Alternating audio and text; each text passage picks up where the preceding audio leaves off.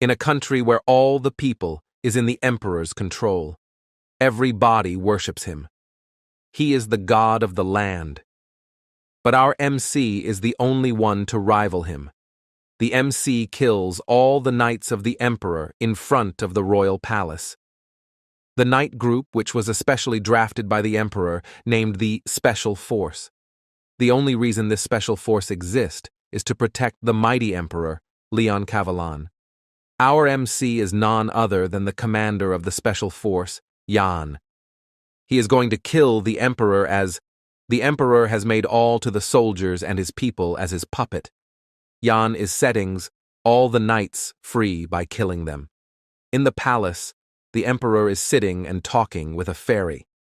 In that time, Yan entered the palace and stands in front of the emperor. By seeing him, the emperor said that he didn't understand, that the most loyal and obedient servant of his revolt against him. Yan was completely beat up from fighting with all the members of the special force. He also lost one of his hands. The emperor asked him, how long has it been since he has become the commander, and said that he also remembers the day Yan got recruit in the special force. The Special Force Training Hall, which is known as Pit of Solitude. He joined as a slave, and with his own affords, he has become the commander of the Special Force. The emperor then questioned him, that if he was unsatisfied with something, Yan breaks a piece of sword that was stuck in this abdomen and stabs it into his ears. He said that shoving a bug into someone's head, everything is bullshit. He has no memory of his past. He has lost everything. He even didn't know his parents and family. He even didn't know who he is. As Yan was bursting out his anger, the emperor grabs the fairy and bites the fairy's head and recites a spell. As he recites the spell, a sword comes and pierces the heart of Yan. The emperor then stand up and said he didn't know how Yan found the bug, but it's a shame he has to die, as he was the toy the emperor liked. Yan closed his eyes with a regret that his whole life was in vain. After that, Yan hears voice saying him to wake up. Yan wakes up and was shocked to find that he is still alive, even though a sword pierced his heart. He look around the place and finds it familiar. He touches the pillar behind him and found out that this is the great stone sword, which is the symbol of the Special Force Training Hall. An uncountable number of soldiers has died in front of his great stone sword. He then looks at his body and found that his body is smaller than usual, and the clothes he was wearing is the same that he used to wear when he was first recruited. As he was thinking, a white hair boy punches him, and he fly away and hit a wall. The white hair boy said that why is he distracted, and if he is looking down on him. By seeing him, Yan remembers that his name is Roman and he is the 12th recruit of the Special Force. Yan asked if they were in the middle of training. Roman replied that training is only an excuse. He is planning to beat Yan up, as no one cares if a low-level recruit dies. After this, Yan gets all his puzzled pieces and comes to a conclusion that he has returned to the past. He is happy that he has gotten a chance to execute his revenge. He will use this chance to behead the emperor. Yan then told Roman that he will not get a girlfriend even when he is 40. This makes Roman angry and he attacks Yan. Yan then further mocked him by saying that he get hit from this slow punches. This take Roman anger on a higher level. Roman then unleashed a technique called Dark Choas, 7th formation, punching rampage. Yan was dodging all of the punches as they both come close. Yan told Roman to take this as an advice and gives him a 1-inch punch. After getting hit from Yan's 1-inch punch, Roman fly away. As Yan was going to hit him more, he saw a pendant that breaks out from his neck and lands on the floor. By seeing this, Yan said to Roman that his luck is good and takes the pendant on his hand. He opens the lid of the pendant and saw an old photo of him with a man and woman standing beside him. Seeing this, Yan starts to cry, as this was his family that he has forgotten about. Love, family, and the memories that he has forgotten for more than 30 years are coming to him. What he could not obtain even after setting the imperial palace on fire and killing all the imperial knights is now on his hand. He also understands the mistake he was going to make, and decides that he is not going to waste this life on something as pathetic as revenge. He will get out of this place and will live the life with his family. The Special Task Force reports directly to the Emperor only. The Special Force has completed many impossible missions successful, such as the fall of the Verna Fortress, the assassination of the Grand Duke of the North. The Special Forces has completed many such missions in the history of the Empire, along with the one that stands at the top of the Special Forces, the commander of the Special Task Force, Yan. He is the right-hand man of the Emperor and the Empire's strongest knight. That body of his that hold all the power and strength now has turned into a shitty state. The commander of the Special Force is now an errand for a purification squad. There are 1,000 trainee soldiers in the Special Force in this place. Everyone becomes stronger by killing each other to survive. On a daily basis, an average of 3 to 4 people die in front of this great stone sword. Those empty spots are filled up either by kidnapping others or by those who are willing volunteered to join. The training ground is the Dragon Den located in the northwestern mountain range. The inside of this place is a labyrinth, like a dungeon. The trainee soldiers are each assigned a number. The numbers are assigned by the skills and strength of the trainee soldier, and they can climb up the ranks through test and competition. This is a pyramid-like system where the higher the number is, the better the treatments is received. Under such a system, it's hard for the lowest-ranked trainee soldier of the 90th batch of trainees to survive. Yan is assigned a number of 974, as his number is among the lowest, so he is assigned to do labor or to help others people training. As he was carrying the boxes, he gets hit by other people and fall on the ground. He told them if they don't have eyes. But in a pyramid-like system, there are those who stands at the top. The beautiful girl said sorry to him for bumping into him. These people are the high-ranked trainee soldier, the successor of the Empire's nobles. For the sake of the Empire's loyalty and to continue their family line, the nobles join the training center. They live a comfortable life at the training center because of their noble status. They are also not required to inject bugs in their head, and they are already prisoners through the privilege of the nobility. The high-rank trainees maintain their rank because of the service and treatments they get from it. Lorina Beowolf, Cruel Dwight, Kasha Everain. The 3 of them are always in the top 3. As Lorina was apologizing to Yan, Cruel stops her said that why she is telling sorry to a trash like him. Cruel gives an angry look at Yan and said that even though they are training together, but they do not belong to the same status. He then mocks Yan for having the lowest number and calls him dumb and so many stuffs. Yan was so pissed off that he was thinking to split Cruel's head, but he bears this all as killing him will cause him problem. He then said sorry to them. But Cruel was not letting him go easily and said that only humans apologize. He told Yan to get on the ground and beg for forgiveness. As Yan stands still, Cruel starts to scold him. But in the meanwhile, Lorina assembles all the scattered boxes and convinces Cruel to let Yan go, as it is his first time meeting a noble. The 3 of them then let the place. Lorina said sorry to Yan again before leaving. Yan then takes all the boxes and starts his work. While he was going to the room that he was ordered of deliver the boxes, he noticed a strong bloodlust coming from the side road in front of him. He was thinking of Roman, but he then ignores it and starts to walk. While he come in front of the alley, he saw Lorina Beowolf was waiting for him there. The greatest criminal that the Imperial Knights also failed to catch, the Blue Iron Arm Galder. He committed his first murder at the age of 11 and formed a robber group at the age of 20. He attacked 23 villages and 17 guilds. His arms that even deflect the strongest of the strongest sword is the symbol of fear. But Lorina Beowolf, she alone take down the blue iron arm Galder and walk down the road with arm that was the symbol of fear. This show of her was enough for her get accepted in the special task force, the Beowolf Duchy, one of the top 4 noble families that rule over the northern Snow Mountain region. The knights of the family say that Lorina possessed the potential to become the strongest swordsman in the continent. She is also the strongest member of the Beowolf family, and she is also known as the Sword Saint.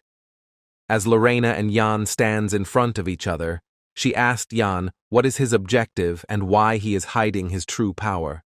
Jan does not want to get more involved with Lorina, so he wants to end the conversation shortly. He replied to her that he has no idea about what she is saying. Lorina then mentions the incident that happens in the training hall. She said when she passing by the training hall, she saw Jan and Roman fighting. At first she thought that it is a fight between low-ranked trainee, but she was amazed to see Jan performing the 1-inch punch. She asked Jan that why he is just a low-ranked trainee with skill like that. Jan didn't reply and acts like he didn't know anything. Seeing Jan, Lorina said that she has got the wrong person. Lorina was going to leave the place by shaking her hand with Jan, but she decides to test Jan one last time. She used a 1-inch punch to see the reaction of Jan.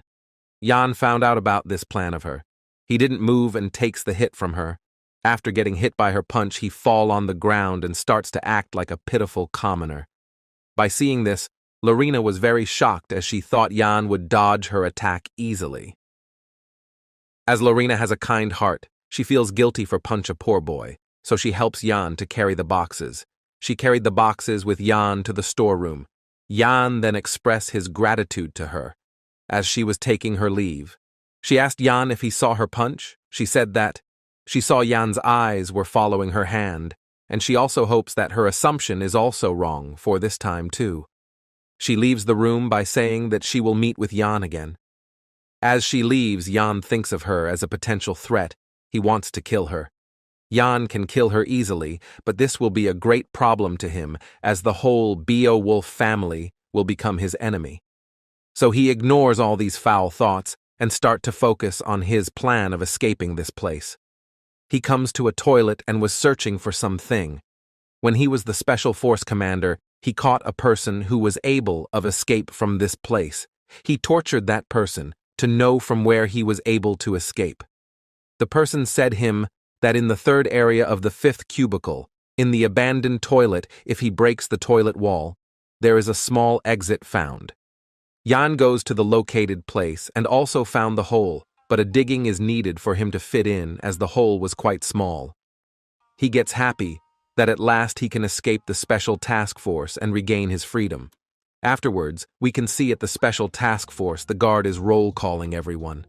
But when he calls for 974, which is Jan's number, at first, he didn't respond, so the guard thought that he has escaped, so he goes to check him and see that he is there and is laying on his bed. By seeing him, the guard shouted at him and told him to answer quickly. The guard then leaves by saying them to blow off the candles and sleep. Later Jan was think that after all of the mission he has performed, he has understand one principle, that is, the more cautiously you moved, the higher the rate of success.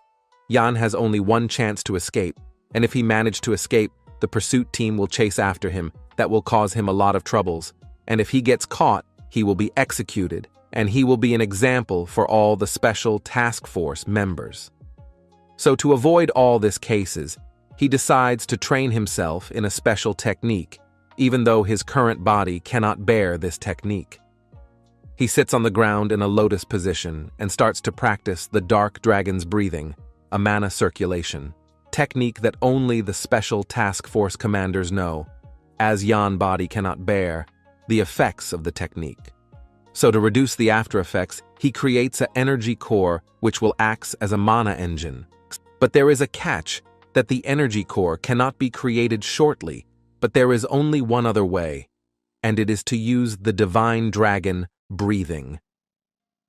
As he starts to practice it, the surrounding mana gets into his body at a lightning speed, and his full body gets overloaded with mana as if a dragon has entered into his body. The divine dragon's breathing is a secret technique of the first emperor who founded this empire as he conquered numerous countries with a single sword.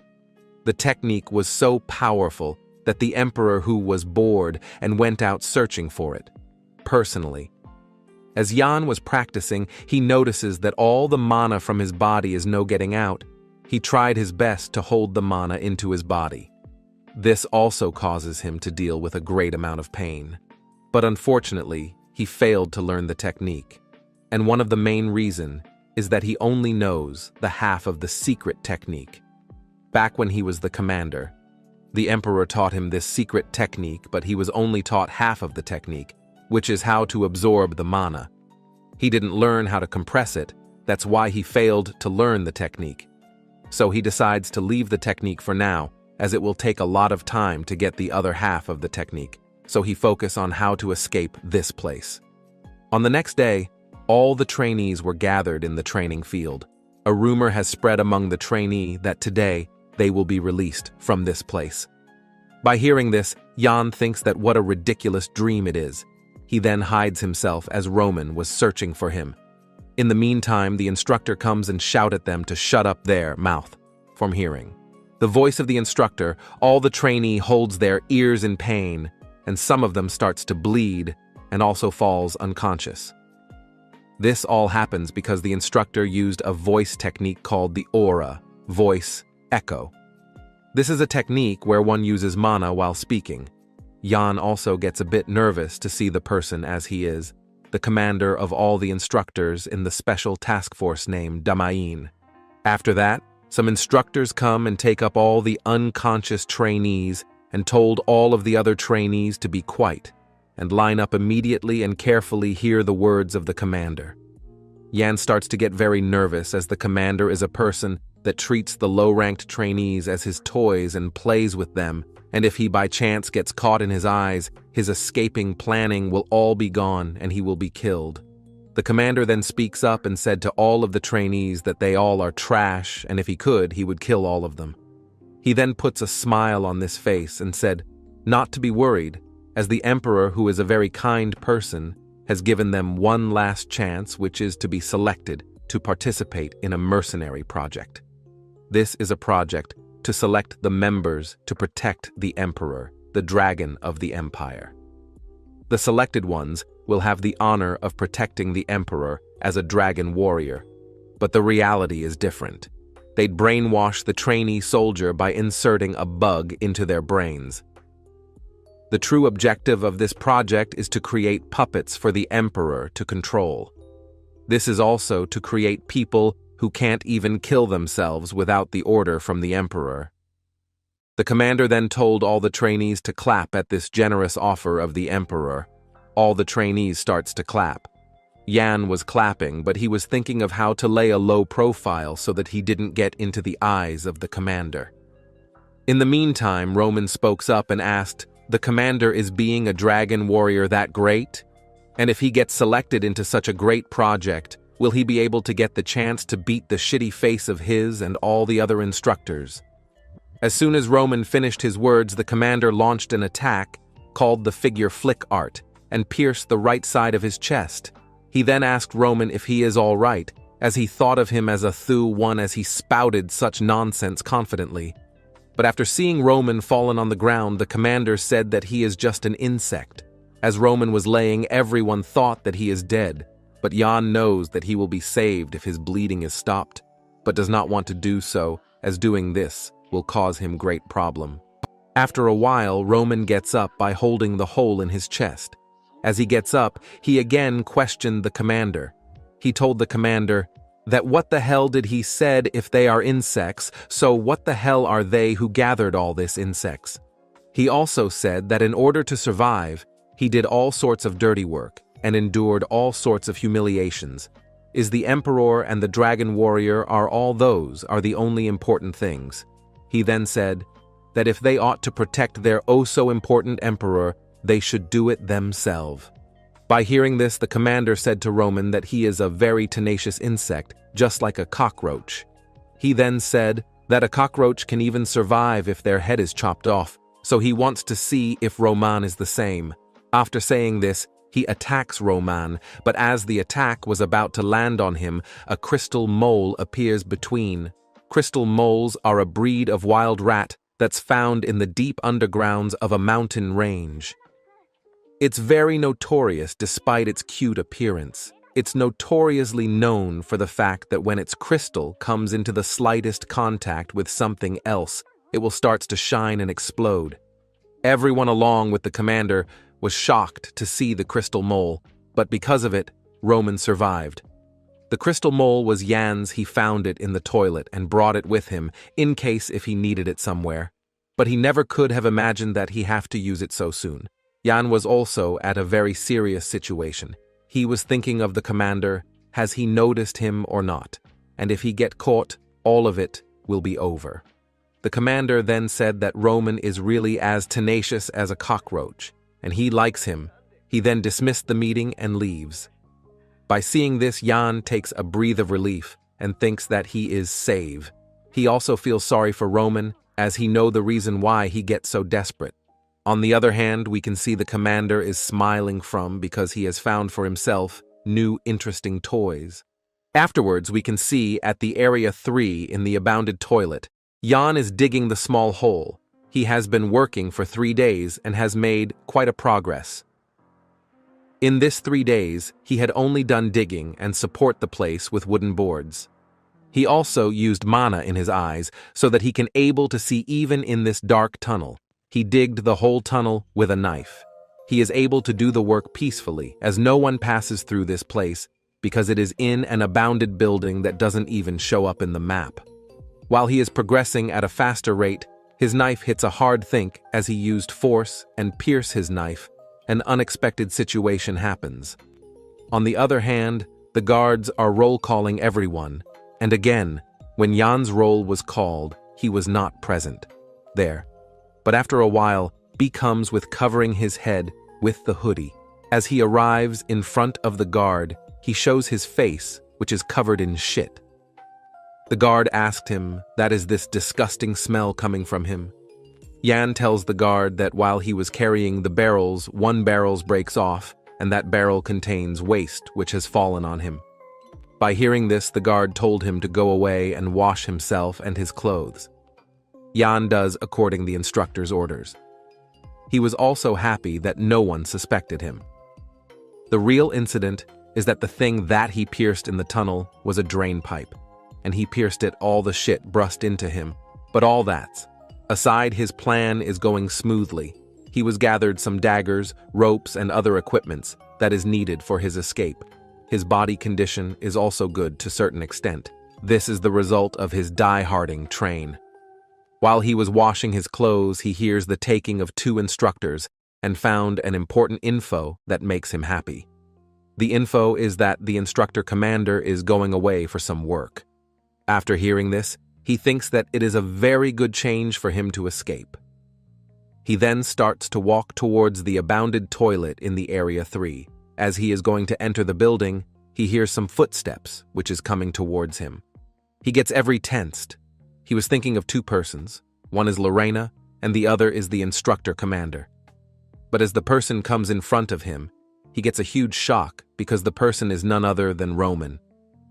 He then asked Roman what he is doing here, and if he had been following him. He also tells Roman to go away, and he has no time to deal with him. Roman replied that why the hell he is thinking of his as a stalker, and he also said that he has some work to do in here. Jan then asked him why he is walking around with such an injury in his body. Roman said that this little injury is nothing for him. As he finished this words, the blood from his chest comes out like fountain. As Jan addresses this, Roman said that it is nothing but a pimple. By hearing this, Jan starts to walk and said that it is good that it is a pimple, and also tells him to go away as he has lots of things to do. As Jan was going, Roman laughs and asked him if he is busy because he is digging a dog's hole. This words makes Jan very confused and at the same time very tensed. Roman also threatens him that what will happen to him if the instructors have found about this.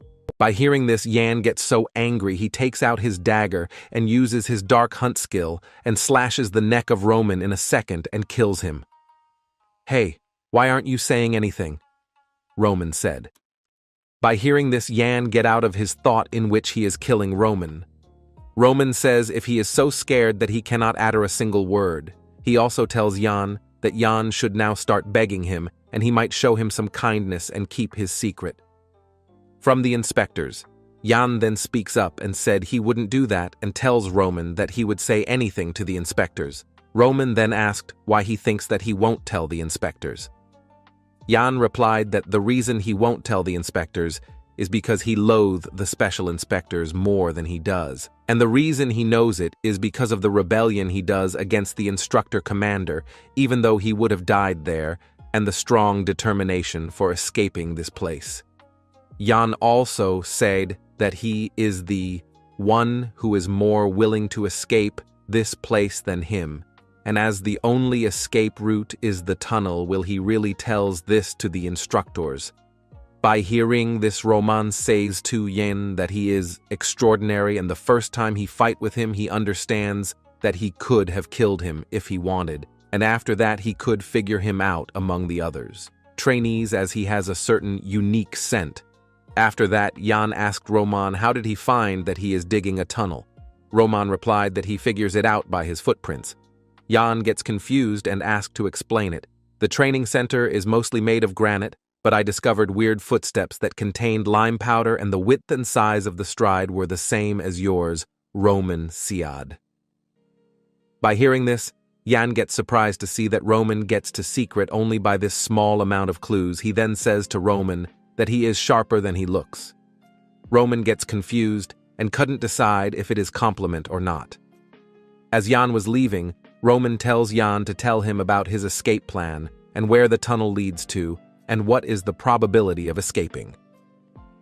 By hearing this, Yan asked Roman if he is asking this, because he want to escape together with him. Roman replied that he can't answer that now, since he need time to think about it too. Yan advises Roman to stay here in this place, as he is skilled. He should be able to climb to a better place in about 10 years. Yan also asked Roman that what will happen to those he is trying to protect, and now they are in a situation that they cannot even guarantee their survival, and the persons he is protecting now, will still be around him in 10 years' time. Yan then says to Roman that he has to decide now, as they have no time, and if he joins him, they will not be here the day after tomorrow.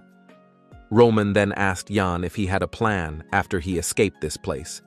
Yan replied he has one. Roman then asked Yan to tell him the plan.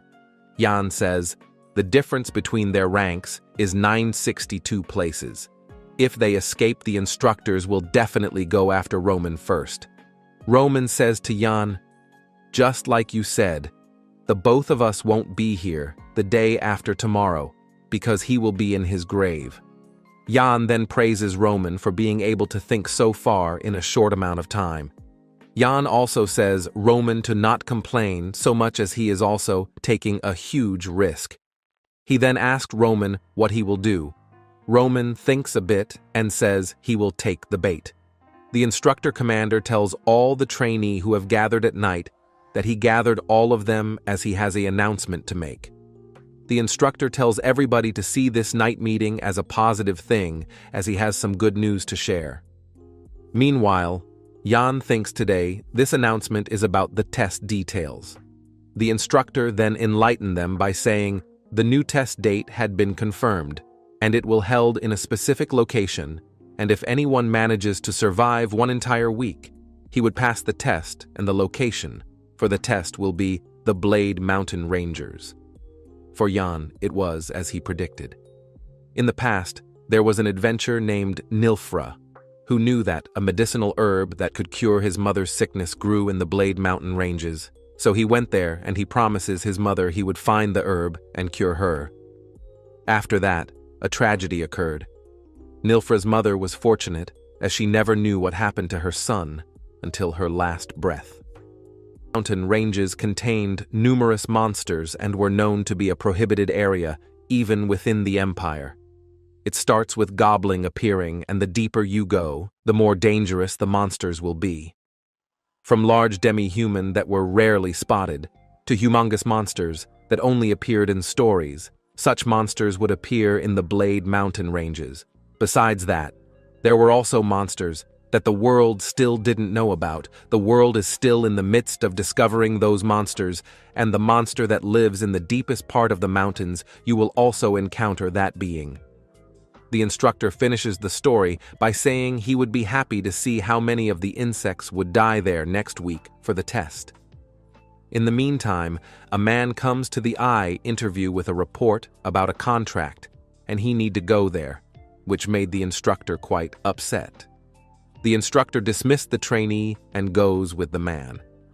Jan didn't expect the instructor to finish the meeting so abruptly, while Jan realizes that this test would be hard for low-ranking trainee, and the high-ranking trainee will be protected by the instructors. For the moment, an announcement occurs, saying to step aside as the Miss Lorina is making a presence. While passed through, Miss Lorina glares at Jan, saying she would wait in anticipation for Jan. Jan thinks the situation will get more complicated than he expected, and make a pause in his decision, as he will get out of here soon. Jan asked Roman did he give a report on the test situation to the Emperor before the first test starts. While he hates seeing any of the people in the palace, he can't go against the imperial order. With this, the main obstacle for Jan's escape is gone, and tonight he and Roman will escape. At night, when the instructor is roll-calling everyone, he comes in front of Jan's cell and call out his role as Jan is responding. The instructor tells Jan to not delay and respond quickly. 2 hands from the instructor's back appears and crack his neck. Jan, Roman, and 2 others has come and kills the instructor as their first task of getting out of this place. After finishing the instructor, Jan tells the others to hide the body properly so that no one can find it. The other 2 trainees that joined Jan and Roman in their escaping mission are Jake and Todd. Jake and Todd hide the body quickly as according to Jan's orders. Roman then says to Jan that he bought this too as per his orders. Jan asked Roman if the 2 of them are competent or not. Of course they are. Roman replied.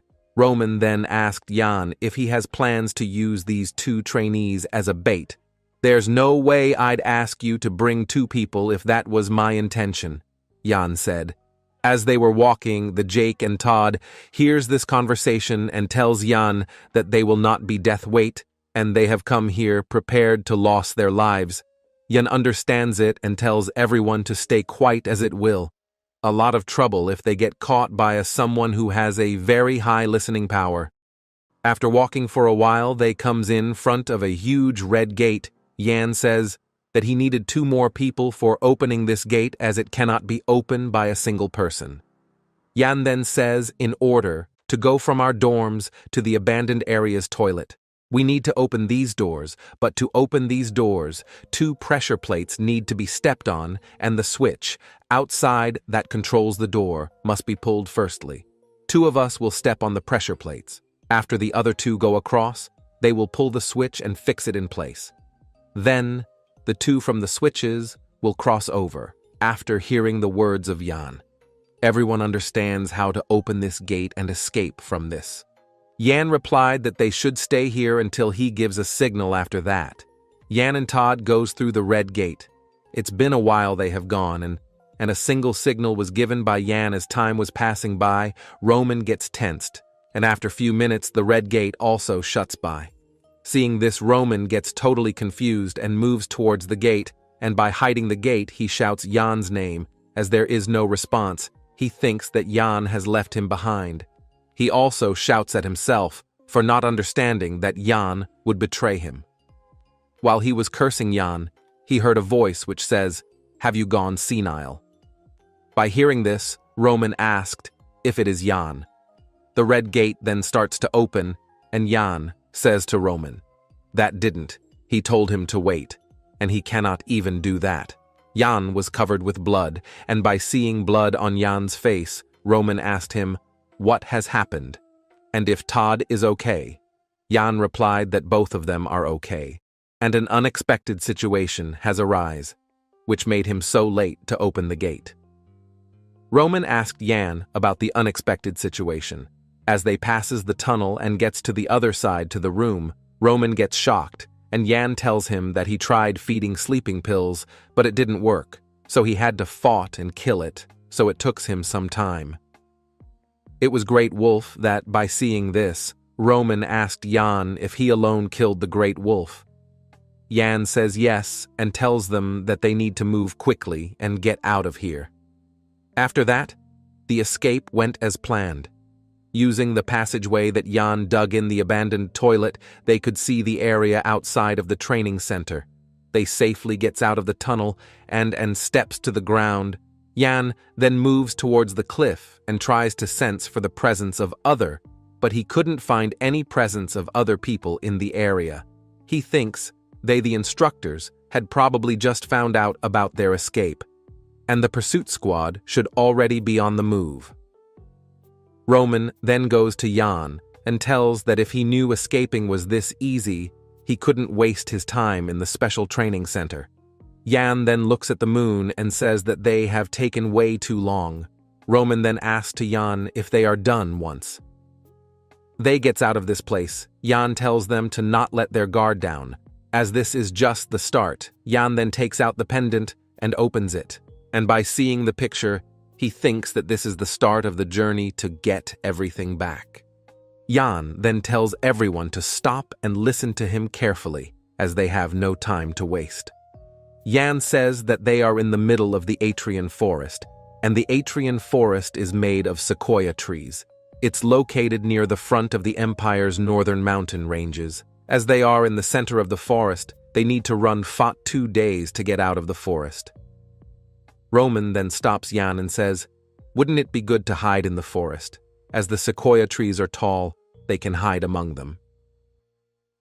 Yan agrees that there are lots of places to hide in the forest, but there are also dangerous monsters roaming around those places, and the tracking hounds of the instructors will find them in no time. Even they are well hidden, and there will be around 20 members in the pursuit team, and if they get caught, their game will be over. So in order to increase their chance of escaping, they need to disperse and split up the pursuit team. In order to do that, they have to go different ways, and the pursuit team will have no choice but to split up.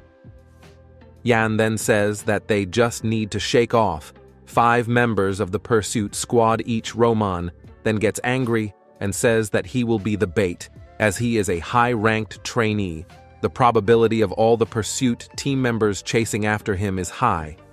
Yan then says to Roman that now he is complaining, and tells him why did he train so hard and get to the higher level. Yan then says, the 4 of them runs together. The pursuit squad will catch all of them, so they have to run separately so that at least one of them can escape safely. Yan then asked if anyone have any questions, and if they has none, he tells to run them in separate directions. As everybody is about to run, Jake thanks Yan for letting him escape this hellish place. He removes his hoodie and tells Yan that he will definitely repay him when he meets him in the future. At first, Yan thought of Jake as a normal trainee, but after seeing him he gets that he is not, as he also has a story for getting out of this place. That sounds stupid. I don't even want to meet you guys again, Roman said. By hearing this, Yan looks at Roman and said that all this time he acted like a dependable captain, and now he is acting so cold-heartedly. Roman replied, "That's not what he means." He then says, "The only time the 4 of them will meet is when they all get caught, and he doesn't want this, as he wishes all of them to escape safely." Yan understands Roman's thought and says that it is right and wishes the others not to meet again. Yan then tells After that, the 4 of them runs at full speed at 4 different directions. As Yan starts to run and after passing some distance, he uses his divine dragon's breathing mobility, arts, wind flap, and gets on the top of a huge tree. As he gets on the tip of the tree, he gets tired and blames for having such a fragile body. He also finds it hard to maintain the divine dragon's breathing, even though the technique itself is efficient. But he also thinks he glad that he is able to make up for this lacking body that doesn't even have mana flowing within it with body-strengthening techniques. Jan remembers his past self and thinks he is pathetic. He was the commander of the 5th Special Force, a man who is known for being the best at tracking, assassination, and spying. Jan also gets curious about the level of the Pursuit Squad and wants to test them and compare which ears Pursuit Squad is the best. After that, we can see 2 instructors were talking about Pursuit Team, and one of them tells that they have to get a new before the crazy-ass commander returns. As he was saying it, the commander has arrived and places a hand on his shoulder and says that would be impossible as he has already returned. By seeing the commander, the instructor gets scared. The commander then says him to relax as this happens. The instructor starts to beg the commander for misspoking about him. The commander's underling stops, and the other instructor and the commander starts to walk with the instructor and tells him that people even curse at the emperor when he is not around. The commander then asked if he is one of the instructors who is in charge of the trainee dormitories. The instructor replies he is and tells the commander to relax, as the pursuit team will surely capture them. By hearing this, the commander asked him how will the pursuit team will do that. The instructor didn't gets him and asked his pardon. The commander then gets angry and pushes the shoulder of the instructor, and the instructor's feet gets crushed and he falls on the ground. You didn't even know that they were planning an escape, nor did you know that they dug an escape route. You didn't know that they had stolen items needed for their escape, the commander said. The instructor begs the commander to spare his life and to give him a second chance. The commander then steps on the instructor's head and tells that he doesn't have anything like that for him, and he also knows who is behind him. By saying this, he crushes the head of the instruct. In the morning, on the Atrian Forest, the Pursuit Squad Team 3 is following the tracks of a escaped trainee and is rushing towards him. The leader of the team tells the other two to stop. The other 2 then ask the leader if there is something wrong and if the tracks of the trainee disappeared. The leader's name is Kelly. Kelly removes the mask and replied that the tracking is going too smoothly, that it feels so unnatural.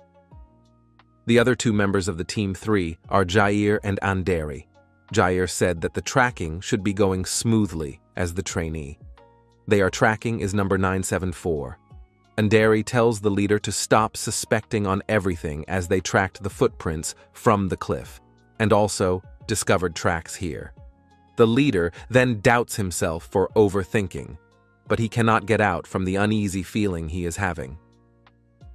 At that time, it starts to fog, so the leader tells the 2 of them to quickly go and catch the trainee before he hide in the fog. While they are walking, Jair said that their job is easy as they have to capture the number 974. He also feels bad for the team that goes to catch the number 12, as they will be having a hard time. Anderi said that, what's so hard on catching a trainee? Jair then asked Anderi for his number when he was a trainee. As he says this, Jan come from his behind and takes him up to the tree and killed him. After that, as Anderi is about to tells his number, Jan appears from behind a tree with a dagger on his hand and stabs it on Anderi and kills. Now, only one pursuit member is remaining. That is Kelly. After a while, Kelly looks back and he was shocked as he didn't see any of his team members. He gets confused as the 2 of them disappeared without a sound in a short amount of time. He then thinks if the uneasy feeling he is having has something to do with this. But he cannot understand it as it is impossible for even a number 12 trainee to take on an instructor. And how come a number 974 do it? While he was thinking it, Jan's hands approaches him from above. He notices it and used his sneak attack spiral slash and cuts down the tree in front of him and shout that this type A attacks will not work on him. In that moment, a wire comes and wrap around his neck and pulls him. Kelly was totally caught. He then thinks that the footprints and the pieces of clothes were not tracks as they were baits laid out to catch them. Kelly then asked Yan how a number 974 can kill 3 instructors. Yan didn't answer anything and finishes him quickly. Yan then takes the knife of Kelly and sits on a tree branch and thinks that killing the pursuit team was easier than he thinks, and he should be able to fight without a problem if he used body-strengthening technique. Yan then thinks he need to get out of this forest before the fog swallows it whole. He spread the blood of the pursuit squad all over the area, so the hunting hounds will pick up the scent and come here, and it'll be easier for him to escape once he hide my scent. Yan then chews slime plant. Its fruit is poisonous, and the leaves have a strong stench. He crushed the leaves and smear it all over him, as even hounds hate this stench, so this will erase his scent. So they shouldn't be able to find him with this. You need to hurry up. Escaping will get tougher. The longer he dragged this out, even Yan wouldn't be able to get away if they encircled him and set up an inescapable trap. Yan then notices a black smoke coming from the place where Jake and Todd escaped. He thinks that they are idiots, as this will expose their locations. Yan wants to get to them, but he stops himself as he brought them along to use them as bait. It's actually better for Yan with them attracting attention. Like that, Yan then remembers about the time they spent together and rushed towards them, as it's probably more advantageous for them to be alive right now. He just need to get rid of those tracks before the pursuit squad finds them. While Yan was running, he feels goosebumps that ran across the back of my neck. He can feel it, the eyes of death that he felt on numerous battlefields. He also sensed that something is behind him and is watching him. Yan feels a snake wrapping itself around him with a killing intent. At that moment, Yan hears a voice telling that I am glad that you bit the bait. The voice that Yan heard was none other than our instructor commander, who tells Yan that he was right in his judgment. The instructor thought Yan as an interesting fellow and also predicted that Yan will show something interesting and wonders how attracted Yan to this place. The instructor greets Yan as the trainee soldier 974. Then suddenly, lightning strikes.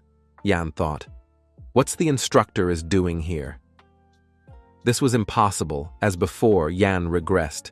He was sure that the instructor returned later than the planned schedule. There were even rumors that the instructor was imprisoned after causing some troubles at the palace, and assumed that the changed because of his own actions. Yan thought, which action of his caused this phenomenon, but he couldn't think of anything that would influence instructor's actions. Yan believed that the tiny cracks that were created by the different actions he took after his regression ruined the original future. The instructor asked Yan that what he will throw this time around, a mole or a lightning rat. Yan realized that the instructor might have noticed that action of his. The instructor was mesmerized that Yan threw it in such a short instant and praises Yan for his awesome reaction time. In addition, the instructor said that firstly he was confused, but as he saw that, he changed his conclusion. The instructor thought that place only contained novice or vermin, but there was something interesting hiding in there. Yan regretted the previous action. If he hadn't interfered, this wouldn't happen now, and he doesn't know how much of the future changed for this action. But this is the worst scenario possible. Yan thought nothing certain, yet the instructor was known as one of the 3 continental swordsmen, but it will happen in the happen not now. The instructor claps while laughing, saying Yan that he is interesting, and the best as he concludes that Yan is thinking of killing him. The instructor then asked Yan what he intends to do now, as normally people would decide to run, and he, his speechless seeing Yan's action, laughing heavily. The instructor offers Yan a special opportunity to try to kill him, and if he succeeds, the reward will be the freedom he desires. The instructor thought in his mind that Yan's countenance changed as he mentioned that, and he have never seen anyone as Yan, a mere low-rank trainee soldier capable of killing a beast and also annihilate the pursuit team whom were after him. His decision-making, skills, boldness, stamina, technique, and eye for details rivals the higher-rank soldier, and his skills are on a different level from the common folks, as his Yan was born with purpose of becoming a part of the special forces. If Yan keeps growing like this, no one can fathom what kind of monster would await us at the end. As the instructor says, Yan to show him his skills. Yan kneels down asking for help, and the instructor gets shocked by his actions. Yan starts making a story by saying that he can't see the person standing in front of him is the instructor or not, as he have poor eyesight.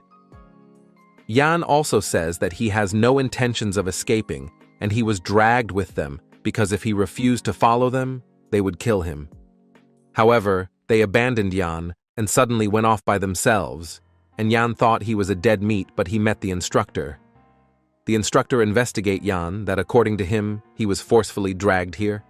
Yan replied, "Yes, that's correct. And trainee number 12 planned it all, and that trainee soldier number 12 always insulted the instructor." The commander thinks in his mind that he would never fall for Yan's cheap tricks. In the meantime, Yan acts like crying in front of the instructor. Yan then immediately throws a kunai to distract the instructor. The instructor thought it as a disappointment as Yan tried to make his guard down so that Yan can attack, but he suddenly gets shocked as Yan instinctually throws another kunai at the same angle, which passes through the instructor's right eye, making 2 small cuts, which caused some bleeding. The instructor thinks that Yan run away but was mistaken and shocked. Yan suddenly appears above the instructor, charging him straight away with a dagger in his hands.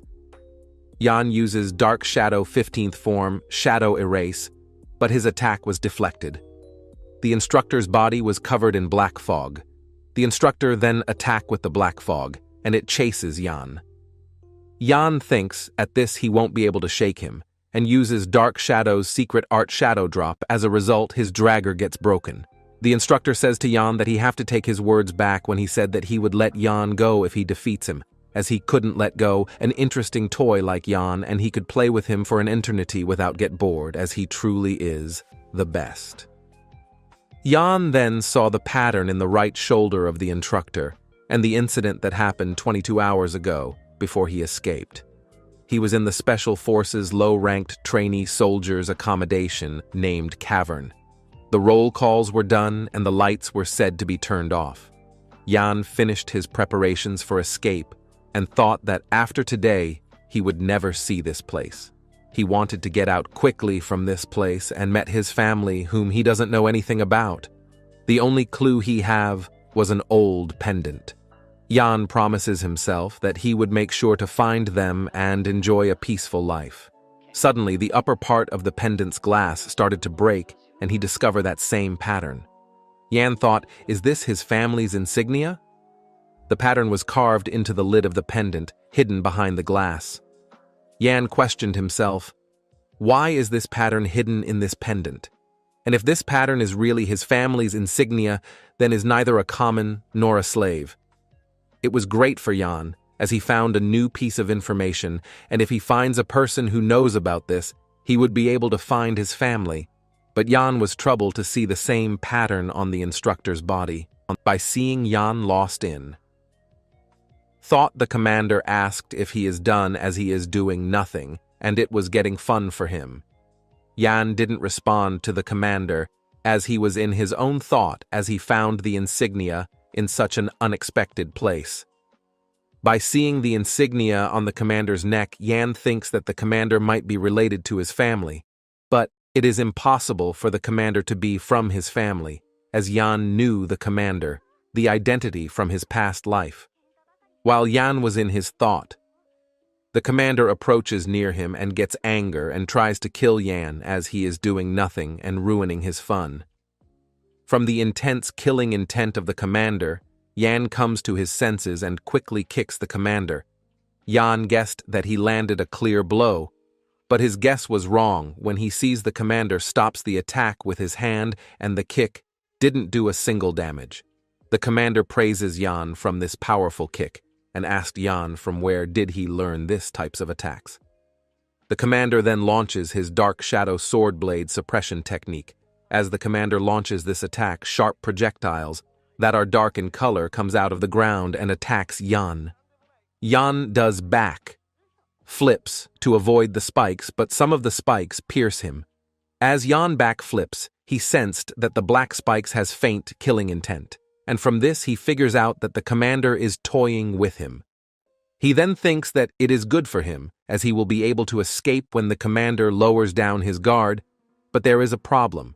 If he escapes from here, he won't be able to find out anything about the insignia. And from this reason, Yan changes his plan of escaping as he wants to find about his family and if the commander is involved with his family. A huge rebellion is about to take place across the continent in the near future. This rebellion, that's known as the Revolt of Armenia, will bring down 10 kingdoms. Numerous nobles will be slaughtered. The effects of this rebellion were so substantial that it even threatened the survival of the imperial family. Even such a huge rebellion was quelled in the face of the emperor's sword. After the emperor executed all the people who instigated the rebellion and their families, he burned them all. It was said that the fire burned for 20 days, and thus, this incident was named the 20 Days of Twilight. The main culprit behind this rebellion was the previous emperor's bastard child. There were several rumors about why he instigated the rebellion, but no one knows the truth because all relevant records were erased. All those who remembered him referred to him as the Continental Swordsman. The commander-instructor of the Special Forces Training Center. Yan then thinks if his family is directly related with the commander and the Revolt of Armenia, his family who's involved in the rebellion could cease to exist. So Yan thinks he must stop that from happening. No matter what, Yan then gives up on escaping and plans to remain in the Special Forces and gain the commander's trust. Yan then starts to think of something to make the commander trust him. Yan starts to butter the commander and praises him for his skills, and that he came personally to catch him. He then tells the commander that the captain of the Special Forces will get very happy to see that the instructor commander is working very hard by hearing this. The commander gets angry and quickly rushes towards Yan and grabs his face and throws him at a tree. The commander throws Yan so hard that Yan pierced through many trees. The commander then goes to Yan and grabs his collar and raises him up and said that he thinks of Yan as a nice and intelligent one, but now he sees that Yan is arrogant and also runs his mouth arrogantly. "You don't treasure your life, don't you?" the commander said. Yan replies that an arrogant mouth all speaks a few useful words sometimes. He then tells the commander that he knows a weakness of the captain of the Special Forces that can be used to get rid of him. By hearing this, the commander gets mad and grabs the collar tightly and asked Yan that how did he get to know such an information. Yan didn't reply to his question and said that the weakness of the captain of the Special Forces can be found in Simon's Country Unit number 52. After that 1 hour. Later, the commander has reached at the Special Forces Training Center. He has changed his outfit and is walking at the hallway with his subordinate.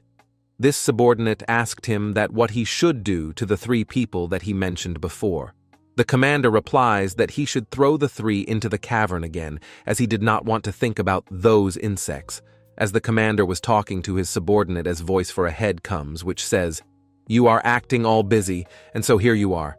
You look like you have all the time in the world, or are you just lazy? Tell me, which is it?" Commander Instructor Damien. The commander didn't reply anything and said, "What brings you here without any notice?" Special Forces. Captain Rodrigo Mayer.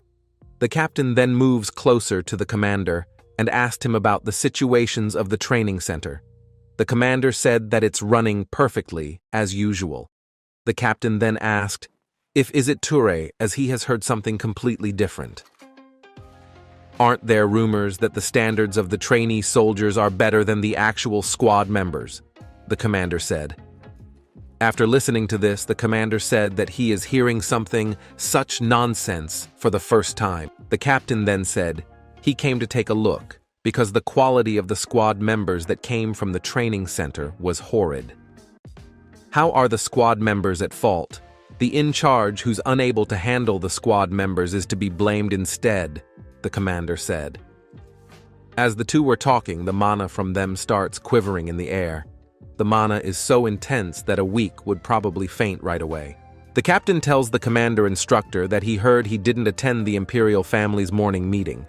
The commander replied that he had more important business to attend, rather than this trivial matters. The captain investigate what trivial matters. Is there anything more important for a citizen of the empire than showing respect to the emperor? The captain intervenes. The captain concludes that the reason the commander acts like this is because that blood flows into him. The captain says to the instructor that the reason he couldn't attend the meeting is because there were escaped soldiers. The captain asked the instructor that is he not even capable of handling trainee soldiers and tells him that he would take care of it for him.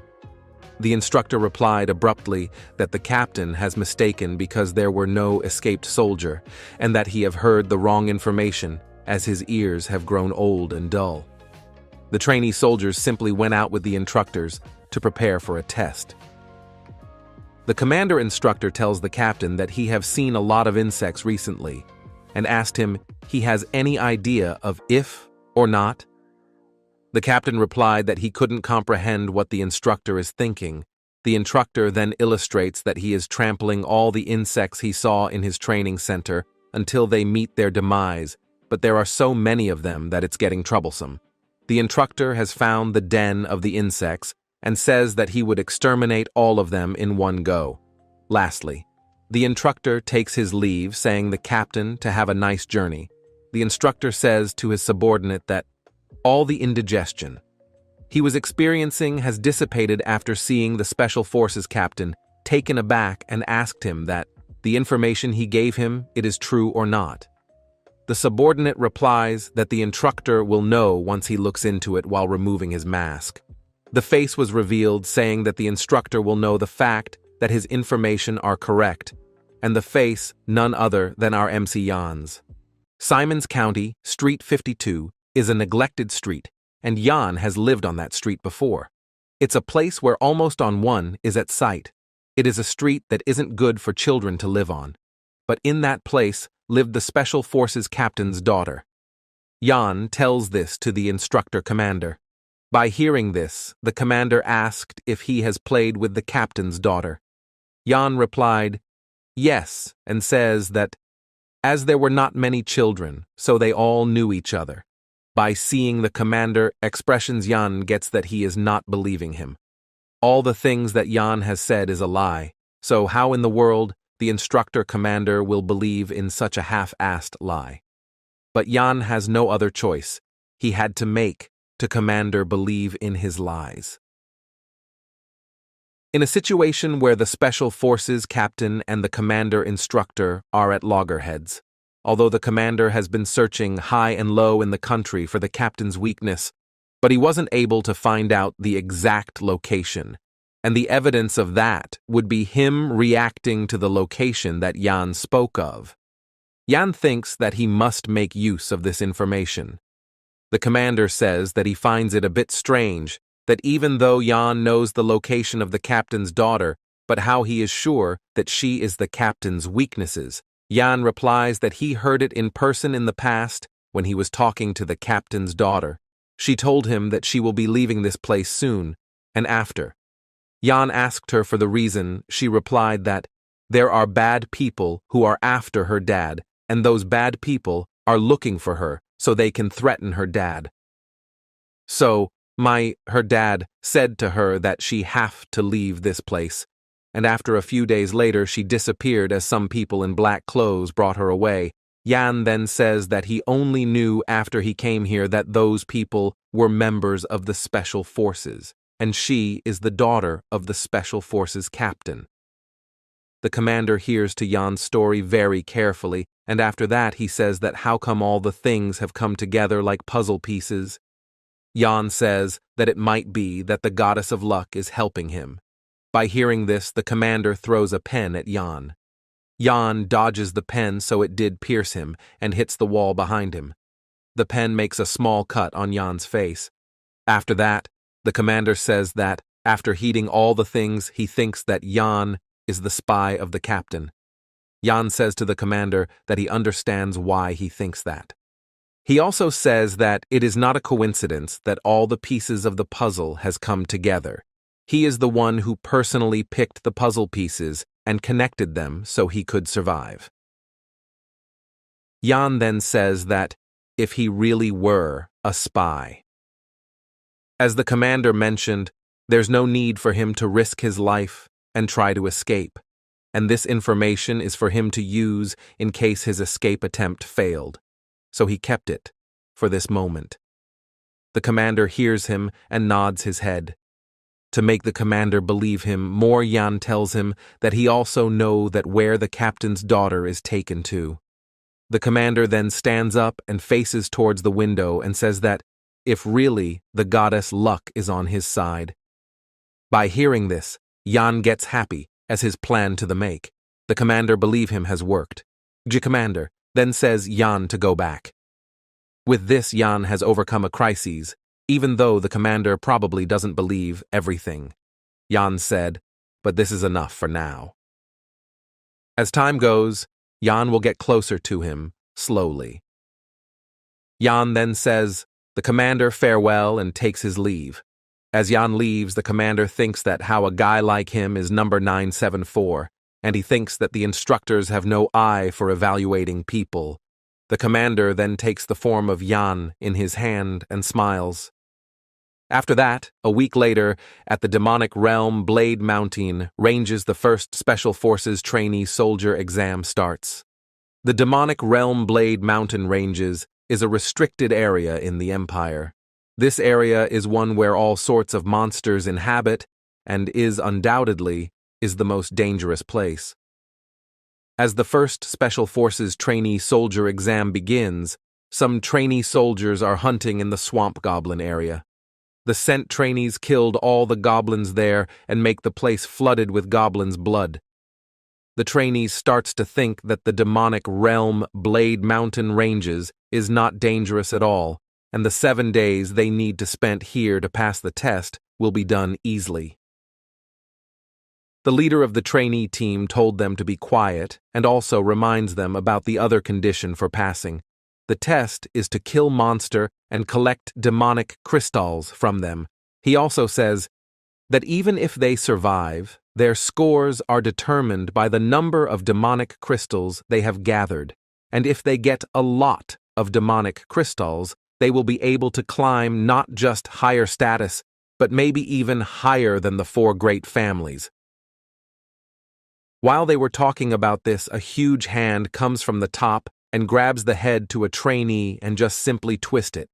As this is how the trainee number 320 died in the hands of a gold ogre. Gold ogre is a mutated ogre species. It conceals its presence with mana before approaching its prey. By seeing the use monster, all the trainees get scared and takes attacking position. The gold ogre then rises, the number 320 trainee, and starts to shake him. The ogre then swing its hand, and instantly killed 2 trainees, the instructor. Commander watches all of this with a green crystal. After watching all of this, he tells all the other trainees that the first 30 trainee that were sent to the demonic realm mountain ranges are all death, and to proceed quickly, they will send 50 trainees to the demonic realm mountain ranges after every 5 minutes. Jan thinks that he has to eventually go inside the demonic realm. Jan looks at the instructor and sees him happy. Jan then thinks that if he needs to get closer to the commander, he will need scores that are extremely outstanding, and to achieve that, he would first need to do something about this body, because there's a limit to how much he can grow with a half-assed divine dragon's breathing technique. Jan then smiles a bit, because it will be beneficial for him to go inside the demonic realm. There are still 2 treasures in the demonic realm that still no one knows about, and if he gets them, he will be able to grow faster. After that, an instructor comes and tells something to the commander. Jan gets a bit confused, as this scene never happens before. After that, the commander and the rest of the instructors kneels down by saying the trainees to pay their respects to the ruler of the Avalon Empire, the legitimate successor of their great emperor. As they says this, the crown prince, Leon Avalon, arrives there. By seeing him, Jan gets totally shocked because based on his past memories, the only notable event that occurs during this time is the death of 500 trainees, but the scene that is happening now is a special event. The crown prince greets all the trainees and introduces himself. All the trainees then fell on their knees and greets the crown prince. But Jan gets very angry, and this blood starts to boil out of anger. The crown prince then tells all of them to be at ease. He also says to all the trainees to raise their hands if any one of them want to get out of this hellish place. The crown prince also says that he swear upon his name that he will guarantee their safety. As Jan hears this, he gets super shocked, as this not the prince that he used to know.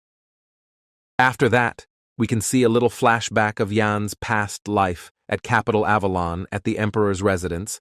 Jan has come the Emperor Leon and says that the team they have sent has successfully burned the demonic crystal's mine, and now they are trapped and they should send reinforcements to safely bring them Emperor.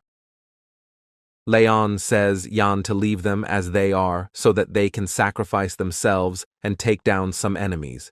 Jan says that they should not just abounded their soldiers that has fought for the empire. The emperor then says that the world is like chess. All the pieces only exists for the sake of the emperor, the one and only king. The Emperor Leon also says that it will be a great honor for them to sacrifice their life for him. This type of person is Leon, who is merciless and cruel. Back to the present, Leon the Crown Prince tells all the noble family's children who has entered in this special training to earn strength to go back, unless they wants to go UP against him when he ascend the throne. By hearing this, all the trainees get shocked. Jan also cannot understand if the Emperor Leon and this Crown Prince Leon are the same persons. The commander then goes towards the prince and tells him that by hearing his speech, all the trainees are in huge shock. The prince then says that, "What's the reason for conducting such an unethical project like this?" The commander replies that the special forces exist for the sake of protecting the empire and the emperor. By hearing this, the prince shouts at commander that not to say something this ridiculous in front of him. The prince also says that the emperor exists for the people and orders the commander to stop this evil practices. The commander replies that this is something His Majesty has approved, and everything here is done legitimately within the bounds of the laws. The prince shouts legitimate and says that if there is anyone among the trainees that has volunteered for the test, he will stand down. On one among the trainee has volunteered. But after a while, Jan stands up and greets the prince and introduces himself and says that he would like to participate in the test. The prince looked shocked and asked Jan that as he is a low-ranked trainee, isn't he as mistreated here? And so why he is willing to participate in the test. Jan agrees with the prince that he is mistreated here, but there's something here that's given fairly regardless of their rank. And that is the qualification for them to risk our lives in order to climb higher. And that's why he wants to participate in this test to achieve something great. By hearing this, the prince gets a bit disappointed and leaves by telling the commander to continue the test and he watching. As the prince leaves, the test begins. Trainees are sent to demonic realm via a rap gate. Eventually, the turn of Jan has also come. He then stands on the rap, and green light starts to appear for the grounds marking. All this time, Jan thinks that in his previous life, Leon didn't come to the training center, and he is also completely different from the Leon he knew. Jan then asked himself if all of this is happening because of his influence, and what has really happened to Leon. While thinking all of that, Jan has been teleported to the demonic realm.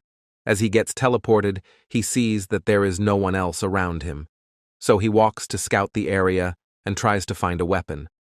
As he walks, he smells a familiar smell of sulfur and demonic energy. From the smell, he gets it that he is in the Blade Mountain Ranges, Valley of Wind. As he was standing still, he sensed that a monster is approaching him from behind. On the other side, where the rest of the trainees are, a cockatoo griffin has launched its attack to the trainees. The trainees gets panicked by see the monster rushing towards them. But at that time, rank 1 trainee Lorina Beowolf comes, and by using the Dark Soul 15 form technique, Stardust, she kills the monster. The trainees that began to thanks her for saving their lives. Lorina then asked that if their team is made up of low-ranked trainees. They replied yes, and says that their team is mainly made up of 700 ranked trainees. They also says that as many of their members are injured, so they are facing hardship to get out of the valley, so they request Lorina that if they can travel with her team until they get out of the valley. Lorina replied that they can follow them as much as they like, as it doesn't matter to her. By saying this, Lorina starts to think to Jan as she has not seen him. The bold attitude of Jan in front of the prince has left quite an impression to her. She also cannot get it, that why Jan is so willing to participate in this hellish test. While she was thinking all of this at that time, rank 2 trainee Cruel Dwight comes and says to Lorina that she is doing something stupid again for letting these vermins in 700s to follow them, as they will be a burden for them. Cruel also asked that if she is willing to take care of them as their parents, and if she thinks that this generous compassion of her will help anyone. Lorina gives an angry look and says, Cruel, to watch what he is saying, and also tells him that a rank of someone doesn't tell everything about them. While the two of them are talking at that time, the ranked 3 trainee Kasha Everain comes and says that why they are arguing with each other. She then tells to Cruel that he is really short-sighted. Cruel asked what she is saying. Kasha says that this test is an individual test, so there is no need to complete among each other. Cruel then asked that if she is also willing to travel with this vermins. Kasha replied that with a bigger team, it will be easier to deal with a crisis. She also says that as a noble, shouldn't they lead the commoners? Ha, noble, can you call the bloodline of a traitor? A noble as well, you want to lead the commoners? Let's see, what did the Everain family do while leading the commanders? Be careful, it'd be such a waste if the last Everain went to the gallows, right? Cruel said this to Kasha. Thanks for your concern. I guess I was too focused on trying to restore my family, though Cruel, I'm so envious of you in times like that. Since you have your 2 older brothers taking charge of the Dwight family, you can just live however you want. Kasha replied this to Cruel. By hearing this, Cruel gets mad and tries to kill Kasha, but Lorina steps in and stops Cruel from doing this. After that, Cruel starts to walk away and says that he will only lose out by traveling with useless bastards like them. He then starts to walk away alone, and after a while he found traces of blood on the ground. By seeing the blood droplets, he starts to follow it. He then comes to the place and thinks that it would be a monster den, so he hides himself behind a boulder and picks a bit. But by seeing the scene, he gets shocked as there is a human who has killed a large number of red goblins and is eating the heart of the goblins.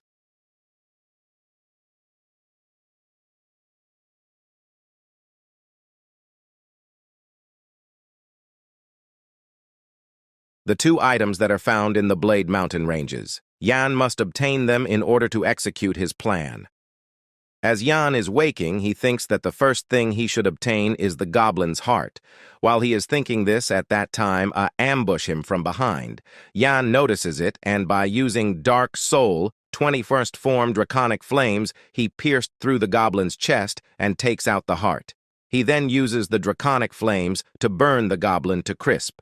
After that, as he looks forward, he sees a group of goblins looking at him with lustful eyes. Jan smiles and says that he didn't thought that the thing he wants would come to him walking. Jan then jumps towards the group of goblins. Magic crystals are usually just deemed as byproducts of monster hunting. They're usually just used as accessories for magic items. But one day, Something happened that caused the value of magic crystals to re-astronomically. Professor Isaac, the magic scholar, published a thesis in the Academy that humans can absorb the traits and mana of a monster by using magic crystals, stamina from orcs, regeneration from trolls, and strength from ogres. Naturally, the world academics opposed to his thesis. They says that it's ridiculous as human and monsters use mana differently. The headmaster Neuron then asked Isaac that if he can prove his thesis, he also tells Isaac that if he can't prove his thesis, he will get expelled. After Isaac applied his thesis on Neuron, he gets bulk, and now he has more muscles than a young boy. As soon as the thesis was proven, the mana users of the whole continent got excited. Monsters became more frequently seen in pharmacies than in dungeons. Everyone questioned Isaac that if the process to absorb mana stone is complicated, the process to remove poison from the magic crystal is extremely complicated. It needs either the flower of the moonbug or volcanic stones. But the absorption itself is very simple. You just eat it, Isaac replied. Yan kills all the goblins and starts to take their heart and eat it, to eat the monster's magic crystal and heart in a 2:1 ratio.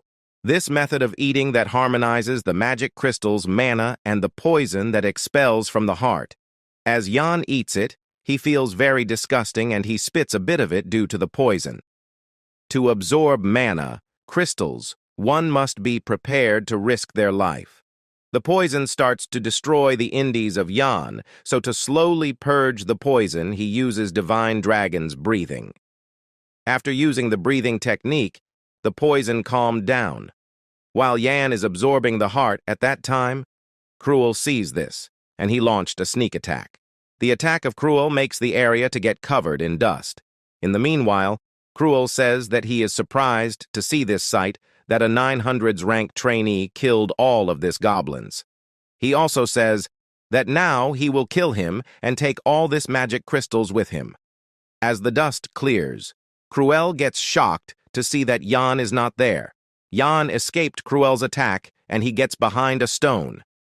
He then tells Cruel that hooligans like him are more dangerous than the monsters in the Blade Mountain ranges.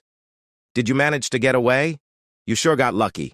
I heard there's a tribe among the barbarians that eat monsters. It's actually way more repulsive than I thought to see one in person.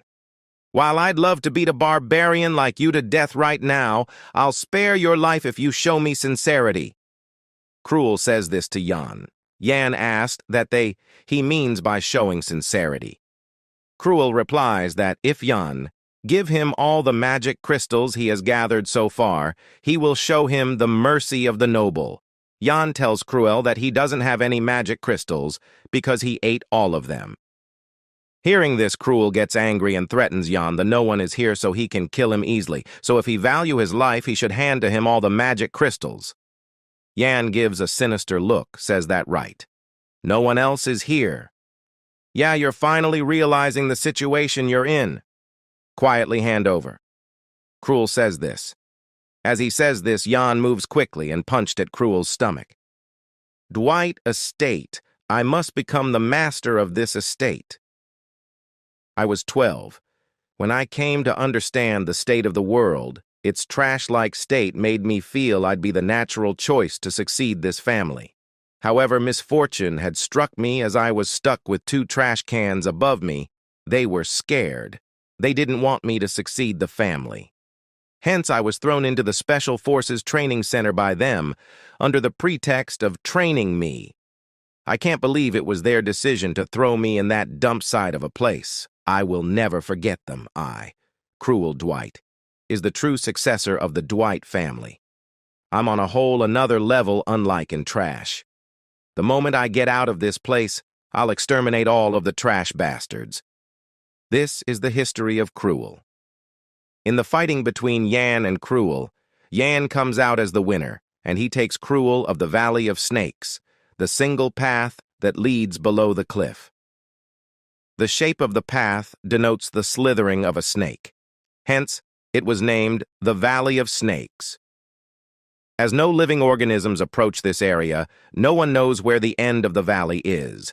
Yan makes Cruel his dog. He binds a rope to Cruel's neck and let his carry the bodies of Goblin.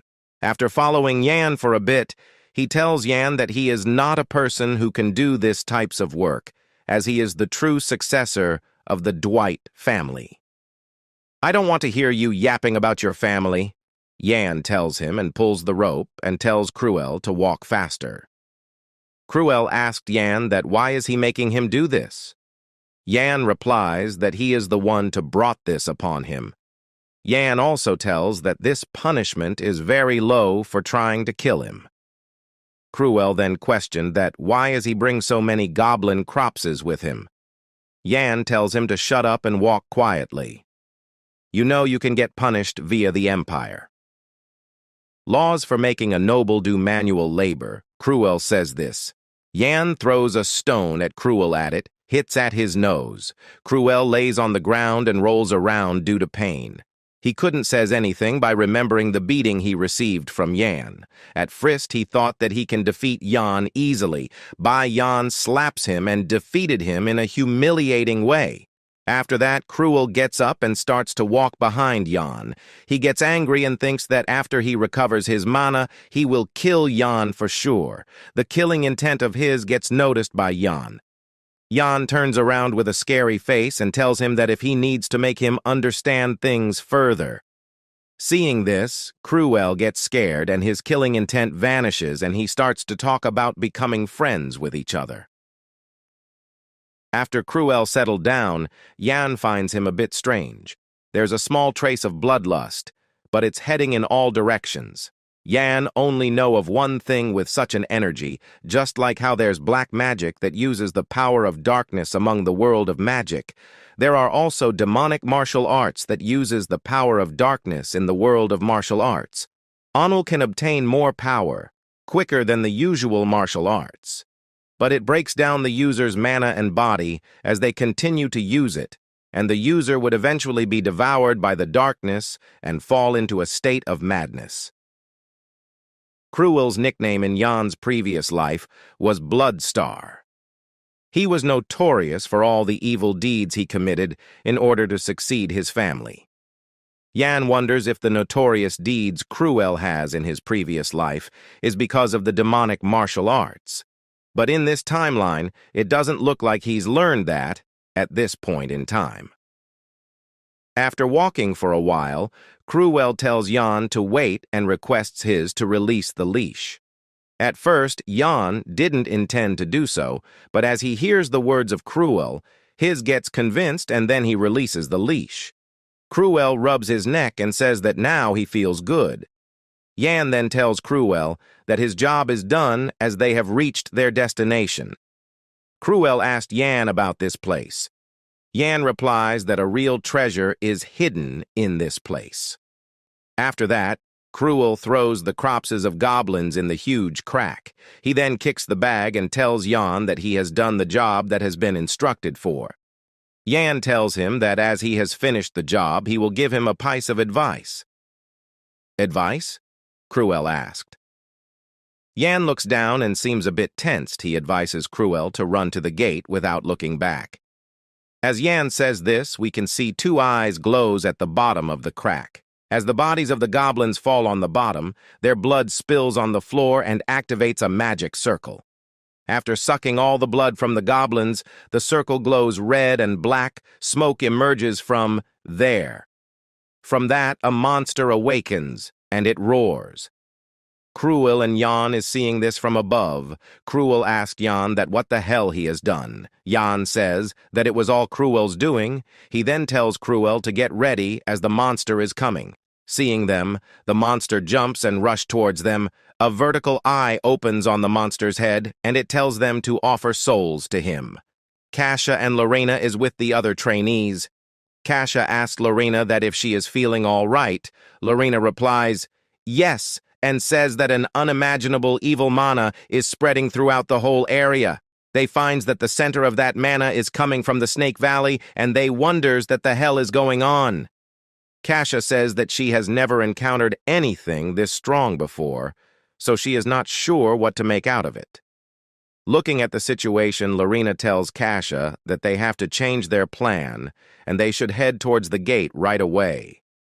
Lorina then announces to the other trainees that they will be going to the gate as fast as possible, so she tells them to throw away any useless baggage and also to throw away the magic crystals.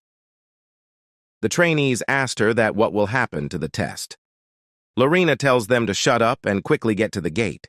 The trainees then starts to do as they are instructed. Lorina then tells Kasha that the mana is on par with the Patriarch. The Patriarch? No way! His fighting abilities alone are always within the top 5 of the Empire. He's the guardian god of the North. That mana is on par with Duke Beowolf. That means that even if all the instructors came over, they wouldn't be able to defeat that. We are done for. Kasha says this to Lorina. After that, we can see at that instructor post, an intruder has infiltrated their base. It's the monster that Jan has awakened. The monster kills all the instructors in a second. Other instructors see this and rush to attack, but the monster is immensely powerful, and it ignited the instructors in an instant.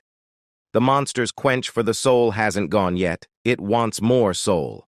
On the other side, Lorina and his squad is running at full speed towards the gate. They have come near the gate at that time they hear some voice. So Lorina tells her squad men to stop. A trainee comes in front of them, and he is walking weirdly, as is, saying that he will offer his soul. The trainee then points his hand towards Lorina and his body brust. Lorina gets ready to fight. Kasha tells the other trainees that they have been ambushed, and she tells them to look for the enemy. At that time, the blood from the brust trainee starts to float in midair, and it takes shape of a magic circle. Seeing this, the low-level trainees get terrible headache, and they starts to vomit. Lorina tells everyone to get on guard. From the magic circle, the monster starts to come.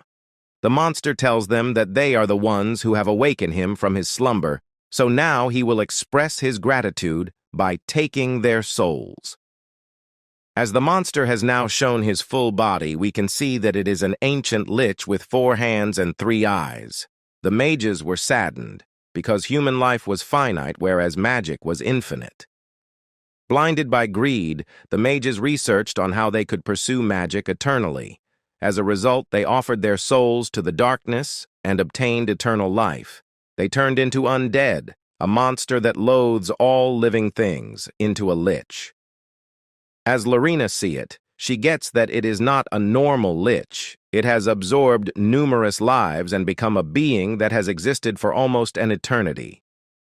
Lorina wonders that why such a monster is lurking around here. On the other side, Roman, Jake, and Todd is rushing towards the gate. As they approaches towards the gate, they sees the death bodies of the instructors. Seeing this, Roman gets tensed, and he remembers the words of Jan before they got transported here. Before teleporting, Roman comes to Jan and asked him that if he want to team up together, as roaming alone in the Blade Mountain ranges is extremely dangerous. Jan tells him that he doesn't want to team up as he intends to go around alone. Before departing, Jan tells Roman that if he feels like something terrible has happened, then he should run towards the gate immediately and forget about the test. Now, seeing all of this, Roman wonders that if all of this is Jan's doing, and what the hell is he thinking right now? Later we can see that the ancient lich is slowly walking towards Lorina. Seeing the lich approaching, Lorina orders her underlings to quickly get to gate number 3, which is the nearest place from here. As Lorina is not coming, so Kasha tells her that she also have to go with them.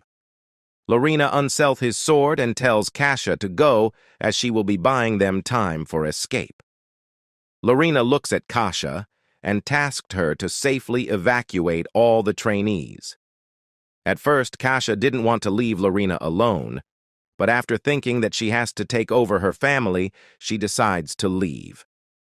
Seeing that Lorina is alone, the lich says that she is a fool, that she is trying to fight him alone. Lorina thinks that she still have some chance of winning. She only have 2 advantages right now. First, She have a blessed mithril sword that undeads are weak against. While she is thinking this, the lich casted a magic. The magic's name is Skull. Magic missile. As the lich casted it, many skulls appear out of nowhere and rush to hit Lorina.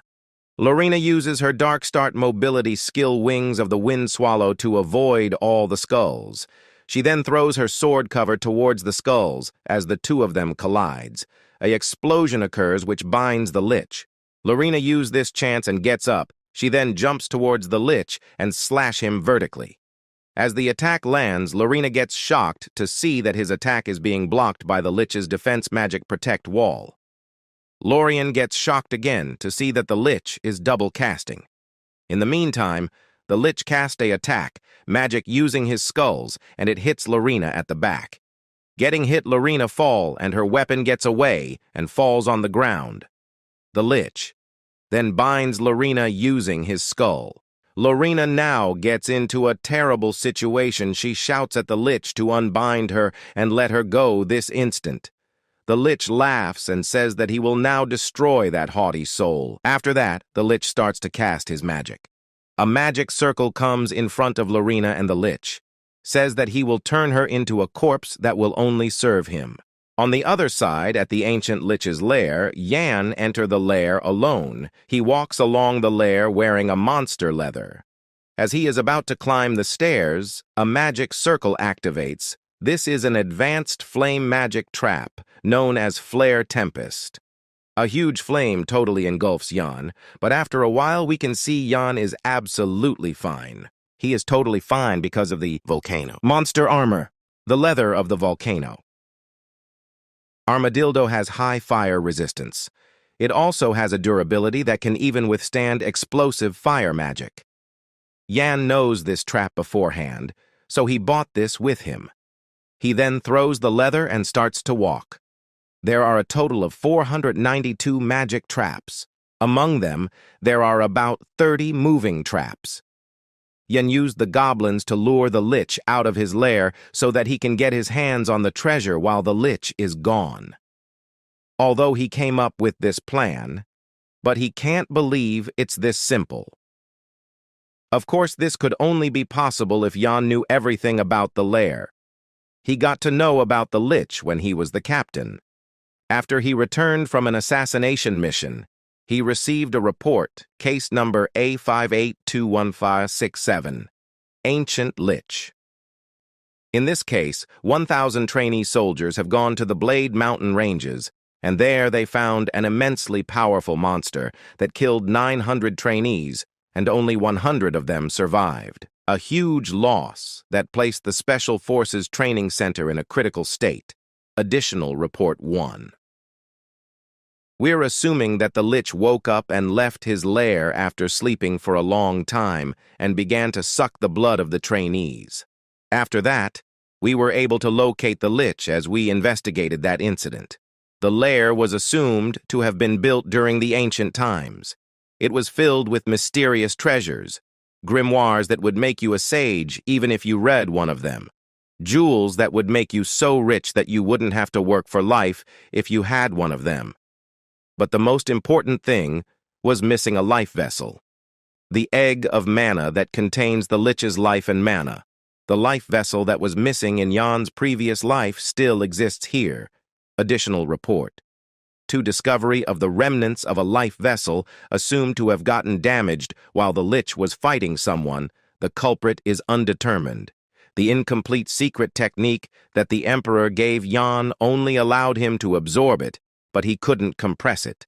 But if Yan have the life vessel, the ultimate form of mana, he could use it to replace the missing function of compression that the secret technique lacked, that could perfect the divine dragon's breathing. Yan thinks this smiles as now. If he used this opportunity, he might be able to surpass his precious self. After walking for a while, Yan comes in front of a gate, in which lies the lich's altar, and this is also at the bottom level of the lair. Yan then throws a kuni at the gate. As the kuni is about to hit the gate, it is stopped by a magic barrier. After that, a skull comes out of there and attacks Yan. Yan dodges it and moves backwards. This the gatekeeper that Jan has heard off. This is the sealing magic face lock. It is an evil spirit without a physical body, so it is very hard to deal with. The skull then scans Jan's face, and as it didn't match it, tells to verify with the right face. Jan leaves that route as he knows about a secret way around. There was a place written in the report. After searching for a while, Jan found a switch in the wall, so he pressed it. As he pressed it, a door opens. This is the secret passageway made for the slaves. Additional report, 2-2. A large number of slaves are assumed to have lived in the lair. There's a passageway for the slaves to use. Jan knows this info from there. It's a labyrinth with a lot of primitive traps, so it'll take a while to get through this place, but there's nothing a special forces captain like him can't get through, and Jan has plenty of time now, as he knows that Lorina will buy him plenty of time. As the lich casts the magic, a red rope-like thing comes out of the skull, and it slowly comes towards Lorina. Lorina is not scared. She tells the lich that the way he smells and acts is just like an old man. Ho, ho, ho, I'm looking forward to how your soul will contort. I'll rip off your head to use it as my favorite livestock. Shall I try dismembering that body of yours and transplant it into an orc? Or I could also turn you into a zombie and make you eat humans. I wonder if you'll still be this haughty enough talking. Let's begin. It's over for you. The lich says this. And after that, the red rope-like things rushed to attack her. As the attack is about to hit Lorina, she did something unexpected that shocked the lich. Lorina catches the red rope with her mouth. She bites it and says to the lich that all he can do is act, but actually he tastes like shit. The lich gets mad, and HW starts to make a black-red ball with his hands. This magic's name is Dark Annihilation. Magic Dark Break. As he is about to launch the attack, the lich noticed something and stops his attack and looks at his lair. Lorina gets confused to see this scene. The lich gets that the barrier he puts in the altar gate has been broken. He gets furious and binds Lorina's neck with the red rope. He then pulls Lorina towards him and says that how dare she is to distract him while her other friend gets into his lair. Lorina says that what does he mean by that? The lich gets mad and tells her to shut up. He then uses gravity wave magic and smash her on the ground. The lich then turns around and orders his skulls to open the gate to his altar. After that, the skulls rotates around at midair and a red portal is made. The lich gets through the portal. Lorina now gets up and she is injured and also confused to see the sudden disappearance of the lich. Then in the lair, we can see a red magic circle is formed on the white floor, and from there, the lich comes out and says, that who dares to defile his altar? The lich finds no one, and he starts to think that how come someone has break through his barrier, and how did they know about this secret place? He thinks that if this person is from the Mage Guild or an enemy from the Empire's army. As he walks further, he sees that some of his elixirs bottle are rolling around on the floor. Seeing this, he gets angry and shouts, "My elixirs! Who drank them all?" These are the extra elixirs, the best secret potion that the lich has refined in the last 1,000 years that can reconstruct mana and physical bodies. The lich's blood is boiling out of anger, and he has prepared these elixirs for 1,000 years for the sake of being revived as a human. After that, we can see Jan is sitting behind the lich, seeing the lich. Jan speaks up and says that the extra elixirs tasted so good. Hearing Jan's voice, the lich turns his head and asks if he is the one who passed through his barrier. Jan tells the lich to calm down and suggests him to come and have a drink with him, as there is no point in saving them. Jan is at a state of excessive mana consumption. When one consumes too much mana, they'd be in a state similar to a drunken state. Seeing this, the lich gets mad and gets that Jan is a drunken brat. Seeing as how you rushed back, you must have been having a great time just now. Did I get way of that? It was worth coming in from the main gate. Jan says this to the lich. The lich shouts and tells Jan that he will kill him first and then kill all of the others outside. The lich also asked Jan that if he thought that he wouldn't know that some rat had snuck into his lair. You didn't even know your lair was being raided. You wouldn't have known at all if I had only used the secret passageway, Jan says. The lich then asked why did he break the barrier of the main gate? The main reason that Jan break the barrier is to save Lorina. When Jan was about to take the secret passageway, he thinks about Lorina, and so he jumps from the stairs and attacks the main gate barrier and destroyed it. Jan replies, the lich, that he suddenly feel like it, so he breaks the barrier. Jan also says that there were also some ancient documents lying around too, and books about mana heart and energy core. So he asked the lich that if he has gather all of that like some shut-in for 1,000 years, Cuckoo, do you know how I gathered them? My name is Momon, the one who decided to become an undead for 1,000 years for the sake of revenge. In the last 1,000 years, all I did was to prepare a mere rat like you dares to foil my plans. For the sake of seeking revenge against the bastard who betrayed me and took everything from me, I even swallowed the humiliation of becoming an undead. My great plans are now for naught thanks to you. Jan hears all of this while drinking the elixir. He then says, sorry to the lich. Seeing him drinking, the lich gets furious, and he instantly starts to attack Jan with his magic. He uses the Great Flame magic as he wants to even vaporize the blood of Jan. Jan closes his eyes for a bit and reopens them and looks at the lich confidently and tells him to stop. Hearing this, the lich stops instantly. The lich steps back and says that the energy of the mana coming from Jan is very familiar to him. Jan starts to show his chest and tells the lich that he catch on quickly. As he sides the cloth and shows his chest, there is a small magic circle glowing in his chest. The lich sees this and asked Jan that if he has consumed his life vessel. Jan tells him that it's a mana heart. A mana heart? You used my life vessel to obtain a mana heart? How do you know how to use a mana heart? The lich asked. Jan didn't answer him anymore and starts to run away. Seeing this, the lich uses his wide-range flame, magic heavy fire rain. Jan successfully avoids all the attack and runs. The lich also starts to cause him. Jan tells the lich to calm down as if he kills him. He will also die as he holds his life vessel. While chasing Jan, the lich tells him that he will not kill him. He will use his body and revive himself. The lich also tells that as Jan has ruined his work of a millennia and has taken his life vessel, and drinks all the elixirs, he will take his body, which will be a fair trade. You want to use my body? Sorry. But I don't swing that way. Jan tells this to the lich.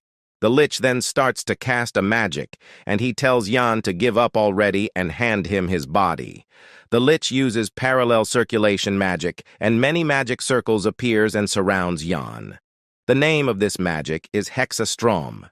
Jan gets impressed to see this, so to get out of there safely, Jan uses Divine Dragon's breathing, and he also activates his mana heart. As the magic is casted, lightning blots fireball, and few other attacks come out of the magic circles and hit the floor and breaks it into pieces. Seeing this destruction, the lich says that he used this magic after a long time so he couldn't adjust the power level. He even wondered that if Jan is still alive, but Jan surprised him as he gets behind him and asked him that if he is worried about him. Seeing him, the lich instantly launched the attack, but Jan jumps to avoid it. Jan uses dark dragon arts and moves at high speed. The lich gets surprised to see that a rat like Jan can move this fast. After that, Jan quickly gets out the main gate. As Jan is running, he also gets shocked to see that how good he is, as he didn't expected this. Endless. Mana is being circulated from the mana heart. It's as if it's breathing. Is this the true power of the dragon's breathing? Jan wonders. The heart and mana crystal of monsters, elixirs, and even the lich's life vessel. Jan consumed them all to become stronger. With how things are going, he'll be able to return to his prime days soon. No, maybe it's possible to climb even higher. Yan thinks this runs at full speed. After a while, he comes to a dead end. Yan looks back, sees that the lich is coming. I activated my trap to shut the door. Now you don't have anywhere else to run to. What will you do? The lich asked. Yan gets that if this is how things are, he'll have to kill the ancient lich. No, that won't be possible. He has already used all his tools and weapons. He don't have any ways of fighting him now. The lich again starts to cast a summoning technique and summons a dragon skull. Yan stands still, and he knows that he don't have any ways of fighting the lich. But the person on whom common sense doesn't work would. At that time, Prince Leon Avalon comes breaking through the wall and slashes the dragon skull and stands in front of Yan and asked him if he is okay. He also tells Yan that he did great, says him that he can leave the rest to him. After looking at the monster, Avalon says that he didn't expect to see such a monster in this place. Hundreds of trainees have either gone missing or died because of you. Those hundreds of trainees are also my citizens. However, they withered away before they even had the chance to bloom. I will never forgive you. Leon Avalon says this to the lich. After that, Yan greets the prince. Leon asked Yan that what a trainee like him is doing here. I was tracking the lich and got separated from the rest, Yan replies. Leon then praises him for informing the location of the lich. He then tells Yan to run away. Yan thanks Roman for informing this. Before the test, Yan tasked Roman to tell about this, coordinates to the prince. The lich then asked Leon that the energy from his body smells like Bahamut, so he asked Leon that how the hell is he related to Bahamut. Bahamut, how do you know our founding emperor's name? Leon asked. Founding emperor? To think you're the descendant of Bahamut. What a ridiculous turn of events. This is so ridiculous. Today's a special day like that one. The lich was the subordinate of Bahamut. Momon, I can't believe you made the divine dragons breathing. Incredible. You've fulfilled your role. Now, die for me. Bahamut uses Momon and kills him. Momon is the one who formed the divine dragon's breathing. The lich laughs as the descendant of his sworn enemy has appeared before him like this. Back in the past, when Momon was a human sorcerer, he has always wondered. The energy core's stable flow and ability to maintain energy, along with the mana circle's explosive amplification and ability to absorb if these two become one. What kind of great power would emerge? In order to fulfill that curiosity, Momon began to make use of the body of his friend Bahamut for research. The research was a successful one and new mana had manifested in Bahamut's body. That was the birth of a mana heart. Bahamut has become more muscular and he show off his body to Momon. Momon then asked him that how is he feeling? Bahamut replied that he is feeling great and now he can create a new martial arts. After that, they created a martial art that made use mana heart and named it after Bahamut's wish. The name of the martial arts is the divine dragon's breathing. After the martial arts is created, Bahamut backstabs Momon and he kills him. He then leaves Momon body in the library, and before leaving, he thanks Momon for creating the mana heart and the new divine dragon's breathing martial art. After that, uncountable days has passed by, Momon's flesh has decomposed, and now only his skeleton is left behind. But Momon used his little bit of mana left in his body to hold on to his soul. He was able to cast magic onto his rotting body with just one thought on his mind. Revenge, to meet punishment onto the one who stole everything from him, to give the one who betrayed his trust what he deserves.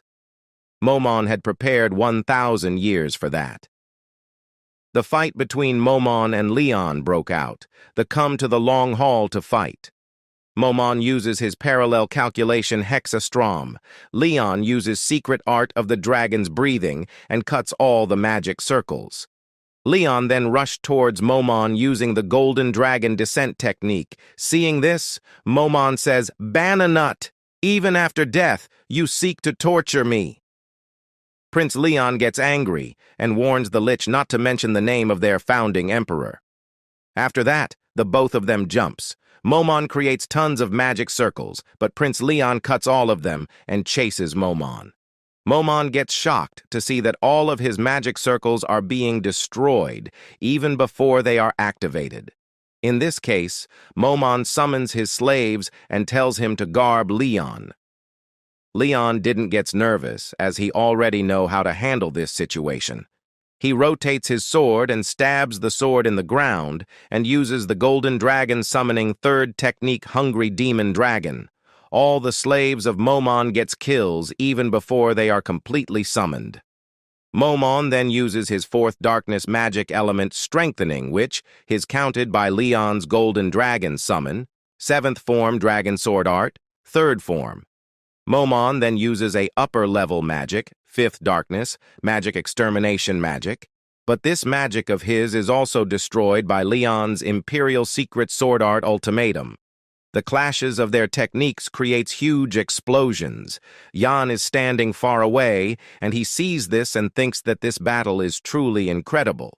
Jan also praises Leon for being able to fight this monster, and now seeing this Jan thinks that Leon is the true monster. The energy from Leon's sword resembles a dragon, so Jan wonders if this phenomenon is due to the divine dragon's breathing. Jan also finds this situation as a good opportunity so that he can observe the capabilities of Prince Leon. As in the near future, he has to fight with him. Now Jan wants to run away from here while they are fighting, as his top priority is to find his family. As Jan is about to run away at that time, Rodrigo Meyer comes and stops him and says that where he is going, as this is where things are about to get interesting. Rodrigo garbs Jan's shoulder tightly and looks at him angrily and says, "This is strange. The escape of the trainee soldiers and the appearance of the lich. Number 974. You seem to always be at the center of both incidents." "Captain Rodrigo," Jan says politely. Rodrigo stops Jan and tells him to address him. "Sir," he also says that the standard of training must be in shambles for Jan to not even know how to greet his superiors properly. And this is just basic manners. What the hell are they teaching trainees nowadays? As Rodrigo is saying all of this, Jan finds him naggy type. Although the instructor commander covered up the escape incident. That was after the incident had been reported.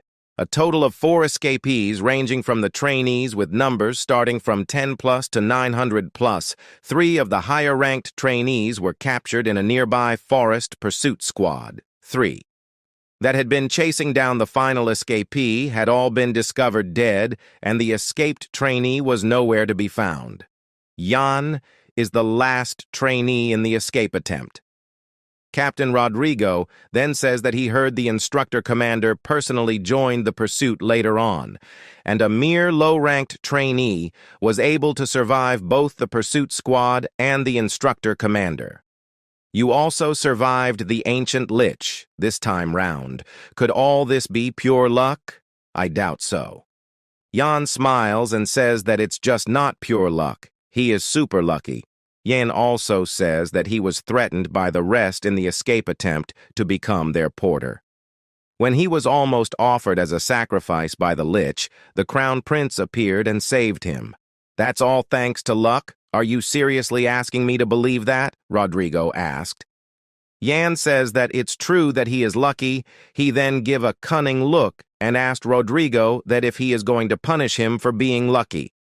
Impudent brat. I can't believe he dares talk to me like that. To have such guts despite only being number 974, is he a hidden, illegitimate child of a great family? That can't be it, though. Rodrigo thinks this. Jan then asked Rodrigo that if he isn't going to help the prince, help him, don't be silly. If I tried to help, I'd do nothing but stand in his way. Rodrigo replies this to Jan.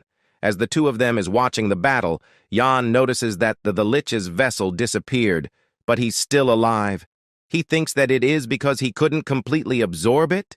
Jan then thinks if he activate his mana heart to completely absorb it, all of this will be over. Leon and Momon is fighting fiercely. Now Momon is on running as Leon is attacking him. While chasing him, Leon mocks him by saying that he has been doing nothing by running. Momon gets mad and shouts to shut up. Momon then feels that his mana output is decreasing, and it's been like someone is sucking his mana. He then looks at Yan, and Yan show thumbs up to him. Seeing this, Momon gets furious, and he says that he won't hold back now.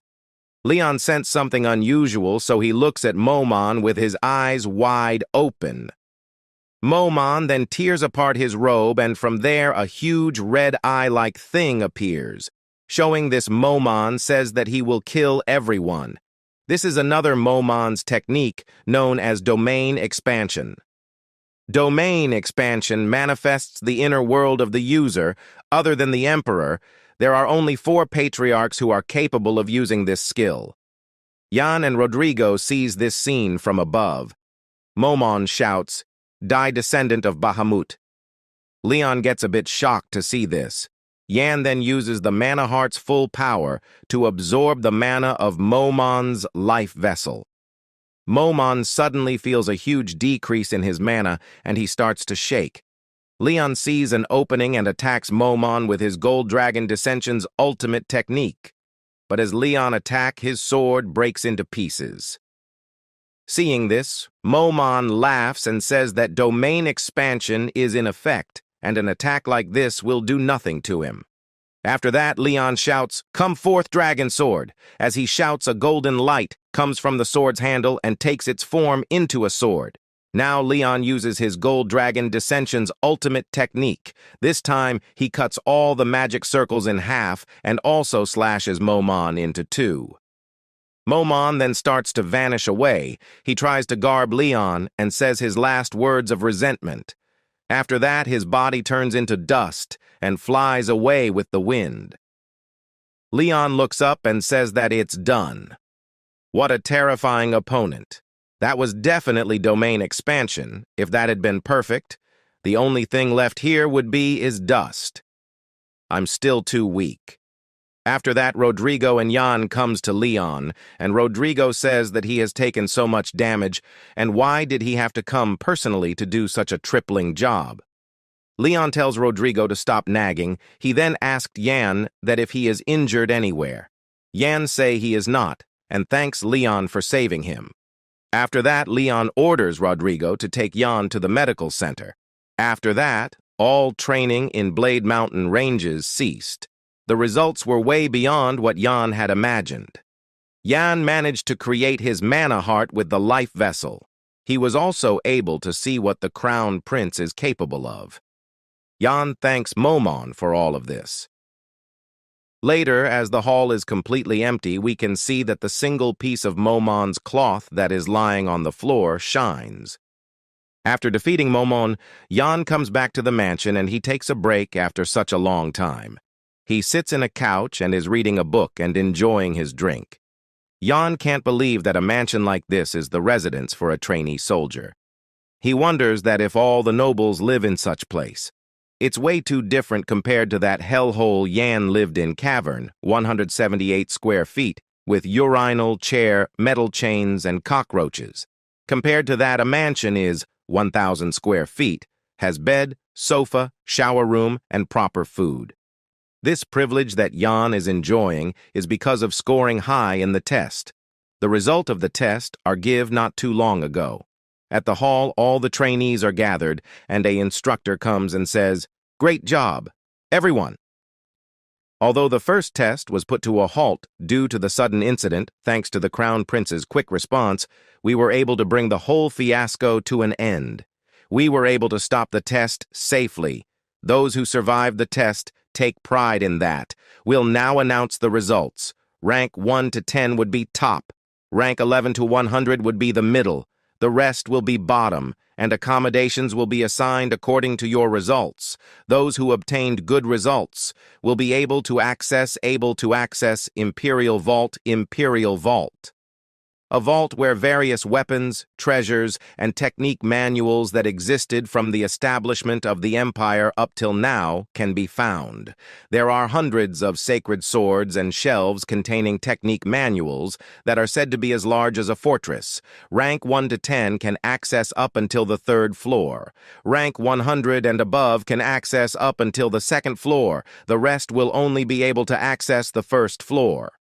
After saying this, the instructor starts to announce the rankings. Roman has got the 5th rank. He subjugated most of the goblin lair that was in the mountain range. Rank 4, Cruel Dwight. He subjugated the troll lair alone. Rank 3, Kasha Everain. She took command of the trainee soldiers and defeated the orc tribes without any casualties. Rank 2, Lorina Beowolf. She defeated the golden ogre alone. Hearing this, the trainee starts to wonder who the rank 1 is.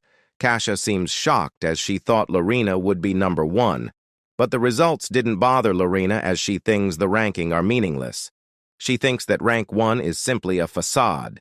As she was way too powerless in front of the real monster, she is determined to get more stronger. What a pathetic sight, Lady Lorina. You acted all big like you could protect everything. But you couldn't even protect your own number 1 spot. Cruel says this. He also says that he heard that Lorina tried to stop the lich alone when it appeared incredible. What a role model for the nobles. But there's a strange rumor going around that you, Lorina, didn't fight the lich. You barely survived by pleading for your life. That's not wrong, because the lich wasn't someone I could defeat with my skills. Lorina says this and starts to walk away. While going away, Lorina thanks Cruel for being interested in rumors about her. She also advises Cruel to start paying more attention to his own results. What did you say? Lorina, you're way too nice living like this. Do you think you can fill the position of the dead Duke Beowolf, the successor of the Beowolf family? It was supposed to be my brother's position, but it belongs to no one now that he's dead. You're aiming for that position, right? That's perfect for your current situation. Oh, wait, could you have created that opportunity for yourself? If that's true, then that'd be huge news. Cruel says this. Lorina looks angrily at Cruel and asks him to guess whether he will die here. Hearing this, Cruel also gets excited and he starts to attack Lorina. At that time, somebody catches Cruel's ear and pulls it. Cruel stops immediately and he asked who dares to catch his ear. The man didn't stop, and upon hearing this, he pulls Cruel's ear so hard that he kneels down out of pain. In the meantime, the instructor announces that trainee number 974 Yan in the rank number 1. And the person who dares to tear Cruel's ear is also Yan. Hearing the announcement, everyone starts to say that how the lowest ranked trainee gets number 1 in the test. Cruel tells Yan to quickly leave his ear, or... Hearing this, Yan gives a death glare at Cruel and asked, "What or?" Cruel lowers his gas and says that he wants to says that his ear hurts a lot. Yan then says hello to Lorina. She asked Yan that how did he get to know Cruel so well. Yan replies that they bump into each other at the mountain ranges. Yan also says that he is happy to see that Lorina didn't get any injuries. Lorina thanks Yan for this. She also thinks that what did Yan do to scare Cruel, who looks down on everybody? And she senses a power from Yan that feels like it could explode at any moment. Lorina wonders what on earth is going on. She has a lot of questions, but there is one thing that she must say right now. After that, Lorina tells Yan that Cruel has been mouthing curse words at Yan since just now. Hearing this, Yan pulls the ear harder, and Cruel begs him to stop, as what Lorina just said is a lie. Geek was awarded this accommodation for placing first on the test. He also got this book from the Imperial Vault. Back to the present, as Yan is thinking this, he suddenly looks at the ceiling and tells to come in. As he says this, the door starts to open, and a voice comes, "How did you know I was outside? Not bad. I even hid my presence." This voice is none other than the instructor commander. You haven't forgotten, have you? Between the two of us, there are still some things that we have to settle. The instructor commander comes in and says this to Yan. Yan then let the instructor command sit and gives him a drink. As the commander takes a sip, Yan asked if he liked it, as he has prepared it in advance because he was expecting him. The instructor commander replies that it's pretty good. Even if you tried to erase your presence, there's no way the aura you give out would disappear after all. Yan says this to the commander. Hearing this, the commander tells Yan to stop his blatant lies. The instructor commander asked Yan that, what magic did he do to the crown prince that he seems very worried about Yan? The crown prince orders the instructor commander to pay close attention about the treatments of Yan. It was probably just a moment of curiosity from him, Yan replies. A moment of curiosity, but it's too bad. While I feel sorry towards the crown prince, I'm wondering if I should kill you. I just received a report. Simons County, unit number 52. No one was there. That came as no surprise, though. We were told that no one's been living there for years. The instructor commander says this Yan. Upon hearing this, Yan says that he guessed that Old Fox, the Special Forces captain, had already made a move. He thinks that he erased everything there after realizing he was being followed. Yan also tells the instructor commander that he will gather the proofs if he don't believe in his words. The instructor commander says that he don't intend to blame Yan for that because it no longer matters if he lied or not. What the instructor commander wants to says that Yan is no longer useful. Upon saying this, the commander taps his feet on the ground, and from the ground, dark, sharp objects comes out and attacks Yan. This attack's name is Dark Shadow Swords. Yan successfully dodged the attack. The instructor commander seems shocked that Yan has dodged his surprise attack. Yan then tells him that in that case, he don't think that the instructor commander should kill him, as he has discovered an important piece of a puzzle. A puzzle? What's that book? Instructor commander asked. Yan replies that this is the Block Meridian's research logs. This is a book Yan took from the Imperial Vault. Although he could access up until the 3rd floor of the Imperial Vault, he chose the Special Forces Grand Library that was on the 1st floor. It's a place where all the books and research logs of every Special Forces captain were gathered. Most of the research logs were about training methods or monsters. After searching for a while, Yan found the research logs written by Special Forces. Captain Rodrigo on Blocked Meridians. Blocked Meridians. A physical constitution, where energies in the body don't circulate properly. The longer the condition persists, the weaker the energies of the body, and in numerous cases, it leads to death. The instructor commander takes the book in his hand and asked, "What's the problem with this? Isn't it strange that a captain would do research on this? There's no way someone in the Special Forces would have that condition. And there's something interesting about Captain Rodrigo doing research about it. There's no way he'd have blocked meridians, but what if his daughter has it? The way she lacked energy and constantly stayed home. Her symptoms are similar to having blocked meridians.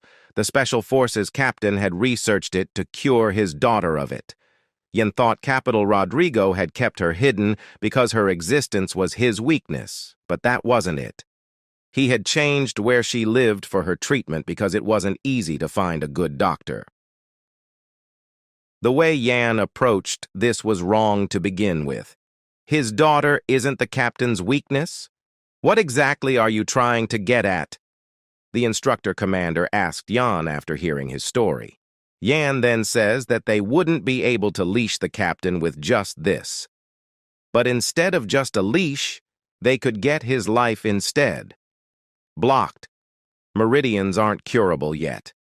A tremendous amount of potions are needed just to keep her stable. He won't be able to pay that huge amount of money. Yan thinks he must have ways of earning money illegally. A place where he can get illegal money easily, it's from the Special Forces. And so, if they find evidence that he stashed away funds of the Special Forces, they can easily hunt down that old fox. Hearing this, the commander shuts the book and tells Yan that everything he says is just hypothetical. Yes, it's only a hypothesis for now, but if this hypothesis is true, we can completely bury that old fox. More importantly, there's zero risk on your side. You'd always be justified in trying to chase him down because he misappropriated the funds of the Special Forces. Yan says. Hearing this, instructor commander says that it's not bad. He then throws the book to Yan and says that he has someone in the Special Forces investigation squad, so things might unfold smoothly for them.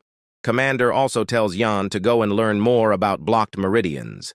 Seeing this, Yan smiles as the instructor commander has gotten excited. Yan knew this would work, because every piece of information he told him today is the truth. The captain has used the funds of the Special Forces for his daughter's blocked meridian condition. Yan remembers it clearly because this caused a huge ruckus in his past life. The commander then asked Yan that why did he gave up on the 3rd floor and went to the 1st floor to look for this. He also gave up on all those weapons. Yan replies that those weapons mean nothing to him as long as he can be of help to the instructor commander. After that, the instructor commander starts to walk towards the door and tells Yan that he will give him the reward that he gave up on, and also tells Yan that he don't need to attend basic training lessons from now on. Yan asked that what did he mean by that? The instructor commander then looks at Yan, says, "Number 974, I'll take you in as my apprentice." Hearing this, Yan smiles as he has become the apprentice of the instructor commander. While leaving the instructor, commander tells Yan that he has taken quite a liking to him, as he is on a completely different level from the previous toys he had. This is the perfect opportunity for Yan to get close to the instructor commander. Yan then tells the instructor commander that someone like him could never dream of being his apprentice. That's too much for him. What? Wait. I just said you're pretty good, though? Didn't you also succeed in ambushing me? The instructor commander tells this to Yan. Yan replies that but in the end, he got caught. He further says that he is worried that someone as lacking as him would taint the instructor commander's reputation. Upon hearing this, instructor commander shouts, "Quite!" and says, "You're my new I've decided that you'll be my new apprentice. That's decided, prepare for it."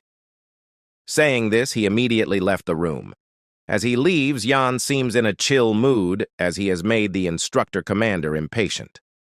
Yan then takes out his watch, and while looking at it, he thinks that he has finally have the change to get closer to the instructor commander. And there is a change for Yan to find out about the insignia and his family's secret. Scene changes, and we can see that at the 3rd arena, which is a personal training ground that's made available to executives. Not even the trainees of noble status have access to this, but Yan is the only one training there. He has built up some muscles while training. After a while of training, Yan thinks to take a rest. Yan can feel his body adapting to fit the mana heart, but the speed of the change is still too slow, but he needs to train as per his internal energy for the time being. Yan is able to use this place, thanks to the instructor commander. There were varied responses when people knew of this benefit that was given to me by the instructor commander. Roman gets angry and says if he became the dog of the instructor commander. Kasha seems interested in Yan and secretly wants to be friends with him. And lastly, Lorina, who began to stalk Yan even more. While it looks like the instructor commander was touched by the fact that Yan chose to go to the 1st floor for his sake, but this book is just a bait.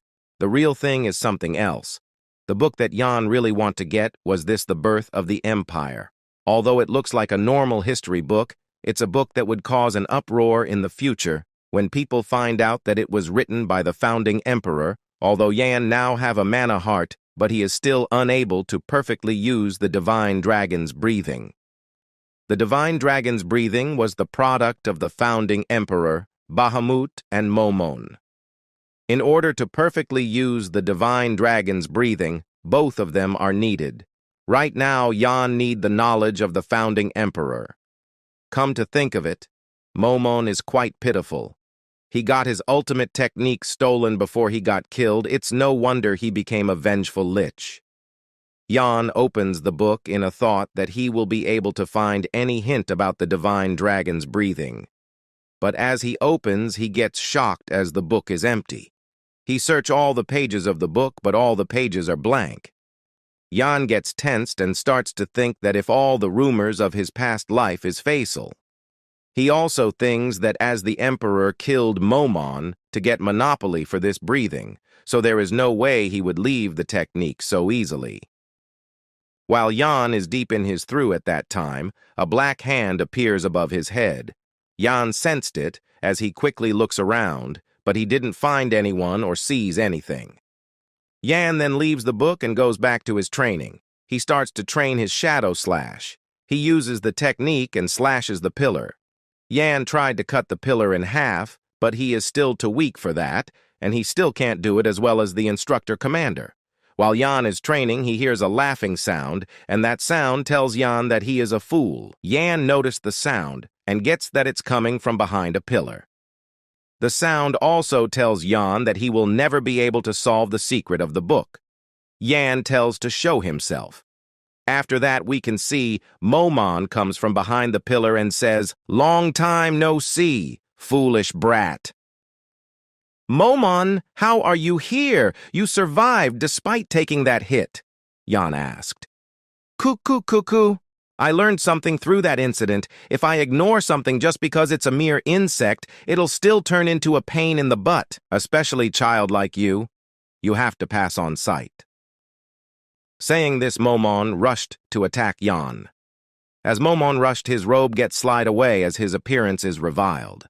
Momon looks like a boy with long white hairs. Yan thinks that his eyes are deceiving him. The lich. Momon is actually a woman. As the lich attacks, she passes through Yan. She again tries to attack, but this time also she passes through. But of them gets shocked seeing this phenomenon. Yan thinks if she is a spirit or just he is imagining things.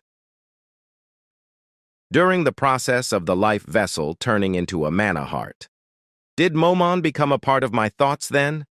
Yan wonders, as Momon has no real body, so she can't harm Yan. But the noise she is making is irritating Yan. Yan then lets Momon. That why is she wandering like a soul? She should have died properly. As Yan says this, the appearance of Momon changes again. She turns more mature, magic scholar. Momon, due to the influence of Yan's mana heart, she returned to her human form. Did you think I'd disappear just like that? Now that I'm back, I'll kill every single one of you. Not only you, but also the bloodline of Bahamut in this darn country. Momon says this after gaining her human form. She then gives an angry look and says that she will torture all of those who betrayed her until they beg her to kill them. While Momon is saying, then Yan interprets her and says that she is becoming small again. Momon replies that it can't be helped as this size is mana efficient.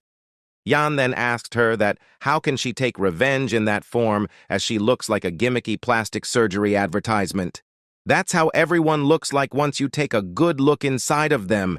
And this is all your fault. I'm currently receiving mana from your mana heart to maintain this form as a part of your thoughts. I'm unable to turn into a proper cognitive form because your magic power is too weak. Why the hell do you have so little mana when you have consumed that many potions? Even a neighborhood dog would have done better than you. Momon says this to Yan.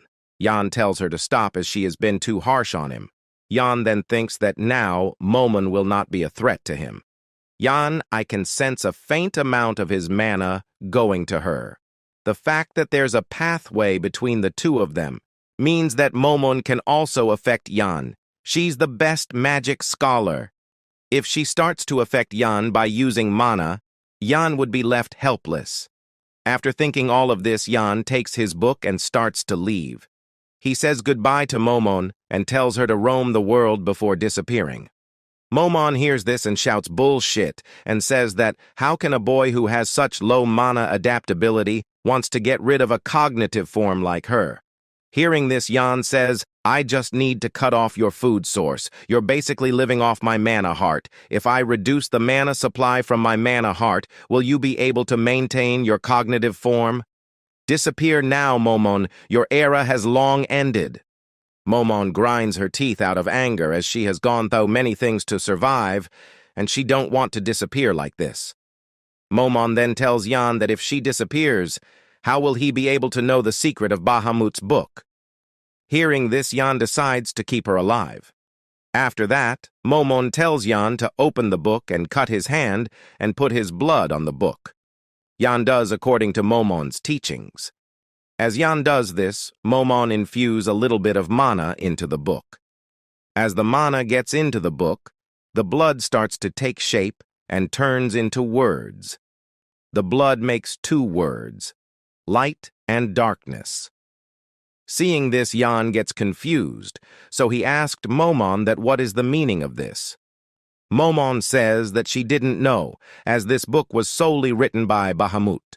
Jan also gets it, but as Jan stares at the letters, the word starts to come out the book and floats in the mid-air. The floating words are rearranging them to make new sentences. After the sentences are constructed, they attach to Jan's body. The sentences starts to travel to the mana heart and passes from there and gathers at the abdomen and starts to form a new mana heart. At that time, Jan hears Momon's calling and he came back to his senses.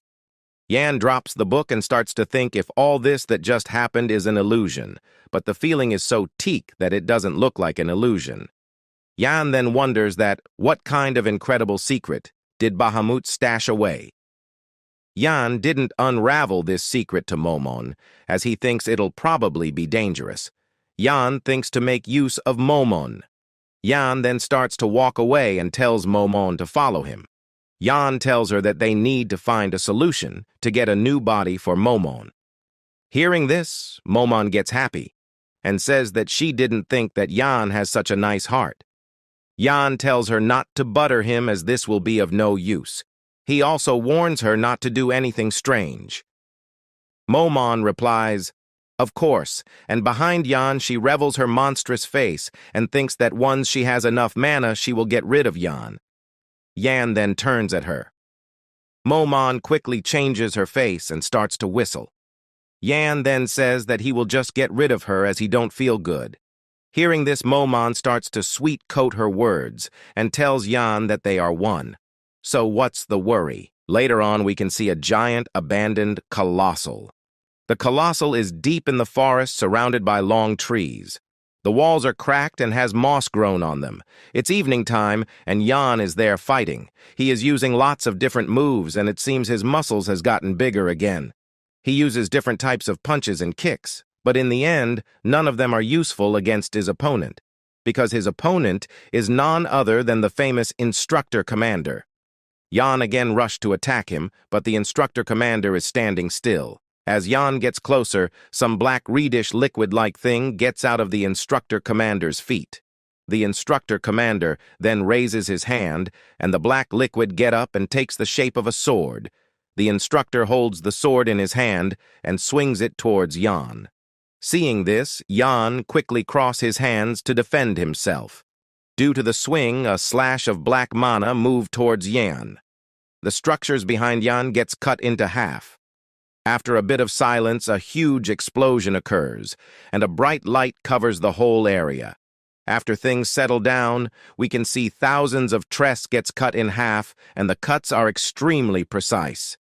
Seeing Jan still alive, the instructor commander laughs and says that it's amazing, although he did use a little bit of his strength, but he didn't try to kill Jan, and to think that Jan is still breathing is quite amazing for him. Jan flew away and he gets stuck on a tree upside down.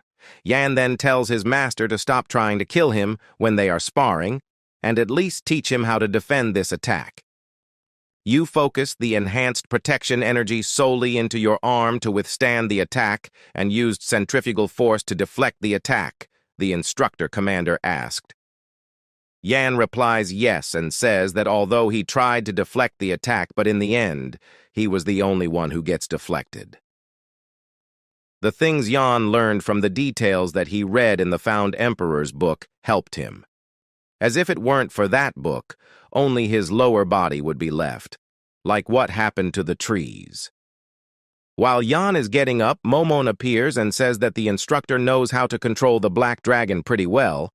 Momon also asked Jan that who is this man. Jan replies that he is instructor commander of the Special Forces Training Center. Momon says that the man's energy is quite familiar to him. That's normal since he's the current emperor's illegitimate son. He's a descendant of the founding emperor, Yan says. Hearing this, Momon gets angry and says that she won't let him off easily. Saying this, Momon rushed to attack the instructor, but as she is a spirit, her attacks didn't even touch the instructor's body. The instructor commander then tells Yan that the sword technique he just saw was one of the Black Shadow Art's first techniques, Dread Slash, and no trainee has seen the second technique yet. Do you know why? Because all of them died after seeing the first, in an utterly boring manner. Trainee soldier, number 974. No, my apprentice, Yan. I truly wonder how many techniques you can last against. Hearing this, Yan smiles and says that, I don't know how many techniques there are, but I hope there's a lot of them. If I learn one technique each day, then I'll need 365 techniques to exist. The instructor tells Yan that it's nice to hear his cockily talk, and tells him that even if he learns one technique a day, it will still take him decades to learn all. Hearing this, Yan tells the instructor that there's no need for him to worry about the number of techniques he will need to show him. And from now on, he will only need to worry about what happens after he has shown it all to him. After that, the training session begins. The instructor beats Yan, and Yan also learns more every day. Yan manifested a black dagger on his hand and rushed with it to attack his master. Yan trained under the instructor commander. Every day and time passed just like that.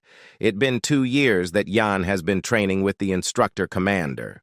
After 2 years, we can see all the trainees are gathered at the hall, and the combined ranking for this time's test is given to everyone.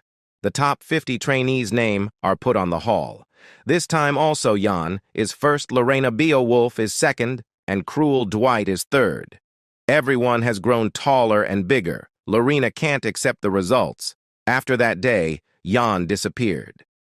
He didn't even attend any training with them, and now he keeps getting number 1. Yan, just what kind of training have you been doing alone? Lorina wonders. After that day, Lorina didn't meet with Yan.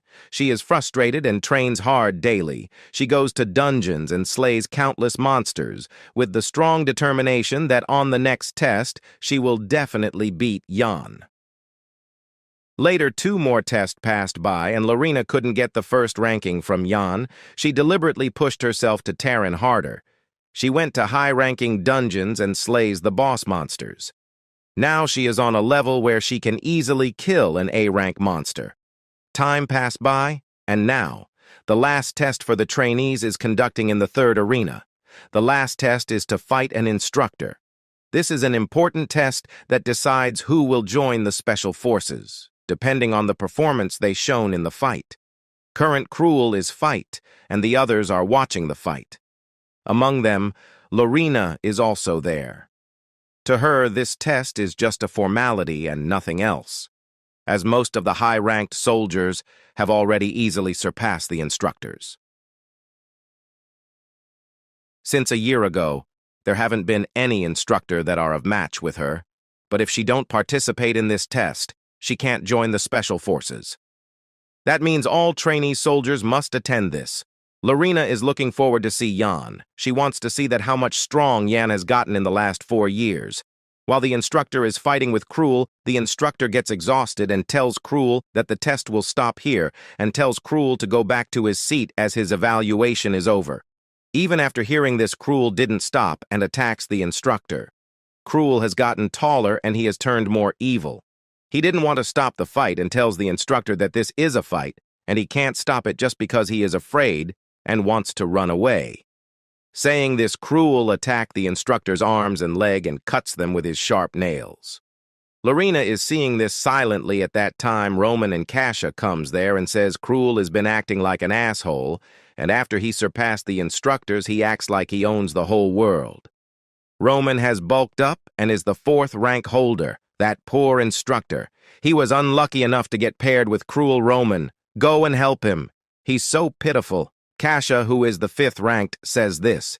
Hearing this, Roman says that the instructors also killed so many trainee soldiers, so they are just reaping that they sow. Kasha starts to test Roman that he is just saying this because he is scared to fight with Cruel. Lorina is standing still and thinks that Cruel always had a nasty personality, but now he has went crazy. He also recently killed the instructor that was appointed to Terran them.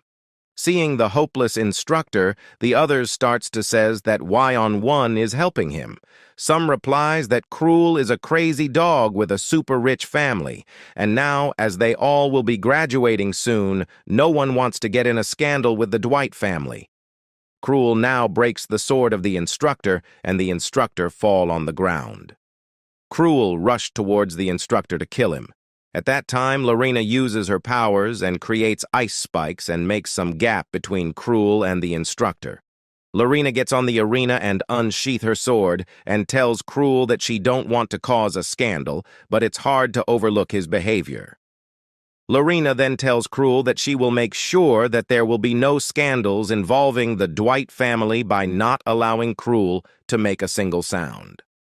While saying this, she uses the Beowolf supreme technique Ice Sword. Seeing Lorina, Cruel gets crazy and laughs like a madman and says that he always wants to teach her a lesson before their graduation, but he didn't thought that an opportunity like this will appear in front on him. Lorina feels immense bloodlust coming from Cruel. Cruel gives a deadly smile and says that he will make her the last test of his life. After that, the other instructor takes the beaten and scared instructor out of the arena. Lorina then tells Cruel that he has always chosen to pick on easy targets. How about fighting someone stronger than him for once? Hearing this, Cruel gives a sinister laugh and says that Lorina is acting all superior like usual. As he is saying, Lorina can feel that the death energy that is coming from Cruel is getting stronger. Cruel then tells Lorina that he will wipe that haughty face of hers with the humiliation he is about to give her, and he will become the last test of her life. Saying this, the both of them jumped at each out and clashes. Lorina attacks with her sword while Cruel is using his hands. Lorina tells Cruel that if he needs a sword, it's not too late to go and pick one. Cruel replies that he only need his hands to defeat someone like her. The battle becomes fierce. The two of them are going neck to neck. Roman and Kasha is seeing this battle from the side. Roman then says that although it's by a little, Lorina is taking the lead. In 30 moves, Cruel will find it hard to catch up. Kasha says that she hopes that's the case, because the strange energy that Cruel is exuding, that's not the dark shadow arts of the special forces. It's also not the ultimate technique of the Dwight family. If he uses that, and unlike Lorina, Cruel really wants to kill his opponent. Hearing this, Roman looks at her and rubs her head and tells her that what would someone who came in the 5th place know? What did you say? You also could only secure 3rd in rank too. Kasha says this. Don't you know that the 3rd rank and above are basically peerless? Roman says. Kasha replies that she didn't care about the ranking that much because she has other priorities other than the rankings. I know what your priorities were. You created a personal organization of commoners and countryside nobles, a total of 80 of them, right? Although I'd say they're more like an idle fan club rather than a personal organization. You must have been quite busy trying to recruit those nobles. Roman says this to Kasha. Upon hearing this, Kasha tells Roman that he was also busy himself. Roman also gathered trainees who were either slaves or from foreign lands. He created an organization that's basically an army. Listening to this, Roman gets a bit angry and tells Kasha that she is way too interested in others' affairs. Kasha smiles and says that she can says that same about him.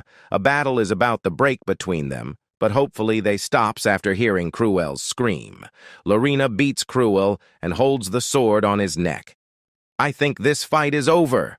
Want to continue? If you always act up because you think you're strong, you'll eventually end up in this state. If you learn to be humble, you won't need to be humiliated. Understood? Lorina says this to Cruel in a strict tone. Cruel is about to surrender, but at that time, and Shadows comes out of Cruel and says, "You're going to let yourself lose again? Poor Cruel, you're always losing and letting people take things away from you. Forever losing Sing and getting things taken away. You'll keep losing and getting things taken away. If you fight and kill everyone, nothing will be taken from you. Remember once again, everything was yours. The mansion, the position of the successor within your family, your father's love. You're so pitiful, cruel, kill everyone. Nothing will be taken from you. The mansion, the successor. Position and your father's love would still be yours. All of it would still be your. As Cruel hears this, he comes in the control of the demon, and his desire for killing spikes up. His eyes turns blood red. Cruel then put his head up and starts to push himself and gets stabbed by Lorina's sword. Lorina gets confused and asked Cruel that what the hell is he doing? While pushing his neck further, Cruel says that there are people who would rather die than losing. Seeing this, Lorina quickly pulls out her sword and tells Cruel that if he has gone crazy, intending to kill himself. As Lorina takes away her sword, Cruel rushed towards her, saying that he knew that Lorina don't have the resolve to kill. Cruel then attacks her and sends her flying. As Cruel caught her off guard, Lorina couldn't defend herself and gets injured. As Lorina is defenseless, Cruel sees this and rushed to kill her. But the attempt of Cruel is stopped by a black wolf. Everyone gets shocked to see that this black wolf is Yan's. Yan comes and caught Lorina before she falls on the ground. Yan then calls his black wolf and looks at Cruel with his dreadful eyes. After seeing Yan, Cruel laughs and says that he is really lucky today, because at first he gets to teach Lorina a lesson, and now he will be able to teach Yan a lesson too. Yan first puts Lorina on the ground and tells her to rest beside the black wolf. Now as Yan stands in front of Cruel, he tells Yan that B has grew closer to a mutt, and asked Yan if he has learned a few circus tricks during the past years. Yan also tells Cruel that he hasn't changed a bit after all this years. In the meantime, Momon gets out and says it's pretty interesting. She tells Yan that Cruel has been eaten by the demonic energy. Yan says that he already knows that. Momon tells Yan that it's progressed quite a bit, and it'd be best to deal with him now. Otherwise, he'll fall and become a demonic human soon. As Momon is saying this, Cruel rushed to attack Yan, saying that what is he doing, mumbling to himself. Yan is calm, and he tells Cruel that he is thinking about his future. And the two of them eyed about to clash at that time. The instructor commander comes and tells everyone to be silent. The commander tells Yan that he appeared out of nowhere after 2 years and have gotten even more arrogant. He tells every to wrap things up as he is going to make the final announcement. As Cruel and Yan is still on the arena, the instructor commander give a frightening look and tells them to move quickly, as it'd be such a waste to die on the last day of the training. After that, everyone settled down and all the trainees line up in the arena. The instructors also line up beside the instructor commander. The instructor commander then strats his speech. First of all, he congratulates everyone for surviving until now. He says that this batch starts with a total of 1,000 trainees, but now only 200 tarnees are left, and this is a decent result. He also says that their strength and skills take up 50% of the final evaluation, and mana estimation will take up 50%. The final results will depend on what he has just mentioned, and they are no longer trainees anymore, so they have earned the right to be called something else other than their trainee number. They also have earned the right to be a Knight of the Empire. Empire. Knights are people who are able to control mana. There are a total of 10 ranks to measure how strong the knights are within the Empire. Rank 10, a knight who has learned how to use mana. Rank 9, a knight who possesses an energy core or circle. Rank 8, a knight who is able to resonate with their sword's name. Rank 7, a knight who is able to manifest energy onto items. Rank 6, a knight who is able to imbue energy onto a sword or their body. After the evaluation is done, and it's time for the results. As usual, Jan is at top, and his knight rank is 5. The scene changes, and we can see that Jan is walking through the upper-ranked trainees' accommodation hallway. It'd been 2 years since Jan has a decent accommodation. As he is walking, Momon asked Jan that what is this knight rank? Jan says that she don't know about this because this knight rank don't exist 1,000 years ago. Jan then tells Momon that the knight rank is basically a rank given to a knight like the mana circles. Most of the trainees would get rank 7 to 8. Even though the rank doesn't look high, they're at a level where they're capable of taking out most demi-human monsters. The 4 elites are ranked 6. There are very few people within the training center who can defeat the 4 of them to become rank 6. At their age means they're elites among the elites. As Jan is telling this to Momo at that time, Lorina comes to him and says that he has changed a lot in this 2 years. Jan tells her that she has also changed a lot, and she tells her that she should seek proper treatment for her injuries. Lorina asked Jan that if the reason he saved her in the match between Cruel and her is because he thinks that she would lose to Cruel. "What are you saying?" Jan asked. Lorina gets angry, and he looks at Jan and tells him not to. Thinks that he has won just because his rank is 5, because a rank is just a rank, and it can't portray the full strength of the person. Empire. Knight rank 5, people who are about to attain enhanced sword aura, the dream of knights. Although there are some rank 5 knights within the Empire, the only person who's achieved rank 5. At the age of 17 is the current crown prince, Leon. Lorina then leaves, tells Jan that he looks ugly in this long hairs. Jan is puzzled as he don't know why she is so angry. As Lorina walks, she felt ashamed of her behavior. She remembers the memory of her older brother, who has also achieved the rank 5, but due to Prince Leon, he didn't receive the title of being the youngest rank 5 in the Empire. But there is the thing that she didn't want to acknowledge, that Jan is better than her brother.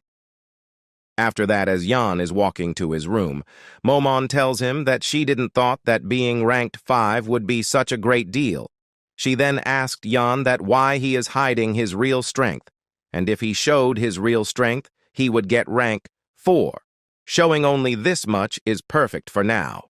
It's enough to get moths gathering around me like how they're attracted to flame. Jan says this to Momon. The scene shifts, and we can see the instructor commander is walking along the other instructor. The instructor tells him that because of Jan, the other trainees would be discouraged.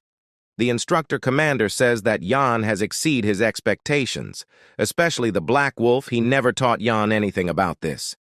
He himself modified the Black Shadow sword art and created the Black Wolf. The other instructor then tells him that he is favoring Jan too much, and if this continues, the order of the training center will disrupt. Senior instructor Zach. I guess you have become fearless, now that you have become a senior instructor. Since. When have you gotten the right to tell me what your personal opinions are? The instructor commander says this while giving a deadly look. Senior instructor Zach asked for forgiveness. The instructor commander then takes his leave while telling Zach to take care of the rest. As the instructor commander leaves, Zach's team comes, and Zach says that it's time to deal with Jan. After that, we can see Jan in his huge room, sleeping peacefully in this king-size bed. As Jan is sleeping quietly at that time, Momon get over him with the intention of taking over his body. Momon has been gathering strength for the past 2 years, so that when she gets Jan off guard, she can take over his body. Momon gives a deadly look and uses her magic to brainwash Jan. She uses Mind Breaker spell. She slowly guides her mana towards Jan's brain. She thinks that by the time Jan opens his eyes, she will take this body. But unfortunately for her, Jan noticed it and opens his eyes and says, "Come down." He tells this to his Black Wolf. As Momon was casting her magic on Jan, the Black Wolf gets behind Momon and is about to bite her head. Seeing Jan, Momon tries to trick him, saying that she was just seeing if his mana circuit is okay or not. Yan shouts and tells her to stop that bullshit, and he warns her that if she tries this kind of things again, he will trun her into dust. Momon nags and says that she had to do this because Yan is delaying to get her new body. While the two of them are talking at that time, somebody knocks on the gate and asks if trainee Yan is inside.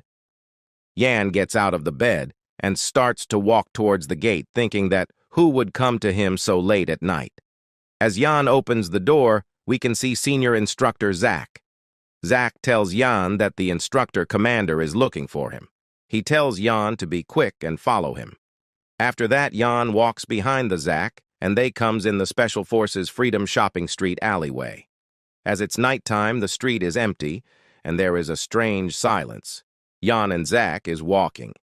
Yan asks Zach that as the test is already over, so why the instructor commander is looking for him so late at night.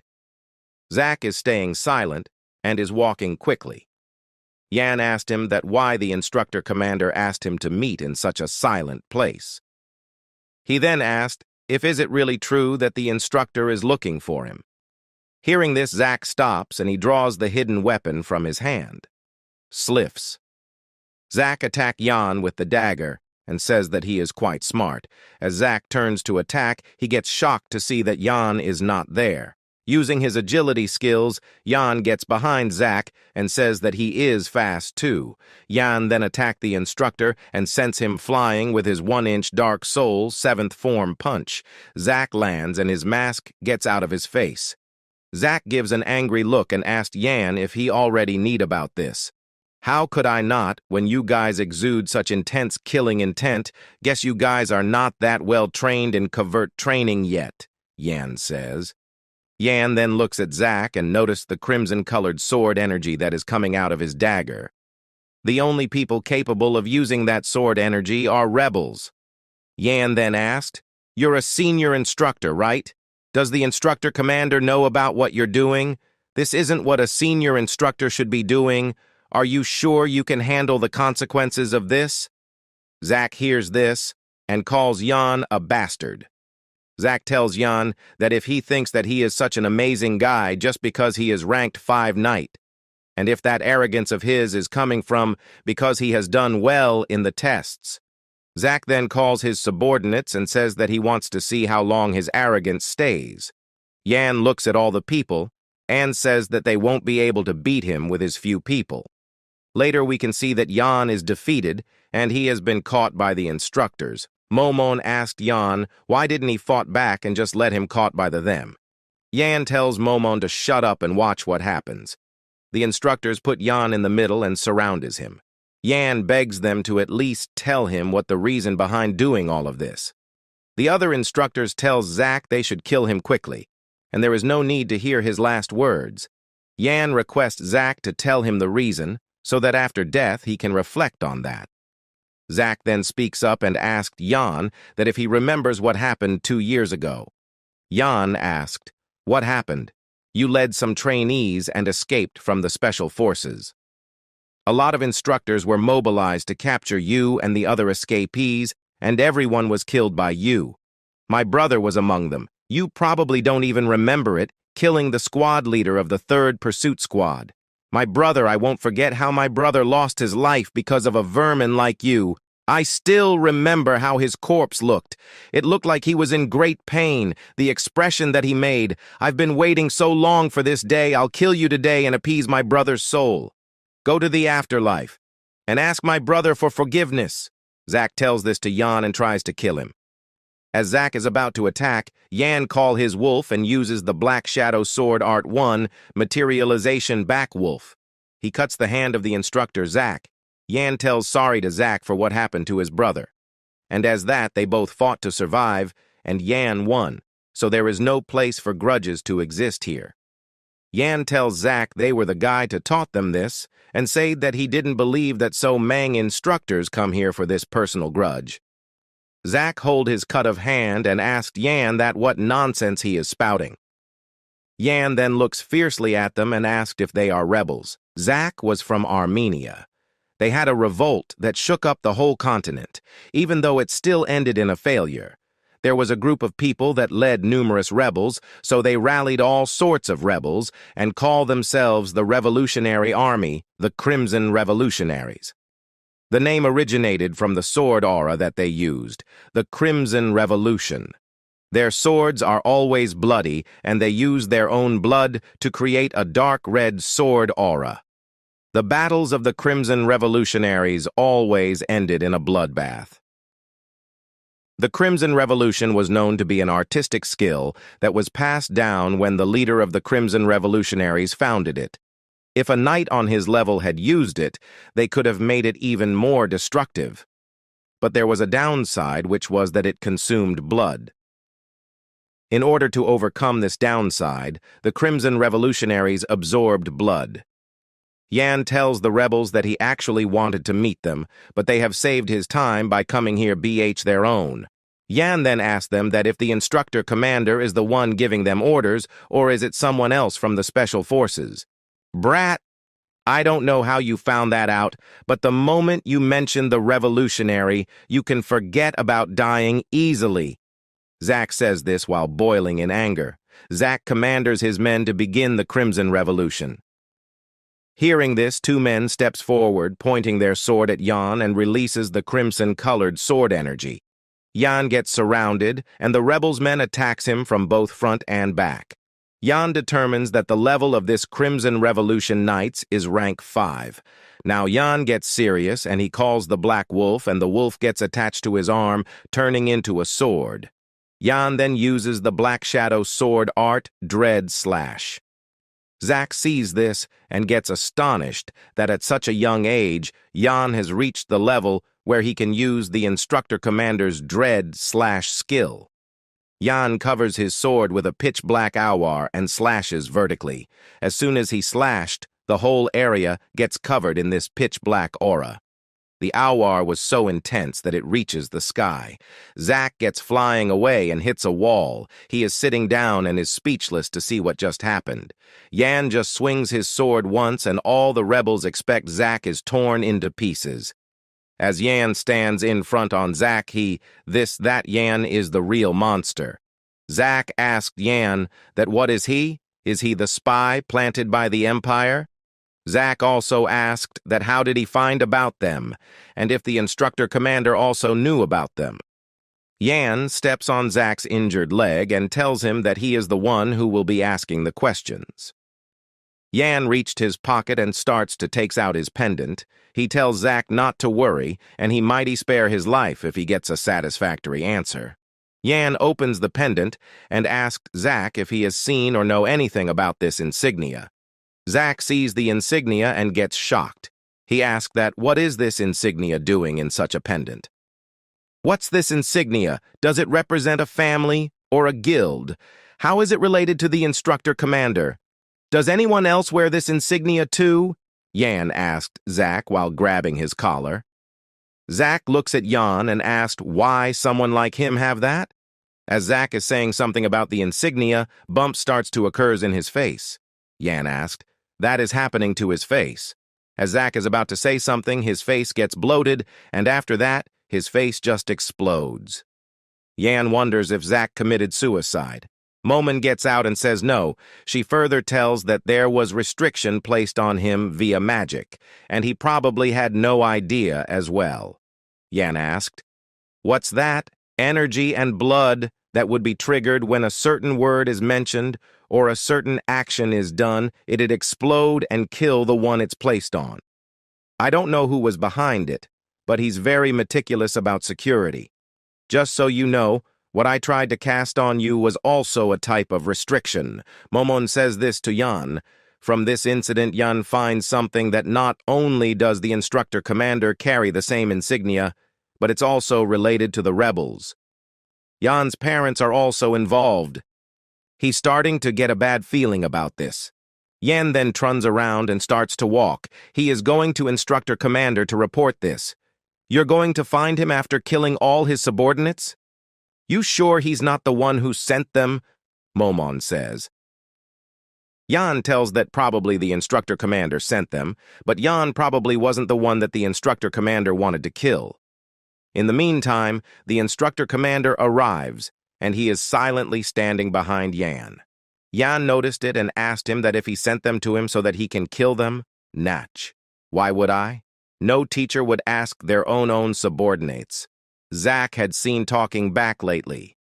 So, I thought he needed to be taught a lesson. The instructor commander says this. He also tells Yan no need to report, he can go back now, as the real mission will start tomorrow, so he should rest up. As with his current level, his hands would be full with whatever's upcoming. Then the next day, we can see the Continental train heading towards northern Beowolf territory. Inside the Tarin, everything is normal. The ticket checker is watching that, if all the passenger has their ticket. Yan is also in that train. The ticket checker comes to him and asked for the ticket. Yan takes the ticket from his pocket and shows it to him. The man sees this and says that everything is okay and tells him to enjoy the journey. As the train is moving, Yan wonders that as now the tests are over, so they are sending him on a leisure train trip. Yan is moving to the north for a mission. The trainees that survived the tests have become official Special Forces members and were deployed for their first missions immediately. They were deployed into 4 battlefields. With the Empire as the center, they were sent north, south, east, and west. That's basically the whole continent. They asked people to choose which area they wanted to go to, and they were assigned their missions there. The east, which shares a border with the land of undead and wraiths. Kasha and 80+ of her followers went there. The west, where strange phenomena and monsters appear.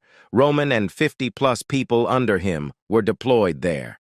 The stormy south, where pirates and tornadoes appear. Plus members that belong to the higher ranks were deployed there.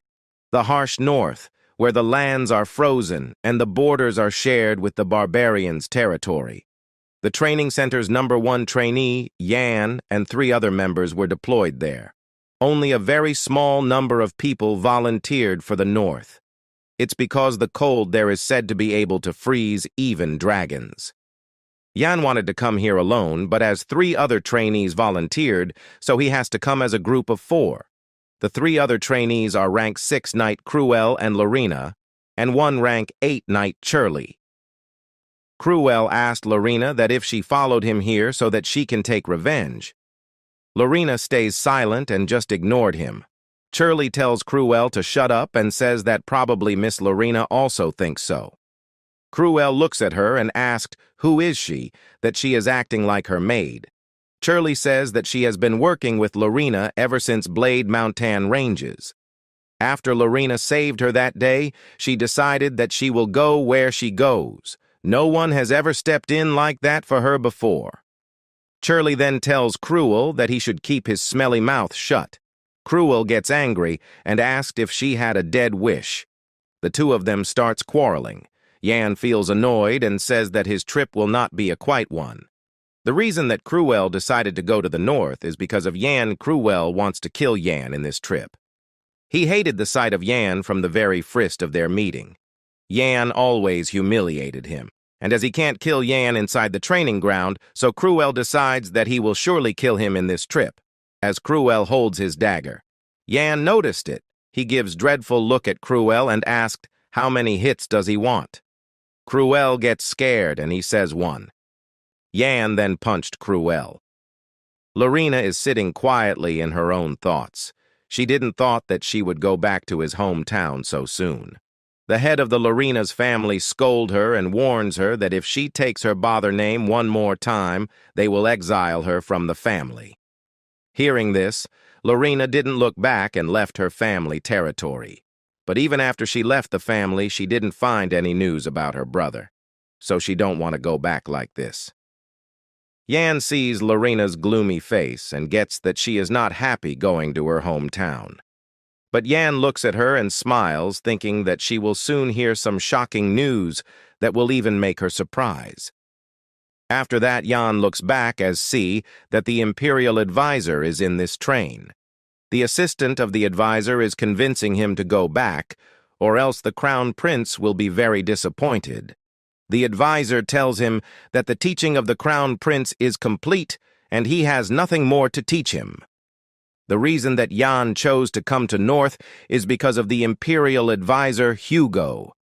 Hugo is the teacher of the emperor and the crown prince, the person known as the brains of the empire. Although he was a commoner who knew no magic or martial arts, he became a respected great person of the empire with just academics and philosophy.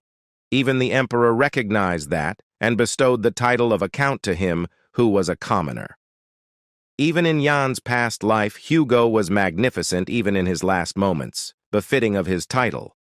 Hugo once goes to the emperor and says, "Don't you know that the territory would be a living hell if the local lord doesn't understand the pain of the commoners? Please open your eyes." The reason the rebels can even call themselves a revolutionary army is because you've abandoned your people. Do you really not see that? Where did the wise and intelligent ruler you once were go?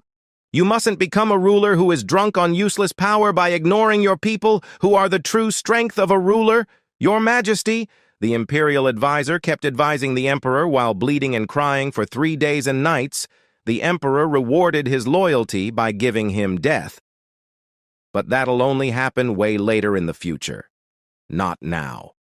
After a while, a train employee approaches Hugo and asked him that they have prepared a VIP room for him, and if he wants, he can come with them to that room. Hugo agrees to go. The employees are guiding Hugo to that room. As they are going, the employees show some kind of hand signs to their subordinates. Jan reads their hand sign. The hand sign says that the train will enter a tunnel, and when it enter, there they will assassinate Hugo, the imperial advisor. Jan sees this and says that he is waiting for this. Hugo is loyal not to the emperor, but to the empire. Someone who'd gladly give up his life if it's for the sake of the empire and its people. The revolutionary army deemed him as a nuisance and decided to kidnap him. The hand signs that the train employees are using is the unique sign language that only the revolutionary army uses. As the employees are taking Hugo at that time, an announcement is made by the Trian captain, which instructs the passengers to remain seated in their seats patiently, as due to some technical error, the train will stop for a bit in the tunnel. Hearing this, Jan gets that the Revolutionary Army. They're intending to start their ambush in the tunnel soon. Jan was waiting for this moment. He plans to rescue Hugo the Imperial Advisor and will build a connection with him. Jan tells his teammates to pay attention to him, as after this, he will be communicating via frequency transmission. Jan tells them that the Taran has been hijacked by the enemy, and in 1 hour the train will enter the tunnel. As the train enters the tunnel, the enemies are planning to attack the VIP's chamber. Jan tells them that the enemies have disguised themselves as the train crew members, and there's also a change that they have disguised them as passengers. Jan starts to tell them about their role in this crisis. As he is about to tell them, Cruel stops and says that they haven't received their mission yet, so why they will follow his commands. Jan beats up Cruel and asked if anyone have any more questions. Lorina says that it's hard for them to digest what Jan just said. She asked Jan that how did he know about this information. Jan replies that the instructor commander has told him this in private, and this is also the reason he has chose the North. Lorina understands it and asked Jan if he has any other information, like who is their enemies and how many are there. Jan replies that he didn't know how many there are, but he knows who are they. As Jan disclosed, the enemy's name Lorina gets angry. Jan says that the enemies are the Revolutionary Army. Later, as the train is moving at full speed, the members of the Revolutionary Army uses sleeping incense to make the passengers fall asleep. One of the crew members tells them to carry their weapons and always be on guard, as there are Special Forces members residing on this train. As they are talking about, this Lorina gets there and ambushes them. She gets there and instantly slashed a member. The slashed part of the member gets frozen instantly. The other members looks at Lorina's sword and see that the sword is covered in cold aura. Seeing this, they gets that Lorina is from the Beowolf family. The revolutionary members seems happy to see Lorina, as they didn't expect that among the special forces there would be a baby lion of the Beowolf family. The members gets happy, as if they capture her. They will get an instant promotion, and they will also receive a huge reward. Do you know what the revolutionary army has done to the Beowolf household?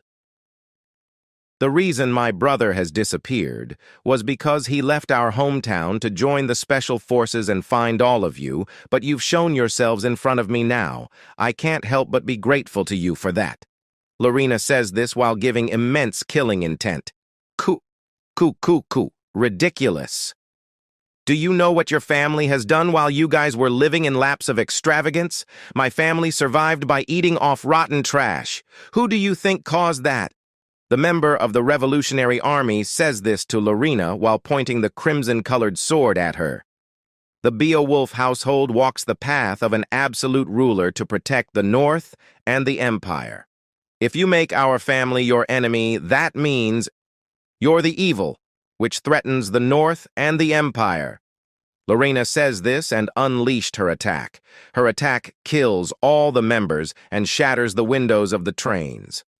The sound of the attack reached the other carriages, and the other members moves quickly towards that noise.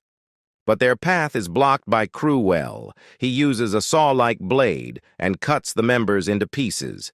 He makes a mess and laughs, saying that he likes this blade that he has taken out of the Imperial Vault. After finishing the members of the Revolutionary Army, Duel shouts that the next person that he will cut with this blade is Jan. Jan in the roof of the train. He is moving to the VIP carriage. He is using Momon to detect the mana of the enemies and locate the carriage of the Imperial Advisor. Jan makes that plan in such a way that Lorina will stop all the enemies in the front carriages and Duel will stop all the enemies at the back carriages. And in meanwhile, he will sneak in from the top and rescue the Imperial Advisor. Momon asked Jan if the Imperial Advisor is really important in his plan. Jan replies, yes, and says that he will become even more involved with the Revolutionary Army from here on out. The Imperial Advisor would be the best person to have. If he become the one who saves him, his plans would progress way smoother. As Jan is moving quickly to rescue the Imperial Advisor, we can see that the Imperial Advisor has been held captive by the enemies. A higher-up of the Revolutionary Army named Hela is in front of the Imperial Advisor, and she asked Hugo, and if he really is the teacher of the Emperor. Hela is the third apprentice of Erectus, the Revolutionary Army's 7th commander, also known as the Berserk Swordsman Erectus. Hela asked Hugo that as he is the Emperor's teacher, he should be very knowledgeable, so if he knows how to speak ancient languages or dragon tongue. Hugo replies that he can speak them to a certain extent. Hela laughs and tells Hugo to speak in dog's tongue. Hugo stays silent for a while, and after that he starts to bark like a dog. In the meantime, Jan gets above the compartment in which Hugo is held captive. Jan sensed the hour and gets that 2 people are in the room. While he is standing on the roof, he hears Hugo barking. Hearing this, Momon doubts that Hugo will be of any use to Jan's future plan. Jan tells Momon that Hugo has been like this, and this is the most dangerous thing about him. He can do anything, and even throw his pride if it brings welfare of the Empire. The scene changes, and we can see Hela suddenly grabs her sword and strengthens her muscles. She then swings her sword towards the roof, saying that it's time to catch the rat. Hela's swing blows the roof. She smiles, thinking that the rat is death. As she is smiling, Jan sneaks from behind and ambushed her with his dagger. Hela noticed it and quickly blocks it with her sword. Jan asked Hugo that if he is no, and tells him not to worry as he is here to rescue him. Seeing this, Hela gets furious, and he grabs her sword tightly and asks Jan that if he knows how to speak animal language. Momon tells Jan that Hela is at the level of a rank 5 knight, but however her sword is wrapped with a very dense amount of aura, white sword aura. The color which the Berserk sword, Erectus, is famous for. He's also been known for putting in a lot of effort to train the next generation. She must be one of his apprentices. Yan figured it out by seeing Hela's sword aura. Yan then releases his killing intent and tells that he will finish her quickly. At that time, Yan is about to make his move. A voice comes from his behind which tells him not to move and throw away his sword, or else the advisor will be death. The person uses the stealth technique to hide him and appears as soon as Yan releases his murderous aura. The man is the fourth apprentice of Recgressed, and his name is Varus. Yan then scolds Momon for giving him the wrong information about the persons in the room. Yan sees no choice, so he throws his sword away and puts his hands up in the air. Hela starts to come closer to Yan as she gets mad and uses all her muscles' power to swings her sword towards Yan to break his head open. The scene changes, and we can see Lorina is fighting with the lower members of the Revolution Army. She uses Beowolf's secret arts and kills all the Revolution Army members. Her attack holds so much yin energy that the whole compartment freezes. The attack is too powerful for her body, and after using it, she starts to vomit blood. As she is trying to stabilize her body at that time, another enemy comes and say that she has caused such a mess. This man has quite some aura. Lorina gets shocked to see this unknown man. The aura of the man is cutting down all the cold aura in the room. As the man is coming from the rear cabin, Lorina wonders what has happened to Cruel. The man slowly approaches and asks Lorina that if she belongs to the Beowolf family. Hearing this, Lorina gets mad and immediately attacks him. At the rear cabin, we can see Cruel is in a very bad condition. He is completely beaten up, and his wild body is covered in blood. Cruel says that he has never met someone this strong, and there is a change that this man is stronger than the instructor commander. As Lorina attacks the man, catches her sword with just 3 fingers. Lorina is struggling to take her sword. The man then apologizes to Lorina for offending her with his words. Afterwards, the man gives a dreadful look at Lorina and attacks her. The scene changes, and we can see the ranked 8 trainee Cheryl. She has been instructed by Yan to hide and observe the situation. She is doing as Yan told her to do, but she is worried about the situation of Lorina. The unknown man knocks out Lorina in a single attack, and Lorina gets a cut in her head, and lots of blood is coming out of the fresh wound. The train is moving at its own speed. After knocking Lorina, the man starts to move forward, but at that time Lorina again gets up with her bloody face and holding her broken sword. She tells the man to stop. The man stops and says that she would have gotten out of here alive if she had stayed down. The man then asked Lorina that as she knows the difference between their strengths, what's she planning to do now in her current state. Lorina gets emotional and says that she is the waste of her family. She can't even use the secret arts of their family, and her swordsmanship is also undefined. But at the very least, she wants to die like the proud warrior of the Beowolf family. Saying this, she covers her sword with the cold aura and extended its length by forming ice. She looks determined and tells the unknown man that even so she can't win this fight, but she will surely put her life on the line to fight him. The man looks at her deeply and says that he is sorry for disrespecting her. As warrior who puts her life on the line, he will fight with his full strength. The man strengthens his fist and introduces him. His nickname is Black Tiger, and his real name is Amour. After introduction, he uses his Black Tiger Amour, mountain-splitting tiger move.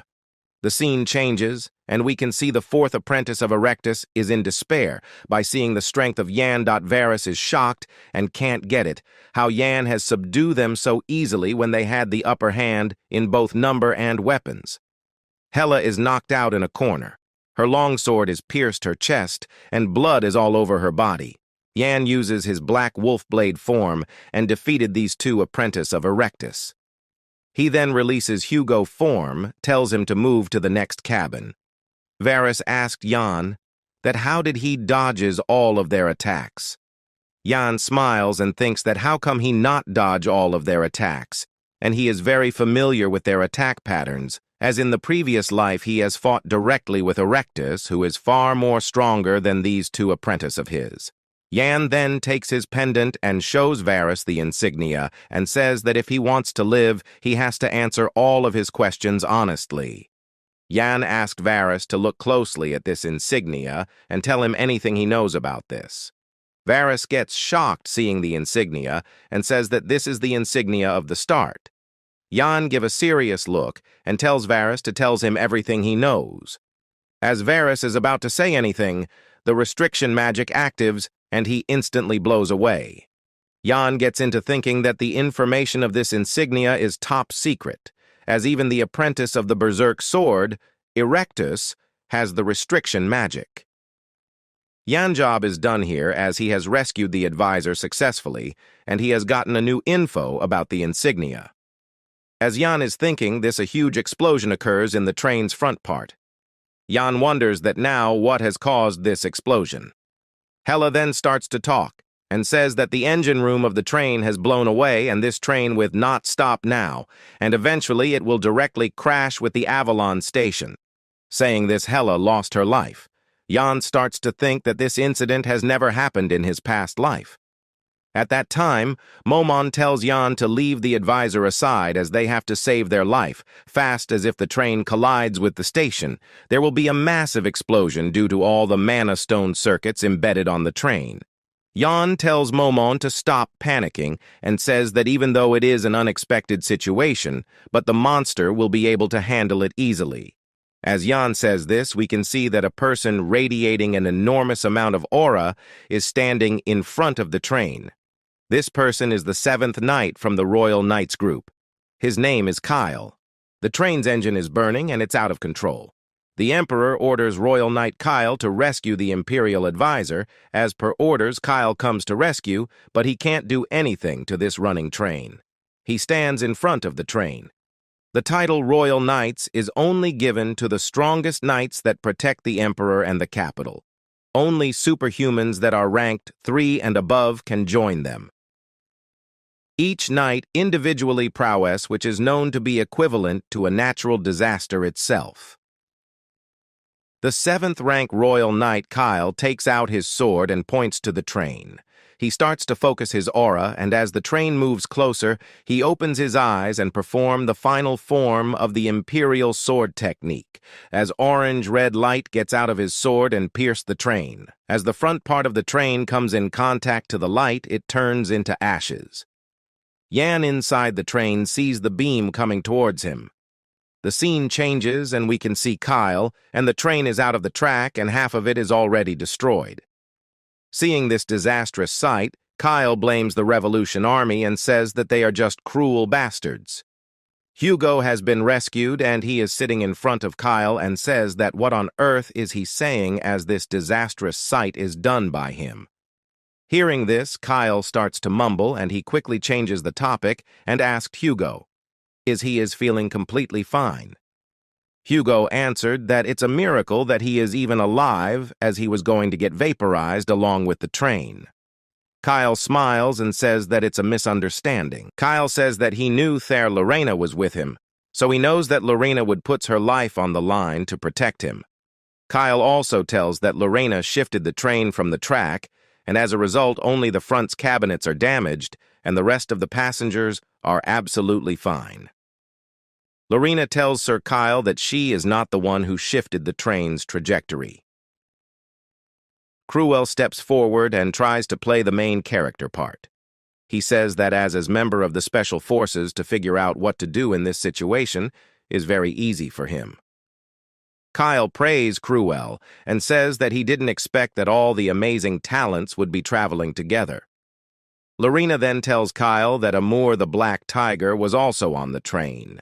Hearing Amur's name, Kyle's face turns grim. The special rank assassin, Amur the Black Tiger. His unique sword has an energy that feels like a tiger, and that's how he got his nickname. Did the Revolutionary Army hire him?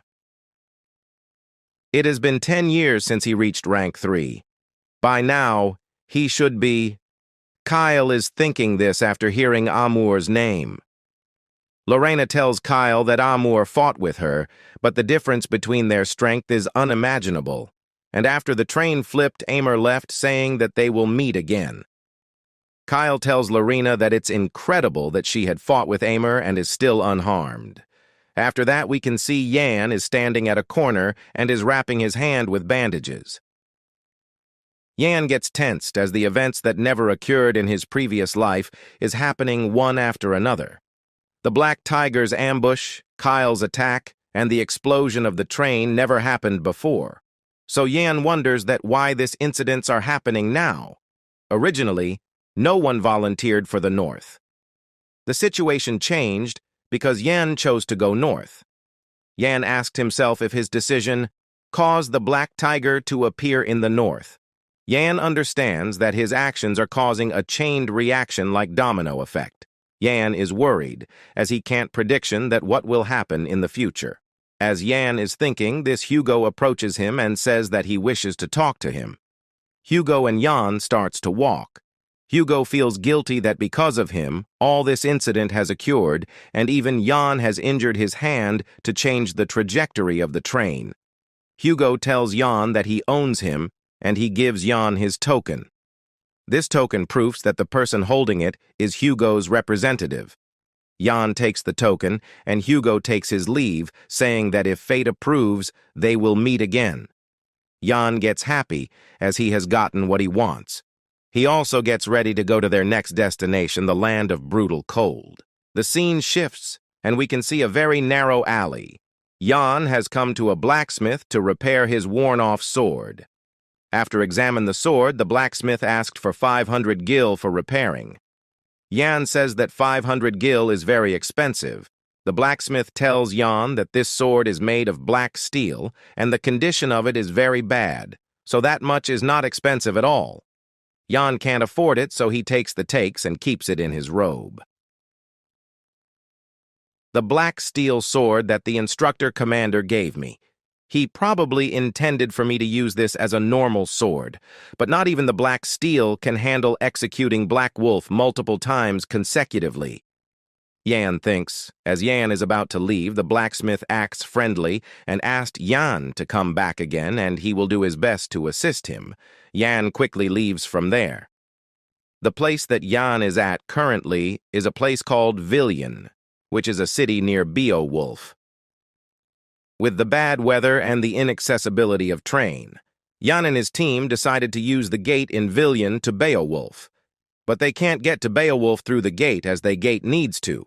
He charged, and it will take 1 day to charge it. Villian is a metropolitan city, so they decides to stay and replenish their mana and to restock their goods.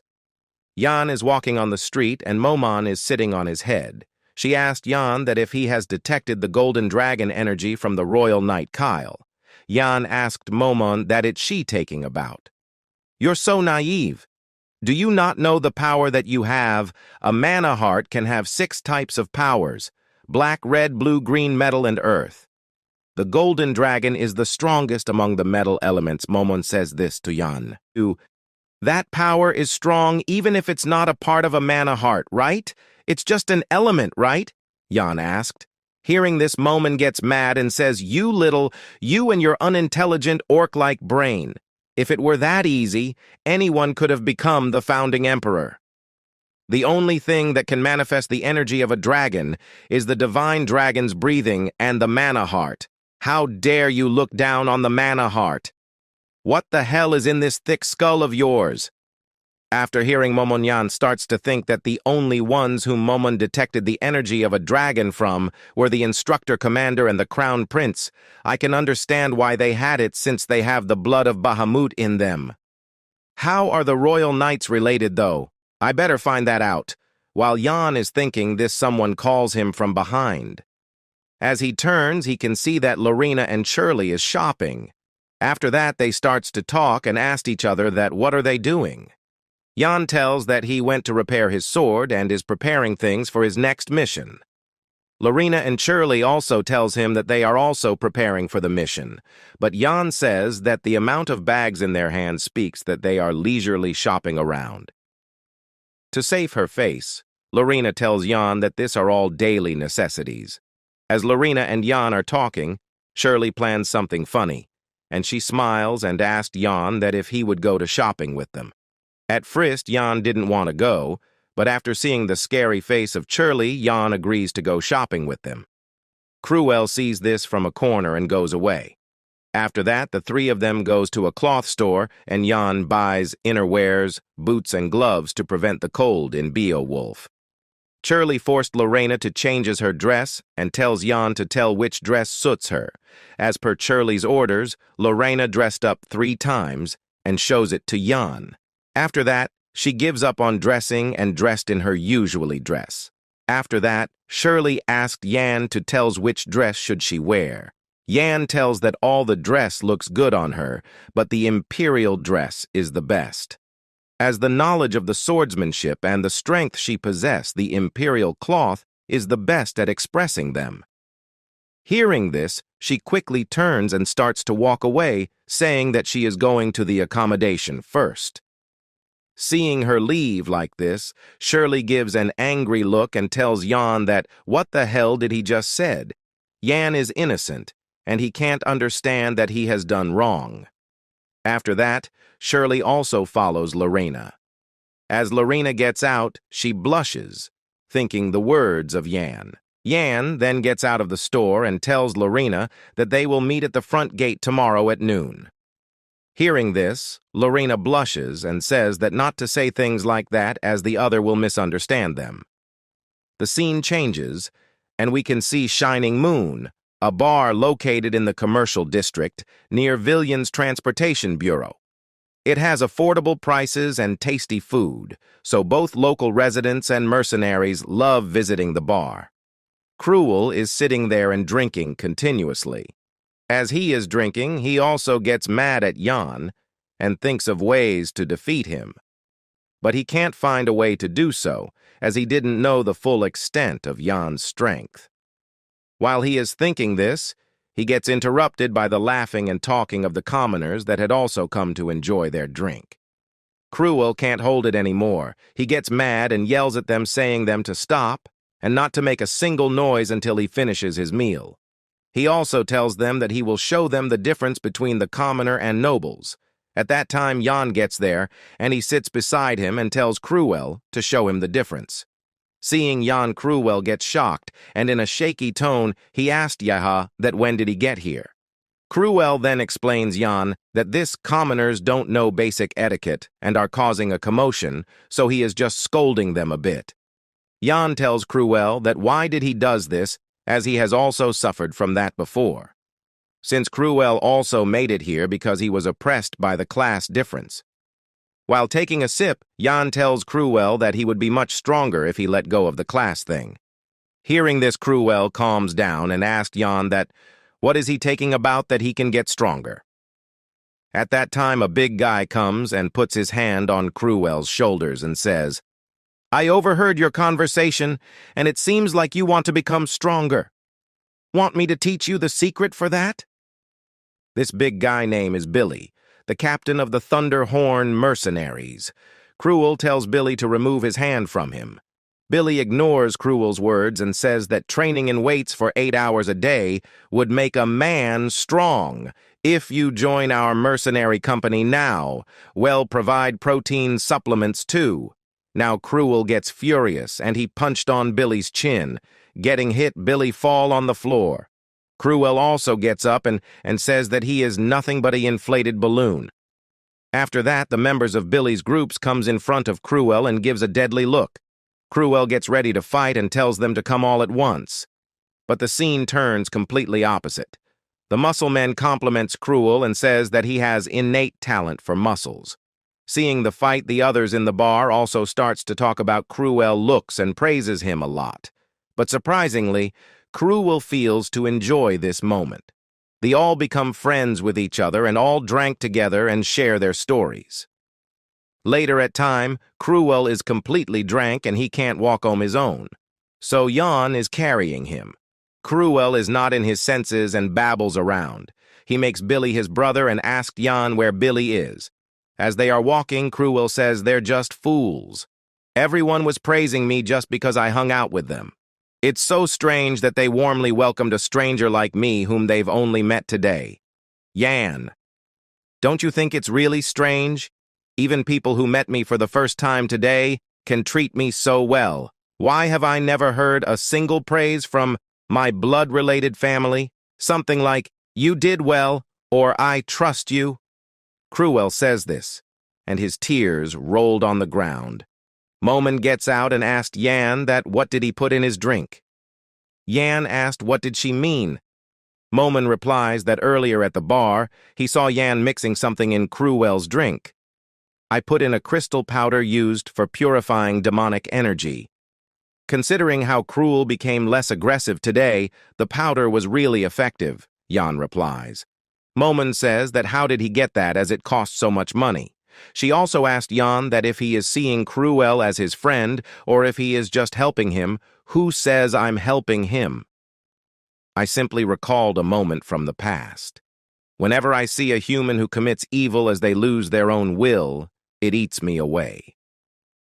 Yan says this, and he tells Momon stop taking as they should quickly reach home before Cruel starts to puke. The scene shifts to Duke Beowolf's castle, where Beowolf's heavy-armored knights are standing.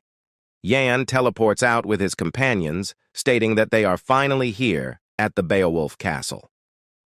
In the castle, Cheryl asks Lorina if this is Beowolf territory, while Cruel questions if her hometown has always been this cold. Yan knows that the mission they need to execute here would be to work with the Beowolf household and subjugate the Barbarians. As they live in a harsh environment, they are always fighting the Barbarians for land where people can live. It's inevitable they would always require more manpower to help. But Yan knows that the bigger problem here would be that the Knights of the North are very prideful, suspecting whether they would actually accept the help of outsiders. Lorina states that she has something to tell all of them. From this point, they will be seeing a lot of things that they would never be able to expect and asks them to prepare themselves. A person comes in, asking if all of them were sent by the Special Forces. The person greets them, introducing himself as the chief butler, Hans Meringer, of the Beowolf household, and he would like to politely ask them to please go back, calling them uninvited guests. Hans states that the North has never requested any reinforcements or agreed to receive guests, asking if they know about that. Jan knows that Count Hans Meringer is the former knight captain of the Beowolf household. After he retired, he decided to work as a butler in the Beowolf household. He is at least rank 3 or above with his skills. No matter which country he chooses to go to right now, he would be able to become a knight captain. Jan thinks this is utterly ridiculous. He can't believe someone like him is a butler. Lorina comes in, stating that it's been a while, and they are with her on an official mission as part of the Special Forces. She thinks that he has spoken too harshly and asks him to be respectful to them. Hans calls her young miss, as if to get emotional, stating that it has been years since she left on her own accord, questioning if she has to be really that mean to him. He can't believe that she spoke so harshly to him, even though it's been years since they last met, and he can't believe she joined the Special Forces without saying anything. He questions if she is taking the side of the Special Forces instead of him right now, and does she know how worried he was for her? Baffled, Yan questions whether this is really something he wasn't expecting to see. Hans questions the scar on her cheek, asking how dare that old fox of a Special Forces captain let that happen. Lorina states this is why she didn't want to come back. Hans states that there she goes saying bad things again, stating that everyone has been waiting for her to come back, and that was how they managed to find the strength to live on. Lorina tells Hans that she went overboard with her words, noting that his hair has grown all white over the last few years, and asks if he is feeling unwell anywhere. Touched by this, Hans states that she was worried for him. Calling for them, Hans states that the weather is pretty cold, and they have to go inside, where the head chef said he will personally cook something up. The rest of the people who are with Miss Lorena can go with her as well. Hans adds that the patriarch will soon return from his hunt, and once he's back, she should have a meal with him. Lorina tells Hans that she doesn't want to hear any mention of him and not to speak of others in front of her, as she is going to finish her mission before he returns, and she will leave again. Hans questions if her misunderstanding is still unresolved as she walks off. In the dinner hall, Cruel is angry that they have to wait until Lorina is here, as he can't believe that they have to wait with all this food in front of them, questioning if this is how Beowolf works. He questions why the hell Lorina isn't here yet. Cheryl asks Cruel to be quiet, saying they might really call him a human that's worse than a mutt, to which Cruel replies, if that's what she really wants to say. A maid comes in, asking him to mind his manners, making him cruel and pissed off, questioning if she knows that he is the son of Count Dwight, to which the maid states that she's a maid of the Beowolf household. As Cheryl asks Cruel to calm down since Yan isn't here yet either, Cruel asks where on earth he is. Cheryl explains that he said he had something to do, questioning what he said it was, thinking it was something like he was looking for something that could only be found here. Yan, walking down the alley, reaches the storage of abandoned weapons, recalling that in his previous life, the Emperor once rummaged through the whole continent to find a single sword. The primordial dragon slayer, who killed only one, had made 2 sacred swords that could tear through a dragon's corpse. Bahamut killed him and got his hands on one of the sacred swords. The Emperor spared no expense or means to look for the other sword, which even the founding Emperor couldn't find. He put up an immense reward, mobilized the special forces, and searched throughout the whole country, but couldn't find any trace of it. Just when he was about to give up, he managed to find the sword and said this was the sword that even the founding member couldn't find, that sword that couldn't be found no matter how hard people looked for it. He said that no one expected it to be lying in the corner of the north. Seeing the sword in front of him, Jan states that it's Avalon, the brother sword of Niegling, which passed through him. Jan smiles, knowing that with this sword he won't lose even if it's to the Emperor, a completely neglected sword in a corner of the storage. Who would have known that that very sword would be one of the 2 swords left behind by the Dragon Slayer? The dragon sword Avalon, Yan knows that if it's with this sword he's sure of it. He won't lose even to the Emperor. As he tries to touch the sword, he hears a voice coming from the sword, confusing Yan. A sudden bright light emits from the sword as it states that he is not qualified. Yan grits his teeth in pain as he realizes that Avalon has rejected him, cursing that it dares to reject him. Thinking back to when he had touched Avalon, he definitely heard a voice, and it said he was not qualified. From behind, Momon comes in, stating how fascinating it is. Jan asks if she knows what's happening, to which she answers that it doesn't seem like an ego sword that possesses its own ego. It seems to be a weapon that chooses its master. She states that there are times when a weapon possesses some divinity, and in such cases the sword has its own choice to choose its master. Momon teasingly states that to sum things up, Jan has been rejected by the sword because he is too low level for it. Jan, quite upset, questions what she said and asks her to step aside, stating that he's going to kill it today. He uses his skill of Black Wolf to hold the sword, but the light emits, stating that he is not qualified. Jan screams that someone like him is a pretty decent man and tells it not to give him this nonsense and to accept him. The scene shifts to Beowolf Castle as the heavily armored knights are made attentive. The commander announces to the knights that their operation today would be to subjugate the barbarians. It's something they have done many times, but especially for today's operation, no mistakes are allowed because Miss Lorina will be with them. Hans asks Lorina if it's really dangerous, suggesting she doesn't need to go. He advises that they should wait until Patrick gets back, for which Lorina states that she already warned that she doesn't want to hear any mentions of him. She questions if he thinks that she's an idiot, who can't even complete a mission that is given to her.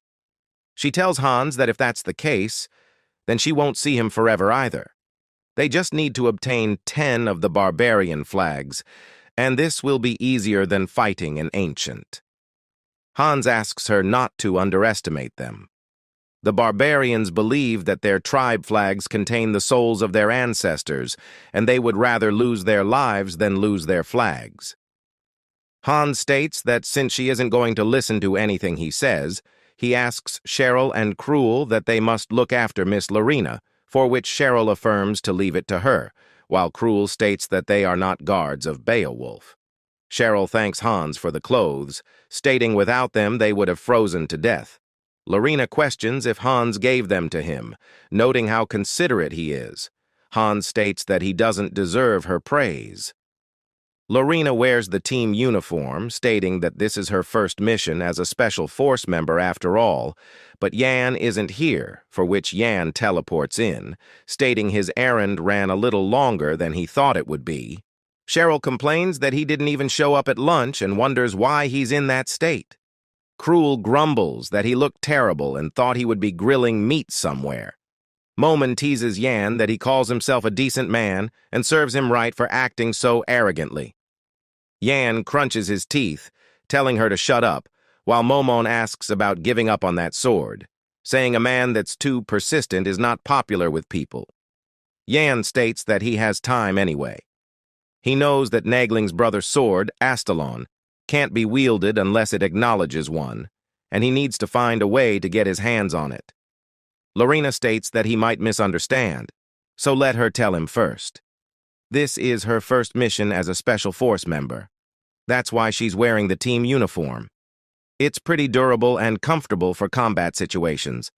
And while its resistance to cold is low, she just needs to wear a coat to resolve that, so he should not dare misunderstand the situation. Yan, quite confused, states that he doesn't know what she's talking about, and it does look very good, making Lorina blush. She shrugs it off, calling for the armored knights to prepare to depart and to open the castle gates. As they are departing, the commander states that all of them should keep their spirits high because Miss Lorina is with them today. Cruel tells Yan that they are country bumpkins making such a big fuss over some barbarians, while Yan knows that the central nobles don't know how fearsome the barbarians are because Beowolf has done a good job defending against them this whole time. But this is a time period where the tribes are united under strong chieftains, and they become an enormous kingdom that threatens even the Avalon Empire. And this is where he appears. The king of barbarians and the man who is also known as the strongest living being on the earth, Vilai. A country that was born from the Warrior Alliance Kingdom and the Alliance of Barbarians became an enormous kingdom that threatened even the Avalon Empire. The king of the Warrior Alliance Kingdom was one of the top 5 enemies that threatened the Empire, the strongest living being on Earth. Vilai, a strong warrior who was born with an exceptional physique and unusual techniques. What was even more special about him was his ability to figure out the techniques of any of his enemies. In the eyes of the Empire, he was the personification of fear itself. In the past, Yan resorted to all means in order to kill him, but none of them succeeded. There aren't a lot of records as to where he is or what he does in this time period. Yan doesn't know where Vilai is right now, but he hopes he doesn't get unlucky and run into him as they depart. The scene shifts toward the northwest forest. Toward the heavy armor knights team, Cruel comments on how much longer they are going to walk.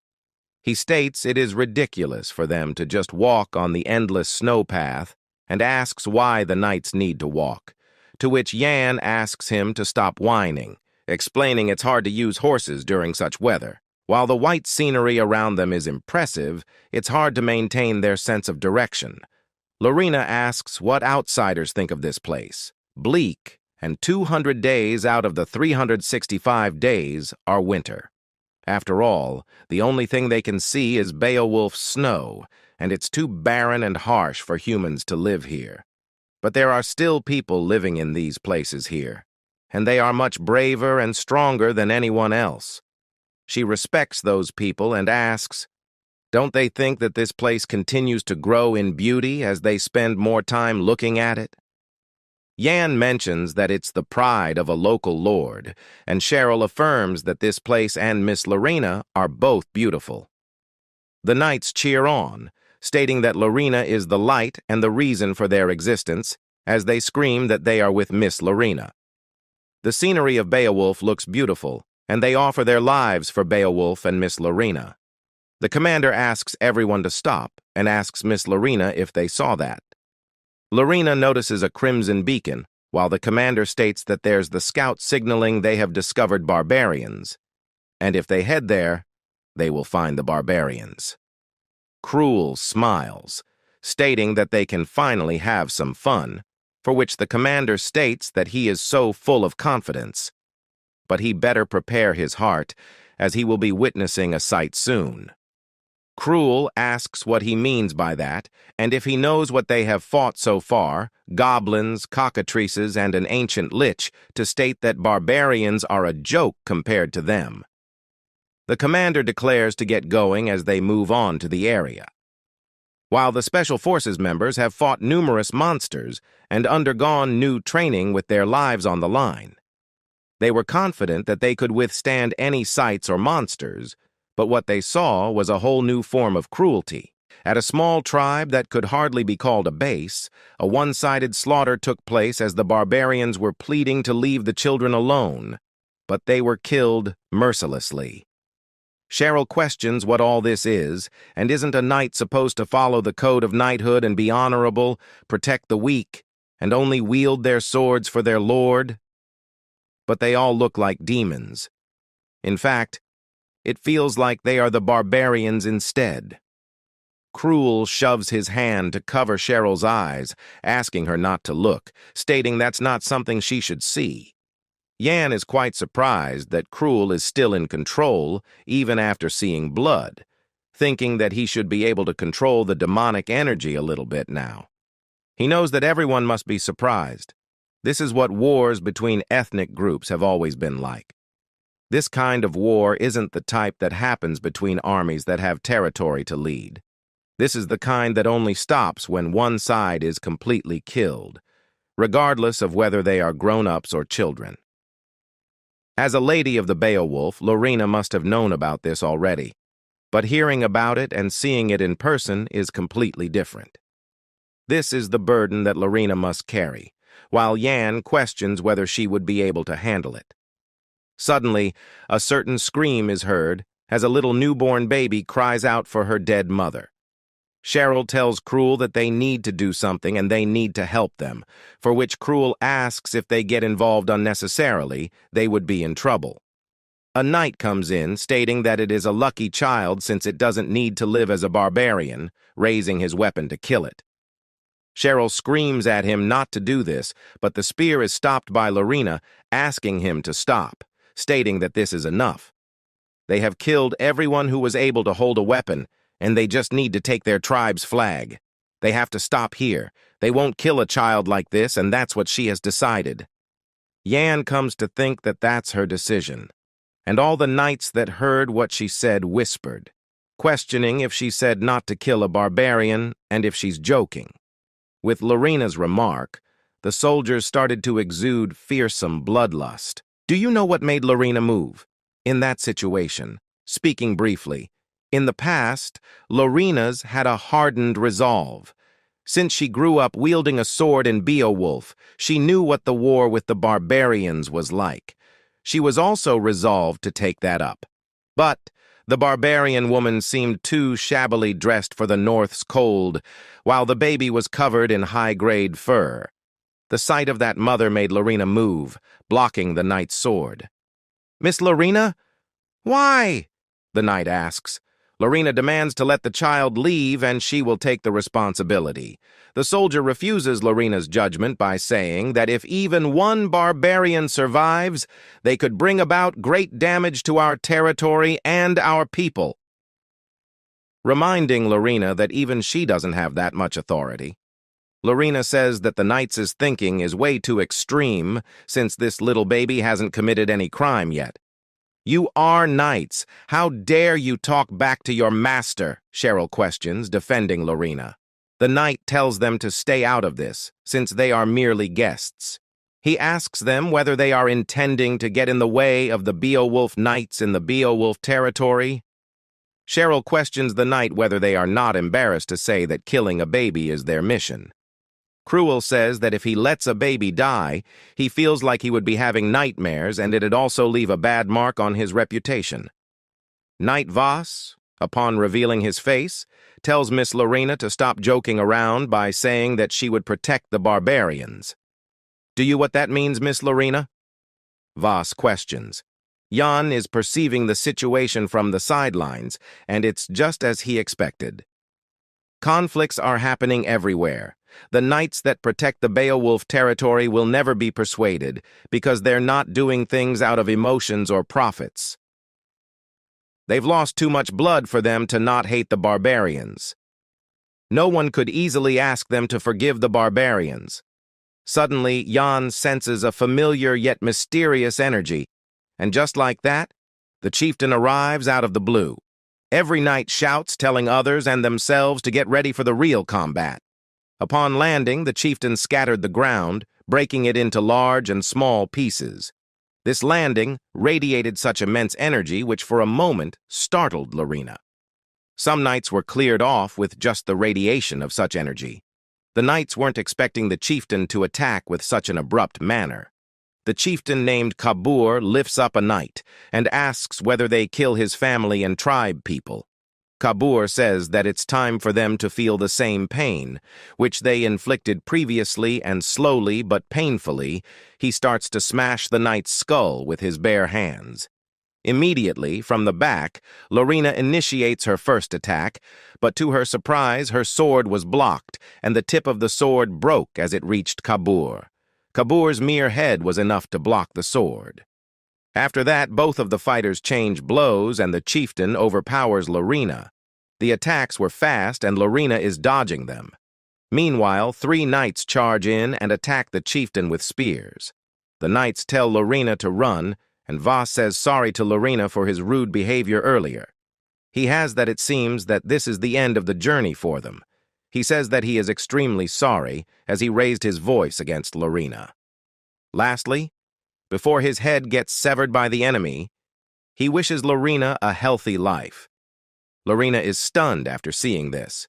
Chieftain, without further lingering, goes to attack Lorina. At that moment, Yan uses the power of Black Wolf, which scratches the enemy. Chieftain gets astonished as he couldn't fathom what has happened. Coldly enough, Yan speaks up that this scratch is nothing for making a big fuss, as very soon he will split Kabur's body into 2 mystic tattoos. The barbarian chieftains have marks on their bodies known as mystic tattoos. The mystic tattoos which the barbarians have created for them to use mana is a tattoo that replaces an energy core. The tattoos on their bodies use mana from their skin and muscles directly. It also greatly strengthens their bodies. Adding onto their trained skills, their attacks are unimaginably destructive. Yan says that the chieftain's body is tougher than he had imagined. While Yan was attacking, both Cruel and Lorina shouted that they would join too, but, to their surprise, upon attacking their swords, entangled. Cruel reminds Lorina that he told her previously to stay out of this. Their nemesis taunts them by saying that they are pathetic, as they are so unskilled. Kabur pushes them back with mere strength. Our swords didn't even leave a mark. Is he really human? Cruel asks. Lorina says that the knights are all in a state of confusion due to Kabur's sudden appearance. So, they must be the ones to deal with him. In the meantime, Cheryl comes running, telling everyone that she has relocated the baby somewhere safer. Cruel blames Lorina by saying that if it weren't for her interference, he would have sliced the enemy down in one move. He insists Lorina to take the role of supporter so that he can be the one attacking. They started to fight like kids. Cruel reminds Lorina that she has badly lost against him during their last training. Lorina says that she wants him to try it in real life so that he can look how it goes. After listening to this, Jan shouts as he tells both of them to calm down, because acting like this isn't helping when the enemy is right in front of them. Not helping? Jan, it sounds to me like you're saying you can defeat him by yourself, Lorina asks. Yan replies that he has never said anything like that. But she is not wrong when she said that, though. "What's that?" Lorina asks. Yan replies that this isn't the time to be quarreling among ourselves. The chieftain might attack any time. With that saying, the chieftain has already made the move. Yan tells everyone to get away from the attack range. Kabur says that he would kill all of them and make them dead meat. Cruel and Lorina are currently attacking the enemy. Meanwhile, on the sidelines, Yan perceives that they won't be able to defeat him like this. Both Lorina and Cruel are pretty strong. But since they are trying to attack in their own way, they've created dissonance. By seeing her friend's struggles, Cheryl decides to help them, but Yan tries to stop her by saying that it's useless, even if she joins now. Yet, Cheryl goes to give backup nevertheless. Then Yan starts thinking that Cheryl going there will do more good than bad. Upon reaching there, Cheryl tells Lorina that she would assist her, so she can attack the enemy to her heart's content. With that, the flow of the battle has changed with Cheryl's participation. Kabur noticed the change and is flustered right now. Cheryl's attacks aren't special, they're just simple dagger and hidden weapon techniques. But those little attacks were able to slip into the music sheet that consisted of notes, trying to do their own thing and is connecting the dissonance. Not bad. Not bad at all. It's actually incredible to think she had such talent.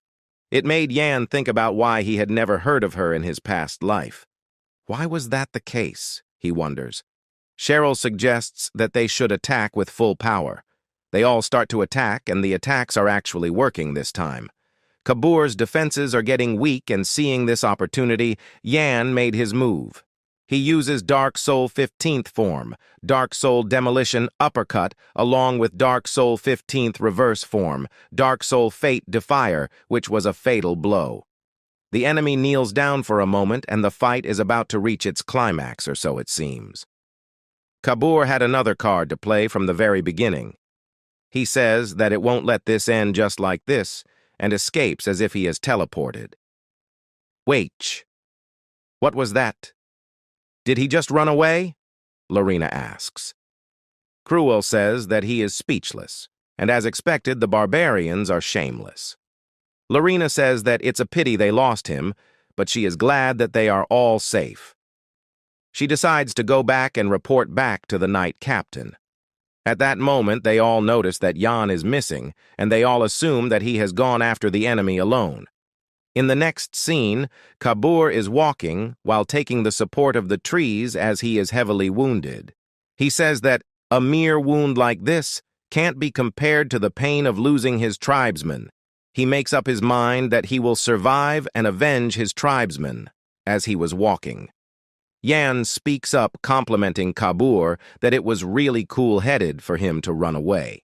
His decision to run away was the correct judgment, because if he did that a little later, it wouldn't have been easy to run away. Lastly, Yan concludes that winning is all about surviving. Kabur asks Yan, since when did he catch up? Yan reassures the chieftain by saying that he has no intention of killing him, and Yan will let him go if he tells Yan a few things.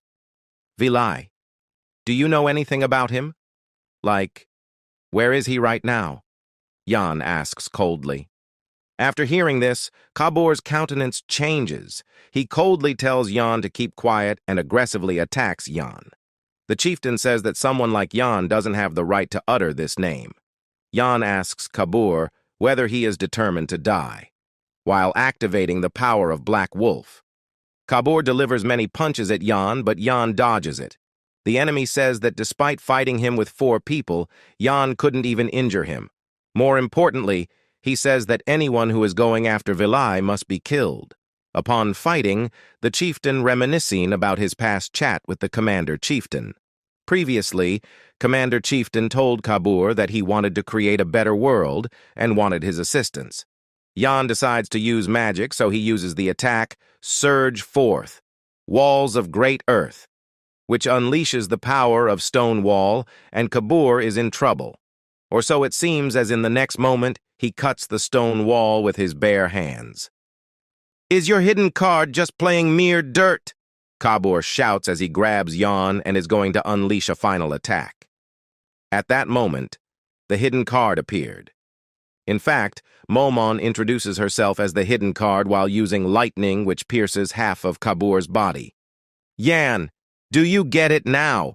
The fact that you absolutely need me? Momon asks. Moreover, she says that she has already taught Yan that his magic would become weak if he doesn't have imagination. What was with that weak magic? Are you seriously my apprentice? She questions while preparing for a second attack. She says that it's been a while since she has been in a fight, so it feels great. During his last moments, he says, sorry, to Commander Chieftain, as he was not able to keep to the vow that he made under the setting sun. So he wishes the commander to create a better world without him. Meanwhile, Momon asks Jan if he seriously had a hard time because of this lousy barbarian. Jan replies that this barbarian wasn't lousy. In fact, he was quite strong. Why? Why do all of you go so far to kill our tribe? All we've done was struggle while trying to survive in this harsh land. Are you guys trying to completely exterminate us? Kabur asks, while taking his very last few breaths. Jan states that Beowolf is also struggling to survive against a strong foe like him. Kabur replies that calling him strong when Jan is the one who won is one kind of a joke. Jan reassures Kabur by saying that he meant every single word. Jan says that the chieftain is strong and a proud warrior. Then, the chieftain asks for a favor. He says that he saw Jan's people taking away a child of his tribe. That's the last bloodline of his tribe. So he tells Jan to show it mercy. Jan praises Kabur by saying that he is still worried about his tribe even when he is on the verge of death. He tells the chieftain not to worry, because the person who took the child is kind. She won't let him live as a slave. After hearing this, the reassured chieftain takes out a necklace. He says that this is the symbol of a chieftain and it'll become a token of promise. The bone necklace, a symbol of a chieftain. To receive this means that Jan inherited the chieftain's will. While there's no need for him to keep his promise to a dying man, but he accepts it while thinking that he doesn't want to ignore this promise. Lastly, he smiles as he says these last words to create a better world. Jan says that he hopes that Kabur will be born in a good place in his next life. The news of the battle reaches the Beowolf castle. Great job, everyone. We've neutralized 2 of our enemy's bases in this battle. We also defeated one of their chieftains. This wasn't done by one person. It was done by all of us who have shed blood. Heavy-armored knight Captain William declares the celebration of defeating their enemies as he raises the mug. While everyone is celebrating, Lorina is looking quite gloomy. Miss Lorina, are you all right? Captain William asks. He says that he is glad that Lorina is safe and to think she killed the chieftain. Lorina replies that she didn't do that. Captain William questions Lorina whether she is sad because of those who died, and he assumes that Lorina is not used to such celebrations. He tells her not to be sad. He says that they were knights of the North, knights of the Beowolf household.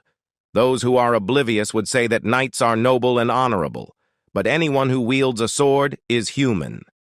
Those who became knights to fight to their death have died a great death in the battlefield as a knight. Moreover, talking about Voss. William says that he is sure Voss was satisfied because he was able to protect Lorina from an enemy and died an honorable death after all. At that moment, William tries to lighten the mood by saying that he would like to die for Lorina too, but he can't die because he is too strong. In addition, he is envious of Voss. Lastly, William talks about the barbarian child. He says that since Lorina were the one who made the exception to bring it back, he will close an eye. After hearing this, Lorina gets relieved, but that didn't last long, because in an instant, William tells Lorina that she mustn't regard it as human. It's simply a beast. Do you understand? William asks coldly. The question makes Lorina furious. She tells William that he has gone overboard with his words. William defends himself by saying that the child is no different from a beast. In fact, it's dangerous. Internal unrest is always scarier than external enemies. If you don't do anything about it, this could become a danger that threatens the Beowolf household in the future. Why can't you see that? Miss Lorina, the captain asks. Lorina replies that she will take full responsibility. She says that the Beowolf household is strong. It's not so weak that it would fall because of one human. After hearing about responsibilities, certain scenes come to William S.'s mind, which makes him clench his teeth. He tells Miss Lorina not to think of responsibility as something she can easily speak of, because even if the territory doesn't fall, human lives are fragile. Will you also be able to take responsibility for the sadness of the bereaved family that's left behind? He asks harshly. Lastly, the captain says that he is giving advice and he hopes Miss Lorina will reconsider it. Lorina says that she knows Captain William is a merciful person. Then why is he acting so cruel just because of a barbarian child? Lorina demands to know the answer while pouting. At that moment, Hans appears because he was hearing some shouting. Lorina explains that it looks like William is mad because she bought that child of the barbarian tribe back. How dare he get mad at you? Does he think he's so great just because he's a captain? Hans questions angrily. Lorina tells Hans to calm down. Hans says that he hopes Miss Lorina will be generous and understand William because there is a reason why he is acting that way. About 30 years ago. It was a time when there was an all-out war with the barbarians even bigger than the current war. A certain young knight faced a barbarian child in a subjugated tribe that was on fire. That child didn't have any weapons and was withstanding the coldness with just his body.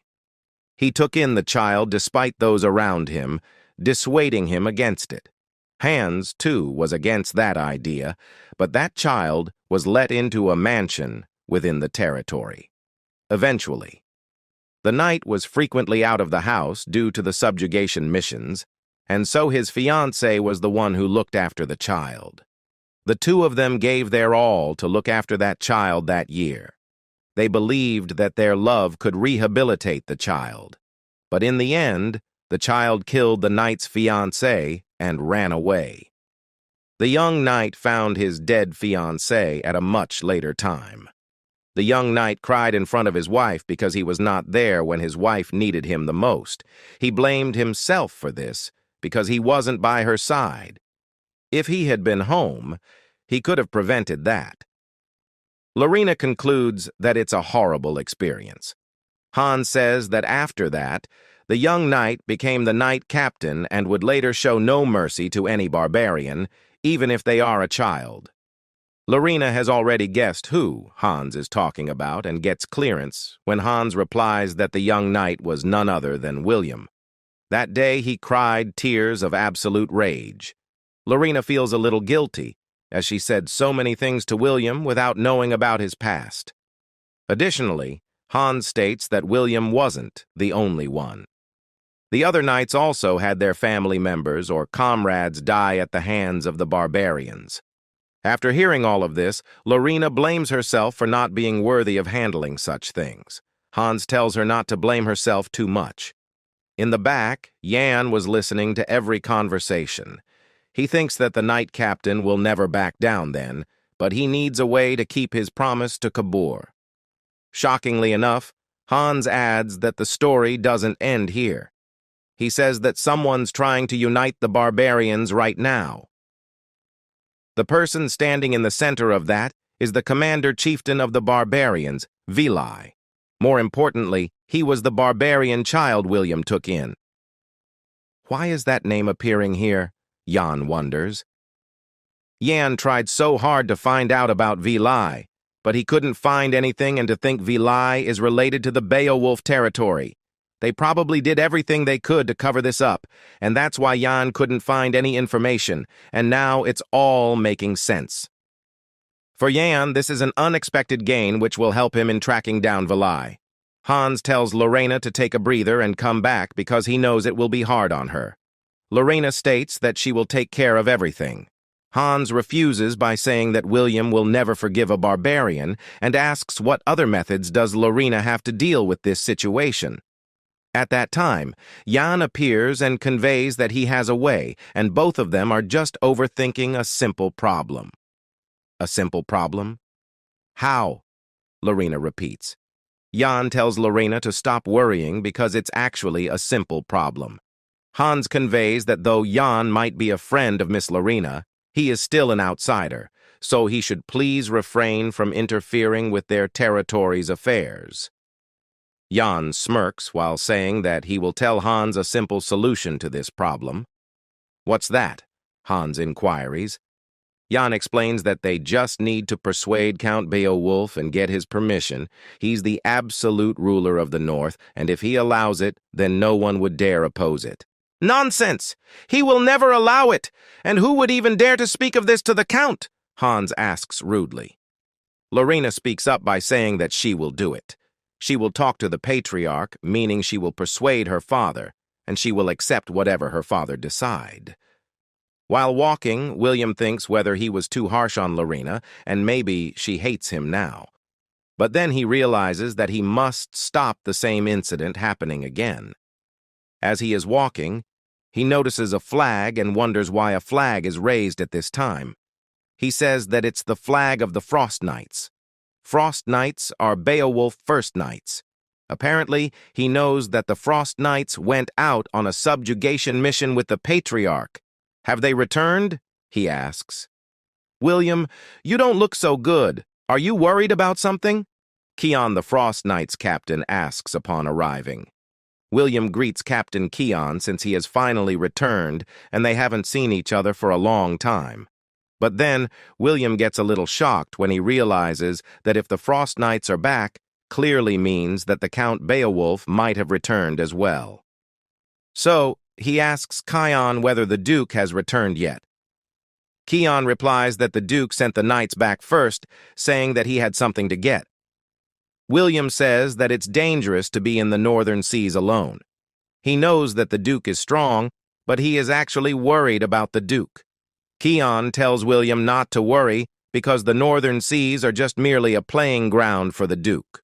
Moreover, he says that the ones they should be worrying about are the monsters that have to face the Duke. It must have been hard. From what I heard, Miss Lorina brought back a barbarian, Keon asks. William replies that he is completely fine, though. Keon states that he is not talking about William. He is referring to Miss Lorina. As she's got a frail heart and would have a hard time for a few days just because she saw a pitiful animal. What about the Special Forces members that came with her? Can they be entrusted with the safety of Miss Lorina? Keon questions. William replies that they are competent, but at the same time, they are young with less experience. Though there's someone named Yan among them and he seems pretty extraordinary. As long as he's around, William don't think they'd have to worry about Miss Lorina.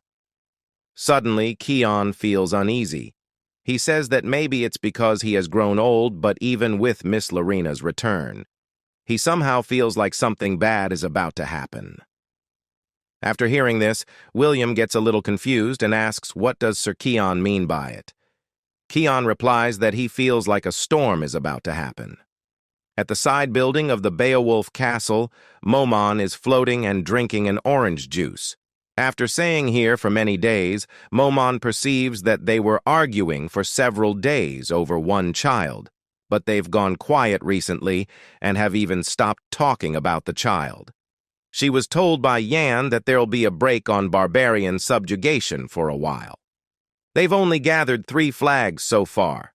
She wonders when they'll gather them all, although they were only able to gather 3 flags because she helped. She smiles as she says that Yan should learn magic from her properly instead of swinging his sword recklessly. Previously, Momon had to use up all the mana that she had secretly accumulated, and Yan did praise her. But now, as she thinks about it, She realizes that she was deceived. So she yells at Yan to return her mana. Meanwhile, William and Cruel are having a friendly battle. William is guiding Cruel how to wield a sword better. He gives advice to Cruel, saying that Cruel should move his body more and tells him to be careful about his right side because it's open and vulnerable to attack. William tells Cruel that he is stiff, so he should charge in closer. William states that the match is unfair because he is using a wooden sword while Cruel is using a real sword. "How am I supposed to win with a wooden sword?" he asks. Cruel says that this level of handicap is justified because he is fighting the captain. "Why the sudden duel? I guess you're too bored, huh?" Momon asks. Yan replies that he felt this after fighting Kabur.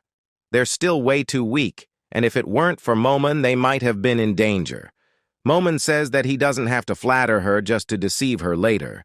Yan obtained some information about Avalon, but every time he touched it, it reacted and refused him. Yet the Northern Knights didn't feel any reaction at all. They just said that it felt a little heavy. Yan perceives that maybe this could be due to the unique mana usage method of the Beowolf. They create the snow soul in their energy core and use it to amplify their mana. That precisely may be the reason. He says that the snow soul uses a similar logic to the mana heart. So he is trying to see if there's anything more he can learn from their fight. But why is Cruel the one fighting? Momon asks.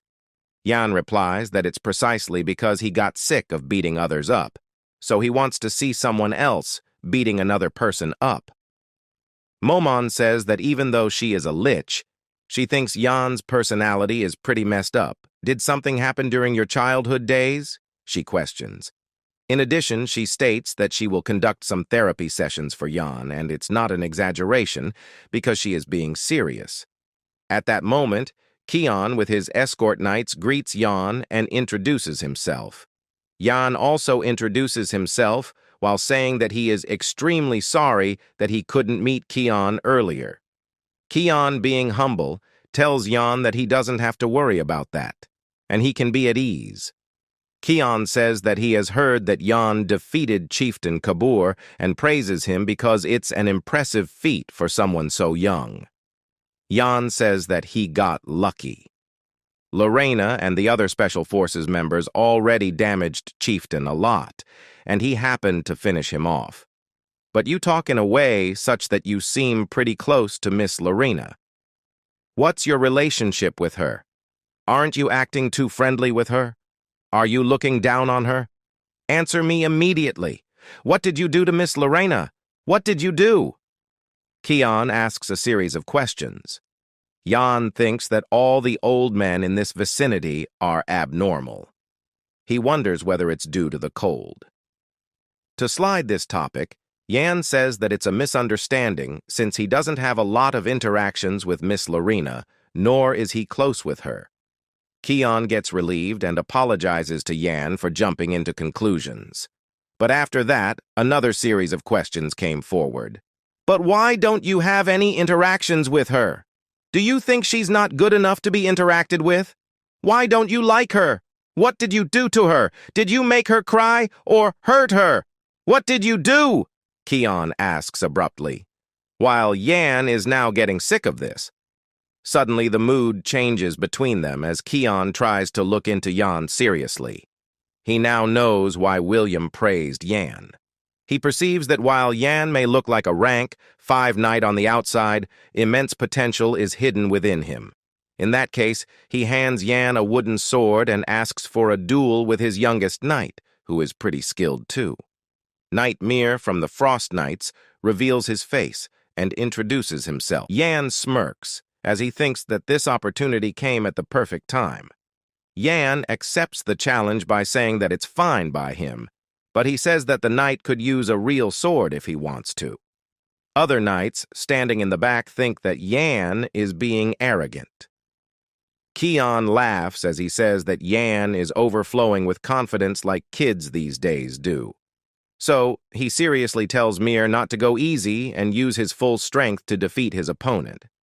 Without lingering, Mir charges at Yan, saying that he should be the one to use a real sword, but in a blink of an eye, Mir's sword was broken and Yan's sword is near Mir's neck.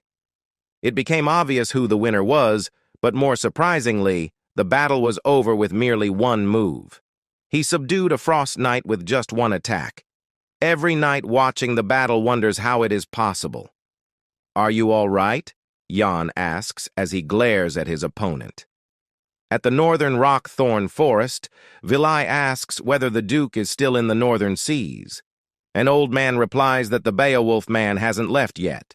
He commands in the name of Commander Chieftain Vilai to gather all the chieftains. In the next scene at the battle arena, Cruel accepts his defeat. William praises him by saying that he did excellent and he improved as they sparred, and that's a fearsome talent to have. Cruel tells William that he must be kidding, because none of his attacks even scratched William. Lastly, William states that the Dwight household has a bright future. At that moment, they noticed that the Frost Knights are here. The fact that Yan defeated a Frost Knight was quite surprising. The knight thinks that it's an impossible feat to achieve. As Yan stands in front of the knights, he wonders whether he hurt their pride, but surprisingly enough, the knights were rather thrilled and wanted to test themselves against Yan, instead of getting hurt and sad over such trifle matters. After the fight, Mir thanks Yan for the battle. Yan humbly replies that it's his pleasure to fight him. Mir compliments Yan by saying that he has some incredible skills for someone of his age. The other knights taunt Mir. They say that Mir, despite being older than Yan, his skills aren't that impressive, and that now he is just trying to act cool. Yan thinks that it's impressive that the knights aren't bothered at all. Moreover, knights are usually very concerned about honor and pride. Whenever they lose, they would either be in utter despair or acknowledge their loss. For them, risking their lives for battles is the norm in life. Does losing like this not hurt their pride? Yan wonders. He perceives that such attitude is probably the secret to becoming strong, and he guesses they're not called the Northern Wall for nothing. Then, the 99th Knight of the Frost Knights named Laurent asks for a duel. Yan accepts the duel by saying that this is great since he still hasn't figured out how the North uses their mana. Laurent says that he is extremely sorry that Mir didn't respect Yan at first. So, to cover it up, he decides to go all out from the start. Yan sees that he can easily notice the trajectory of the sword and quickly thinks of a way to defeat his opponent. He uses speed to his advantage and rapidly moves to the knight's blind spot and deals an attack. Laurent acknowledges Yan's incredible skills and accepts defeat. After seeing this, every knight wants to battle Yan. Meanwhile, William and Keon are having a chat. William asks Keon about his observation regarding Yan. Keon replies that now he understands why William holds such high praises for Yan. William says that Cruel is not bad, but when compared, Yan is in a different league of his own. He says that Snake, instructor commander, created Yan. He thought that the instructor was just some snake that only played politics in the capital. Isn't it such a waste for Yan to be under him? William asks. Keon replies that Yan would grow so much more if he joined the Beowolf household. In second thought, Keon says that he can't let such flies start to gather around Miss Lorina. He is sure Yan will have ulterior motives towards her, so he must stop that now. William agrees with Keon while saying that he is correct, and how dare a kid like Yan act so arrogantly towards our Miss Lorina. The captains announce that they should all stop here right now and continue tomorrow, but suddenly the enemy charges and another misfortune falls above them. They all hear the sound of horn, which is only used when the territory is in a state of emergency. What on earth is happening? William asks worriedly. At that moment, the chief butler Han announces that all knights within the territory are to take up their arms. He alerts Keon and William saying that the territory is being attacked. All of them wonder who is the one attacking this territory. All of their questions are answered when the commander Chieftain Vilai enters with his army.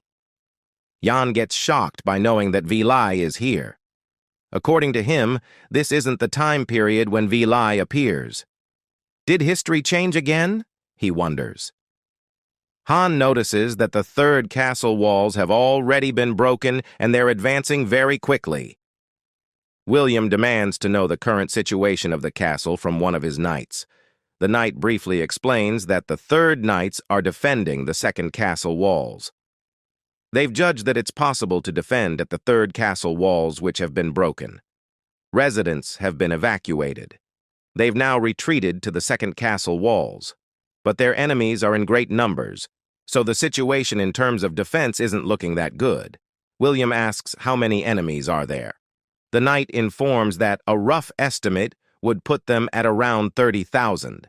How could we not have realized that such a big number of them were moving about? Where are our rangers? William questions fiercely. The knight replies that all the spy squad rangers have been killed, and it seems they were targeted right after they figured out who our enemies were. After hearing all of this, Han decides and orders that Kion and the Frost Knights are to head towards the first castle walls and help with evacuating the residents, whereas William and the heavy armored knights are to help the Sant Castle walls with their defense. He says that he knows how William feels, but they need to protect the territory first. Meanwhile, Jan is thinking that the history has changed again. To make things worse, it's going in the direction he was worried it'd go. Just what has changed between my previous life and now? Did it change because I came to Beowolf? He thinks deeply. He perceives that as long as the suppression force known as Beowolf is around, Vilai had chosen not to invade the territory. Did Vilai come up with other means to deal with Beowolf? He wonders. Then he tries to think what has changed due to his travel to Beowolf. With his decision of choosing to travel to the north, the things that changed would be Lorina and the others. An informer of Vilai informs that the third castle walls have fallen and they are advancing to the Cent Castle walls now. Vilai orders that only let those who are fast on their feet and have great eyesight may advance and must take the enemy down. After thinking about all of the possible situations, Jan comes down to a single conclusion. He figured out that the Vilai is after Lorina, and he intends to take Lorina hostage, but maybe there is another real target. At Beowulf Dukedom, in the Western Castle's second wall, Beowulf Third Knights, named the White Knight Knights, are facing the enemies head-on. They are aiming to stop the enemies entering the castle, and they intend to do it even if their limbs are cut off. They will stop them with their mouth. The team leader of the second team, of the White Knights, shouts that they hold out until the Duke comes back. "Warriors, be enraged! My brothers, it's time to seek the revenge of blood! Today is the day we hold the festival of soul consolation. For our brothers that died powerlessly, let's avenge the grudge of our brothers. After today, the master of the North will be us," the commander chieftain Vilai screams to increase the morale of his fellows. Meanwhile, Lorina and Cheryl are handling some of the enemies. As they fight, Lorina asks Cheryl whether she is all right. Cheryl replies that she is fine, but the enemies seem endless. Lorina states that if this keeps going, even the buildings with children in them would be in danger. So she orders Cheryl to bring all the children to safety, while she stops the enemies. Cheryl gets worried as she says that stopping the enemies alone is impossible. Lorina replies that even if the enemies gang up on her, it would be easier for her to run when she is alone. Cheryl decides to follow Lorina's order. She tells Lorina to hang there just a little longer and she will return quickly. After Cheryl's departure, a barbarian attacks Lorina while saying the word "found." Lorina senses the attack coming and looks back. She seems rather troubled as she wants to know what the enemy meant by the word "found." Suddenly, the enemy stops. Lorina asks, why isn't he finishing his attack? Surprisingly, the barbarian was stopped and killed by Yan. He also says the word "found." This time, it pisses Lorina. "You too? What on earth did you guys find?" she asks. Without lingering, Yan grabs her hand and starts running. Lorina gets puzzled. She asks Yan why he is suddenly holding her hand and wants to know where they are going. Yan explains that they need to hurry and they're going into the castle right now because Lorina is the enemy's target. Wait, the barbarians are targeting me, Lorina repeats. Yan conveys that the commander chieftain is after her because she is Duke Beowolf's weakness. In addition, the commander intends to capture Duke Beowolf by using her as the bait, and Yan barely stopped that from happening. But they will start to lose the moment he goes on a rampage. He says that if Lorina gets caught here, their situation will turn absolutely hopeless. So he tells her that even if he have to die here, she must escape. This conversation makes Lorina angry. She shouts that she will never run away alone when her friends are dying. As they are ruining, Yan hears the sound of something big coming at them. Both of them notice that it's the castle's steeple. He pushes Lorina back and tells her to stay safe. Due to the steeple, Lorina hurts her leg. To think the steeple was thrown at them. Is a human capable of doing that? She wonders. She calls Yan multiple times, yet there is no reply and she gets worried thinking about him. At that moment, a voice is heard. Lorina sees that it's the commander chieftain, Vilai. Was that a little too rough for a greeting? Vilai asks as he stands above the steeple. He says that since Lorina already knows who he is, then there's nothing else to talk about. Lorina senses that immense pressure is exuding from Vilai. It's her first time feeling so intimidated. She perceives, now that her leg is injured, there's no chance of winning if the fight gets dragged on. So she must put an end to it in an instant. Vilai observes that Lorina is focusing all of her mana in one place. Do you intend to end this fight in an instant? He asks as he closes the distance between them in a flash, as if he teleported. Lorina gets astonished to think that she didn't see him approaching her. In fact, she didn't even feel it. The strength of the commander chieftain shocks her to the core. Vilai moves his hand towards her while saying that she won't get hurt if she follow him quietly. After all, she is an important card, so he doesn't intend to hurt her. Vilai notices the slight movement of Lorina's eyes and moves his hand to attack. Vilai says that she is a young kid, whose eyes are way too genuine as he kills Yan with a single shot, or so it seems. The commander smiles as he says that he already knew Yan was hiding from the start. His eyes won't and can't be deceived. But then, he realizes he was actually deceived by magic. Yan, while carrying Lorina in his arms, tells Vilai that since he relies on his eyes too much, he can't differentiate between a person and a clone. How do you know how to use magic? Lorina asks confusedly. The commander looks at Yan angrily. Yan tells Vilai that this is their first time meeting, but he doesn't really want to meet him right now, though. Meanwhile, Lorina is telling Yan countless times to let her down. Vilai glares at Yan fiercely, stating that Yan is getting all arrogant just because he deceived his enemy once. Vilai says that it'll take him less than a minute to shred Yan to pieces. Yan confidently asks whether Vilai has the time to do that. Vilai seems a little confused. Yan replies that Vilai's real target will disappear while he fights. After hearing this, Vilai pretends to say that his real target is in front of him, and that's Lorina. Yan repeats his words. He says that he is talking about Vilai's real target. Astalon, isn't that what you're really after? Yan asks. Astalon is a sword that's said to have obtained the power of a ruler and has won every battle. With that sword, subjugating the empire would no longer be a dream. Yan says that if Vilai wants, Yan can tell him the location of the sword, but in contrast, he will be taking Lorina in return because he has more important business with her. So, if I let the two of you go, you'll tell me the location of the sword? Vilai asks. Lorina speaks using telepathy with Yan. She asks whether the dragon sword truly exists. Yan replies that it's in the weapon vault. Lorina seems a little confused. So Yan explains that of course he is going to give that sword, but he has some other plans and the sword will be nothing but a bait. Yan has been bothered by the fact that Vili lived in the Beowolf dukedom when he was younger. He thought maybe Vili knew about the existence of the dragon sword. With Vili's eyes, he could easily detect the sword's magic power. Even if he didn't know about it, he wouldn't be able to ignore the existence of the dragon sword. So, Yan decided to throw a delicious-looking bait at Vili to bite. Vili gets angry because Yan referred to the sword as the dragon sword.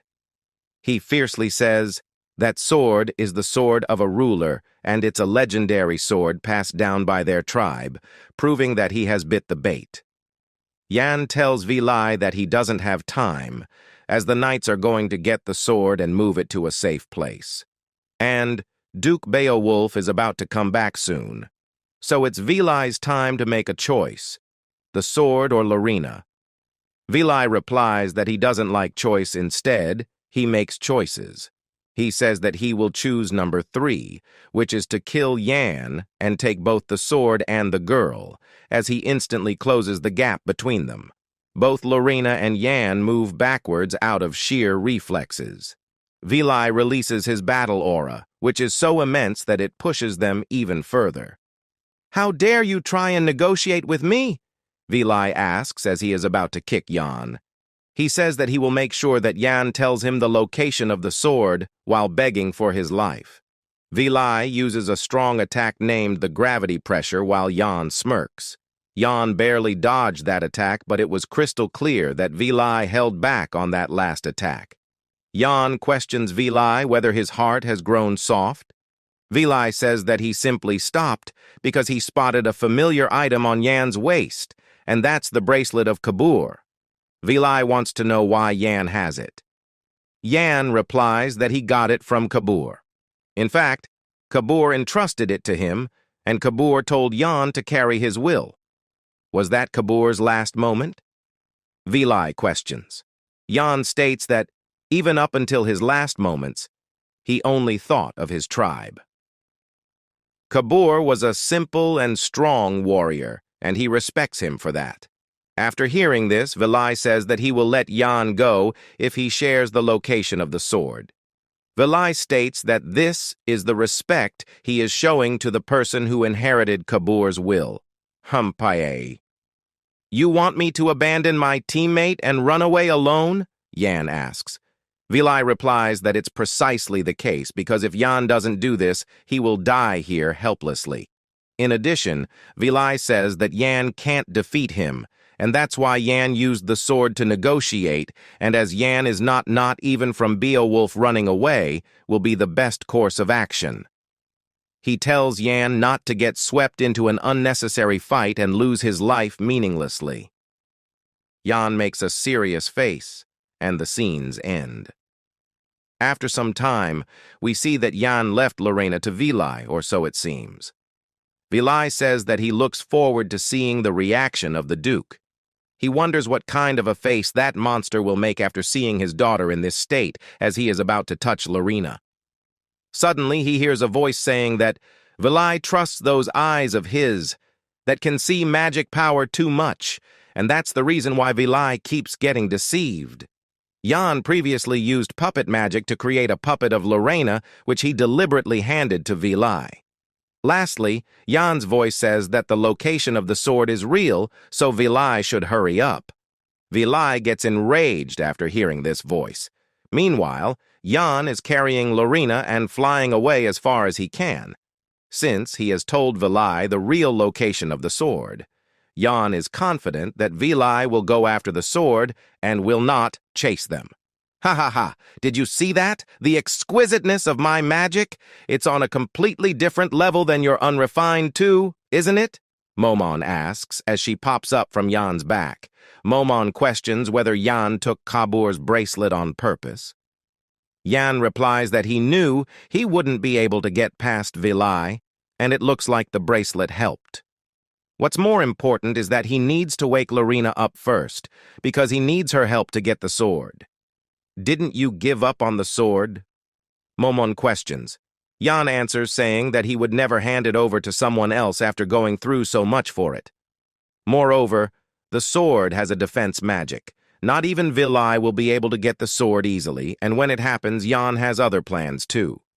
Vilai enters the Beowolf weapon vault, fully enraged, thinking that if it isn't the right place, he would kill that kid for lying. Then he notices the magic power of Avalon, also known as the Sword of the Ruler. If he obtains this, he could even fight the Duke. He decides to kill the Duke with it as he tries to grab it. "You are not qualified," a deep voice comes from within the sword, radiating immense magic power. Vilai smiles as he says that a mere sword is daring enough to make a fuss.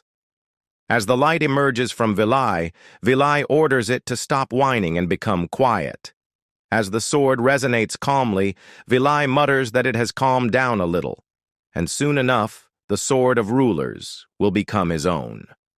From behind, Hans comes in with his sword as he attacks, causing him to fall. But Vilai states that getting in his way at such an important time is ridiculous. As he tries to punch, the scene shifts towards the church where Lorina is with Jan. Jan states that Lorina mentioned that there is a shelter underneath the tower, safe from one direction, to which Jan replies that he wants her to rest here until this whole thing is over.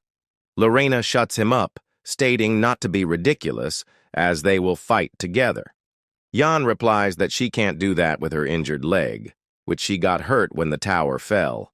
Lorina affirms it's nothing much, and states that everyone is fighting, and she can't just hide here. If he wants her to just sit by and watch her territory get bloodied, she won't. Jan replies that she was always the cool-headed one, but he guesses when it comes to family matters, she loses that trait.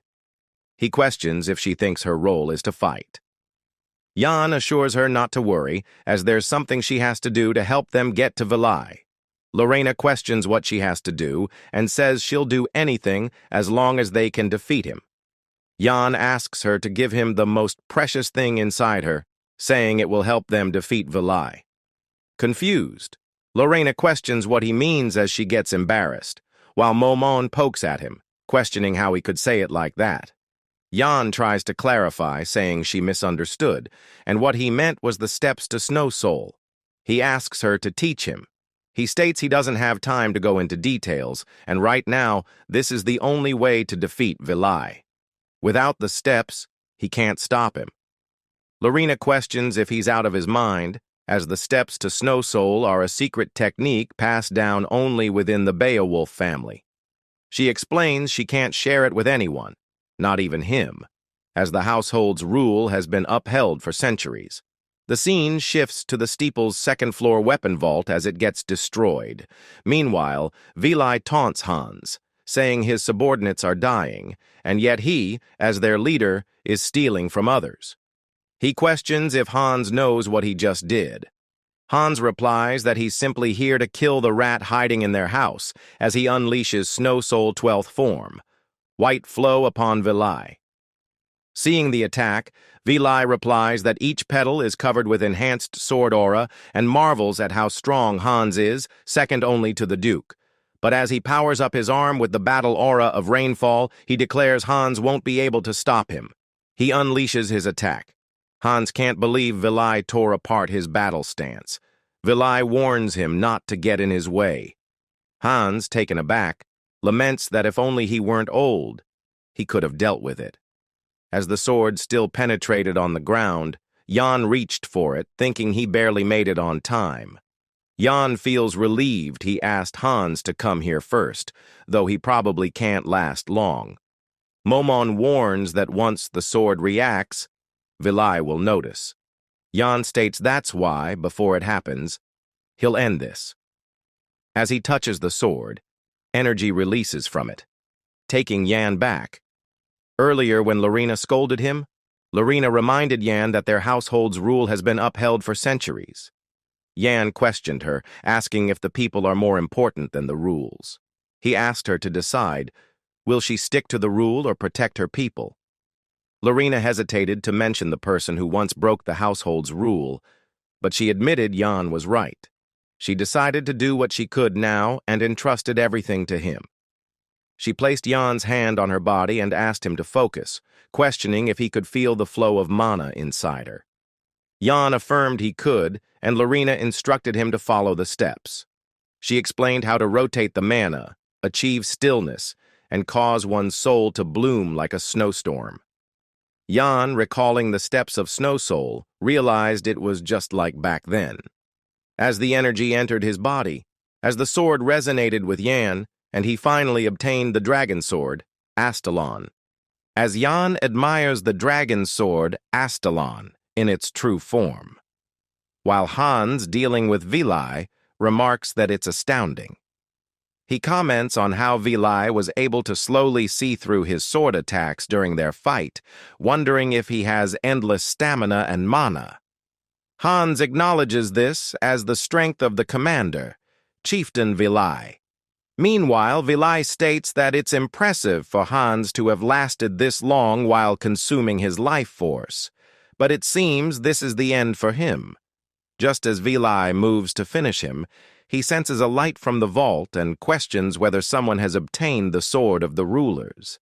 Seeing Jan, Vili becomes enraged, stating that he spared Jan's life for Kabu's sake, yet Jan dares to betray him.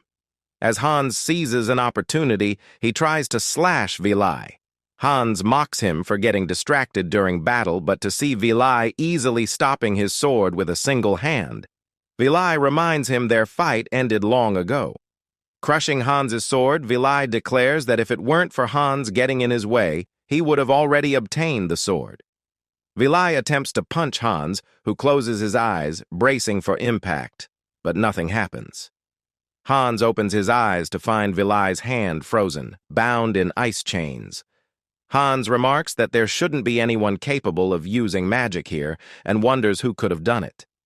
Jan steps forward, stating that it's just as he thought. Vili turns and realizes it was Jan who froze his hand. Furious, Vili questions how Jan dared to lay his hands on the sword of the rulers. He marvels at the power of Astalon, alone, thinking how incredible it is. Vili acknowledges that Snow Soul must enhance ice magic, and with the added power of Astalon, the ice magic's strength has multiplied. Vili questions how Jan could wield the sword of the rulers with a body that has 3 mana holes and demands to know what Jan did to himself. Jan realizes Vili saw through everything immediately, attributing it to his god's eye, a troublesome ability. Vili sneers, questioning if the sword of the rulers is truly that powerful. He crushes through the frozen binds and screams in delight, declaring the sword truly befits him. Vili boasts that if the sword has selected him, he'll kill Jan and take it back. Hans and Jan realize an immense amount of energy is being gathered as Vili unleashes the battle aura. Black Sun Punch upon Jan. Calmly, Jan wields the sword and uses the Frost Knight's basic sword technique, oblique slash. The slash tears through the buildings and strikes Vili, injuring his body. Vili, however, mocks Jan, stating that this level of attack is never going to be enough. Vili barely manages to counterattack, forcing Jan to block it. Jan observes that he barely blocked Vili's attack. Vili comments that it's been a long while since he received such an injury, wondering if the sword of the rulers was what tore through his muscles. He notes how it managed to counter his strongest battle aura, even with his enhanced sword aura. Vili, now injured, states that he understands the sword's true nature. It can cut through mana itself. Jan denies this, correcting Vili by explaining that Astalon is not a simple sword, but one that can stop the flow of mana entirely. Jan smiles and tells Vili that if he doesn't understand the difference, he can't control it.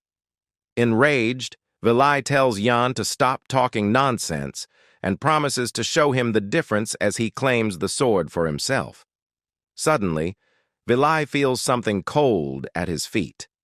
Looking down, he realizes his feet have been frozen solid. For the first time in his life, despite being born in the harsh north, Vilai feels a cold breeze that chills him to his core. A shadow of death looms over him. A voice echoes from a distant wall, cursing and demanding to know who dares to be there. Vilai sees an old figure step forward and recognizes him as Duke Beowolf. Vilai can't believe his eyes as he states that this is ridiculous as there is ice in the air. Duke threatens that how dare a barbarian come here, and he just asked him what he is doing in his house. He orders him to choose his words wisely, as they could be his last words. Vilai states that they finally met, and he must have at least heard of his name before, as he introduces himself as Vilai, the commander-chieftain that united 20 tribes. The Duke silences him that if there's a need for him to know the name of an insignificant barbarian, Vilai clenches his teeth as he realizes that he's arrogant, but he possesses the right to do so. He has never seen someone with that much mana and tends to think he didn't notice such a huge amount of mana approaching, questioning if this is because he's under the influence of the Sword of Rulers and if this is Jan's plan. Vilai states that this is better, as in any case they should be fighting one day. He crunches through the ice and dashes toward the Duke, stating that this time has simply been brought forward. The Duke states that someone as significant as him shouldn't be mentioning his name as he activates the mana circle. But Vilai, closing in on him, states that it's too late and he has to die now. The Duke activates his domain expansion and uses the Snow Soul final form of Eternal Frost, freezing Vilai on the spot. The barbarians are screaming to avenge their brothers and to kill the people, but they are frozen in an instant. The soldiers notice that the barbarians are turning into ice as they realize that the Duke is back and celebrate that they are safe now. The Duke tells Hans that if he's all right, for which he states that he's fine.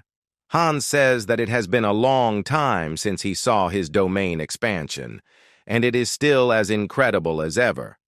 This is the power of the Eternal Frost. The Duke questions Hans about how he has grown old and how he could be struggling to deal with a barbarian. He adds that he almost got killed by him. Hans knows the Duke's Beowolf Snow Soul final form, Eternal Frost, freezes all enemies within its reach while no allies are harmed. This is the leader of the Beowolf household that protects the North. After explaining, the Duke questions if something like this has happened, for which Hans apologizes that he is ashamed. The Duke states to forget it, and it seems that Lorina and the people of their dukedom are safe now. Hans states that someone helped greatly this time, and asks Jan to come here and introduce himself to the Duke. But noticing that he is not anywhere, he questions where he went. The Duke mentions that he's really fast at running away, for which Hans denies that's not the kind of person he is. The Duke says they should get out of here quickly, but in the frozen state, Vilai opens his eyes and prepares to launch an attack, crushing the ice. Vilai says that he let his guards down, for which the Duke says that it's not bad, but he can't kill him at his level. Vilai states that he might not be able to kill him, but what about the others as he throws an attack upon the tower? Hans screams that those are the refugees within the tower. Hans smiles that he will get out of here while they go and protect them. But in an instant, Jan defends and crosses through the attack as he states that until the very last moment, he's annoying as ever. He slashes through his attack. Vilai curses that until the end he's getting in his way. Jan, while falling through the air, thinks that he's tired and topped off using a new magic and a new sword. He had to fight that monster while protecting Lorina and used all of his stamina and mana. He really gave it his all and thinks that it's time to rest a little, as if he will leave the rest to the others. As Jan tries to close his eyes, he hears someone calling for him. Lorina jumps onto Jan and asks him to grab her hand. Jan thinks about how she is not even giving him the chance to rest, but this isn't bad, as he grabs Lorina's hand. The news of the barbarians' invasion spreads quickly throughout the impact while the scene shifts towards the Crow. The commander gets notified about this as he smiles down, thinking that the era quietly and slowly starting to move. The scene shifts to the graveyard near the tombstones of the people, where Lorina walks toward one tombstone. quietly stating that it's been a while since she last visited and hoping her mother isn't angry with her for not coming sooner. She pauses for a moment, looking down at the inscription before asking if her mother is doing well. Her voice is filled with a mixture of sadness and longing as she speaks her thoughts aloud, explaining that she has been so busy lately, training endlessly, that she couldn't find the time to visit. Lorina assures her mother that it isn't because she doesn't care. She truly did her best. But the world is so vast, and there are so many things to accomplish. She continues stating that she now knows someone just as strong as her brother. She reflects on the person she met on that day, someone so incredible that it made her resolve even stronger. Lorina promises to keep trying, to keep searching for her brother, and to find the ones responsible for his scars so that she can make them pay for their crimes. Despite her determination, she feels a deep ache within her chest, and as the weight of the moment settles in, she feels exhausted and feeble. With a sigh, Lorina decides that she must keep moving forward. She turns to leave the graveyard, but as she does, a familiar figure appears behind her, Duke Beowolf. He steps into view and calls her name. Lorina states that a disturbance has appeared as she will leave out. Duke asks her to stop, his tone more serious than usual, but Lorina replies that she is late for her training and needs to hurry. But the Duke isn't easily deterred. He steps forward and presents her with an orb, explaining that it's a special crystal. He mentions that if she observes it, it will help her when using her snow soul. He goes on to explain that this orb is an ice crystal, an exceptionally rare jewel that crystallizes under very low temperatures in the coldest part of the northern sea. It is said to be the finest elixir for those who use cold energy, a perfect match for her snow soul. Lorina, however, doesn't seem impressed and quickly declines. She tells him that she doesn't need it, but the Duke presses on, questioning her. He suggests that she might have something to ask of him in exchange, perhaps a request he could grant. The Duke, almost teasingly, asks if she's planning to have him protect the barbarian child she's been so determined to protect. He tells her that deals should be reciprocal, give and take. Lorina, gritting her teeth, snatches the orb out of his hand, deciding that she'll take it, if only to keep him quiet. She warns him to keep his promise. As Lorina moves to leave, the Duke reminds her once again not to slack off in her snow soul training. He points out that her cold energy has weakened and asks her to make sure to keep improving. He tells her that her training is vital, but Lorina pauses for a moment and turns back to him, almost sarcastically commenting on how strong the Duke is. She reflects on his eternal frost, remarking that no one, not even the barbarians, should be able to threaten their land given his power. She then questions him, despite his immense strength, why he couldn't protect her mother. Her voice cracks with emotion as she confesses that she lost both her mother and brother, and she doesn't want to return home now that they're gone. She tells the Duke that she can't return to a place where her mother and brother once lived. As she leaves, her words linger in the air, and the Duke watches her go, silently reflecting on her pain. The Duke stands there for a moment, deep in thought, before he speaks to his wife, Helena. He admits to her that he doesn't know how to handle the situation. He is not as wise as her, and Lorina still hates him for what happened to her brother, thinking that the situation would have been better if he had told her the truth, as on the day the revolutionary army invaded the castle secretly. The one leading them, the one who took them away, took her mother away from them. It was her own brother. As the Duke was beyond angry and in anguish, he questioned what Beowolf had done. He wondered if Lorina would be able to handle the truth if she found out that her brother was behind it all. Thinking of her last words, and for her sake, he didn't kill him but exiled him. Yet, he still didn't know if he had made the right decision. If Lorina finds him, the Duke is deep in thought, lost in his musings. He mutters that he's late, at which Jan remarks that it seems like the Duke was in deep thought, having heard that he had been looking for him. Introducing himself as Jan from the Special Forces, the Duke recognizes him, stating that he's heard from Hans about what he did and that the reward should be according to his efforts and achievements. However, instead of giving him something useless, the Duke suggests that it might be better to give him what he truly wants. Jan, however, mentions that they have already distributed the rewards to everyone else. The Duke, with a knowing look, acknowledges that they've already given out the rewards, but then questions whether it would be enough for Jan to receive the sword he had stolen and hidden under his robe. He asks if Jan likes it. To the Duke's surprise, Jan denies it, stating that it's not nearly good enough. This response baffles the Duke. Jan then mentions that he saved Lorina's life so many times, to which the Duke replies that he's an arrogant brat and that he knows how precious the sword is. Jan questions him honestly, asking if the sword wasn't just rotting in storage, stating that it wasn't being used and no one else could wield it. He points out that he's simply helping the Duke by taking something that was just gathering dust. He makes it clear that he's not accepting any special handling fees for this. The Duke clenches his fists, enraged by Jan's words. He states that now that he's met him, he thinks Jan is completely out of his mind.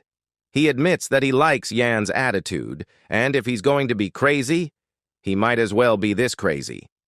The Duke seems to relax, noting that Jan doesn't appear to be someone who will be easily taken over by the sword, which is good. Though the Duke is willing to offer Jan money or any items he desires, he adds a condition. Since he has control over the situation, it doesn't matter. However, with lunatics hanging around the central area, he wants Jan to look after Lorina from now on.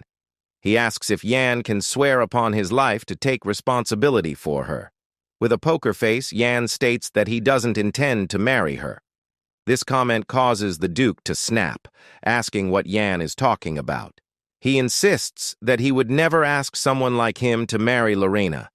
The Duke explains that when he said, "Swear upon your life," he meant that he wants Jan to take responsibility for Lorina and protect her with his life, especially since he won't always be around. The Duke is furious, questioning how Jan could possibly reject Lorina in marriage. He says someone like Jan doesn't even deserve to be in that position and tells him not to marry her. He calls him a beatid and demands that Jan listen carefully to his request. The scene shifts to the Beowolf Duke Central District as Jan arrives at the party. He apologizes, saying he's a bit late because he got caught up by an old man with a nasty personality. Lorina, not fazed, replies that it's fine, as the train hasn't departed yet. Cruel chimes in, stating that they should get going quickly, as they need to report early. He adds that they're returning in glory after rescuing the Imperial advisor and driving Commander Chefton away. He's looking forward to their rewards, but Cheryl comments that she doesn't think he did much to earn them. Lorina, however, reassures them all that they worked hard, and she finds it impressive that there were no casualties on their first mission. She notes that this might be the first time in Special Forces history that such a feat was achieved. She remarks that this place is quieter than she expected, recalling the huge fight with them in the castle. It's announced that the train is indeed bound for Avalon. Lorina says the train is coming and that they should get going. While the trip to the north was more successful than expected, Jan reflects that he managed to get the Imperial advisor's invitation as planned. He also almost secured an insane amount of gold from Duke Beowolf, as well as items that were more valuable than gold. It's perfect timing as a crew approaches Jan.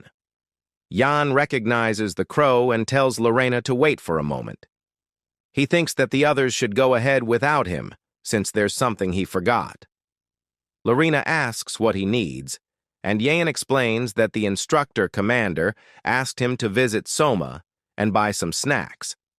Cruel, annoyed, and angry, remarking that Jan is practically running errands to buy snacks for the commander, acting like his pet dog.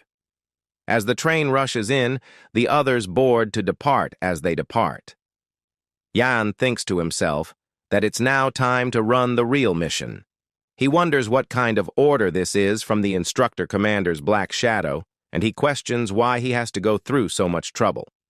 As Jan opens the document handed to him, he curses, realizing that this task is going to become quite a big deal. He crunches the document in his hand, already dreading what lies ahead. As the scene shifts towards an alley, a black magic circle fades away.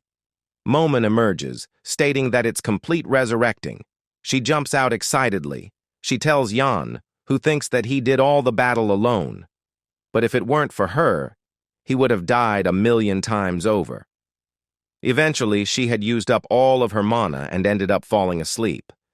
But now, she's gathered her mana once again. With this much power, she'll be able to end that musclehead once and for all. She urges him to come out quickly, as she's ready to attack. However, Jan calls out to her, remarking that she's still talking about that. The fight with Vilai and the Beowolf is already over. He adds that they would have left the Beowolf territory a while ago, and she had no idea since she slept for the entire day. Momon, frustrated, exclaims that she slept the whole day, questioning if he knows how much she has done for him. Jan, acknowledging her efforts, agrees that he's grateful for that. He points out that this place is called Soma, a city near Beowolf, and the weather is much warmer here. Momon, noticing something odd, questions if he's alone and what he's doing in this place. Jan, suddenly remembering their time constraints, says they don't have time to chat and that they should go now. Momon, curious, asks where they are going. Jan simply states that they're going to work. As the scene transitions, Jan begins explaining everything to Momon. He mentions that after the incident, Vilai ran away, and he obtained Astalon. Momon, surprised, comments that the sword finally acknowledged him. Jan confirms, saying that he's here under the orders of the instructor. Momon, eager to know more, asks what the order was. Jan explains that it's simple. He was told to wait for his childhood friend in Soma. Momon, clearly surprised, asks if someone like him has a friend. Jan, a bit irritated, questions what she meant by that. He doesn't have much to say in return. His childhood friend, the only person who could be considered as such, is actually a lie he fabricated for the instructor commander on the day he escaped the training center. The mission, it turns out, is to kidnap the Special Forces captain's daughter. Momon, uneasy, asks if she'll appear now, questioning if it feels right. Jan wonders how the instructor commander would react if he found out that it was all a lie.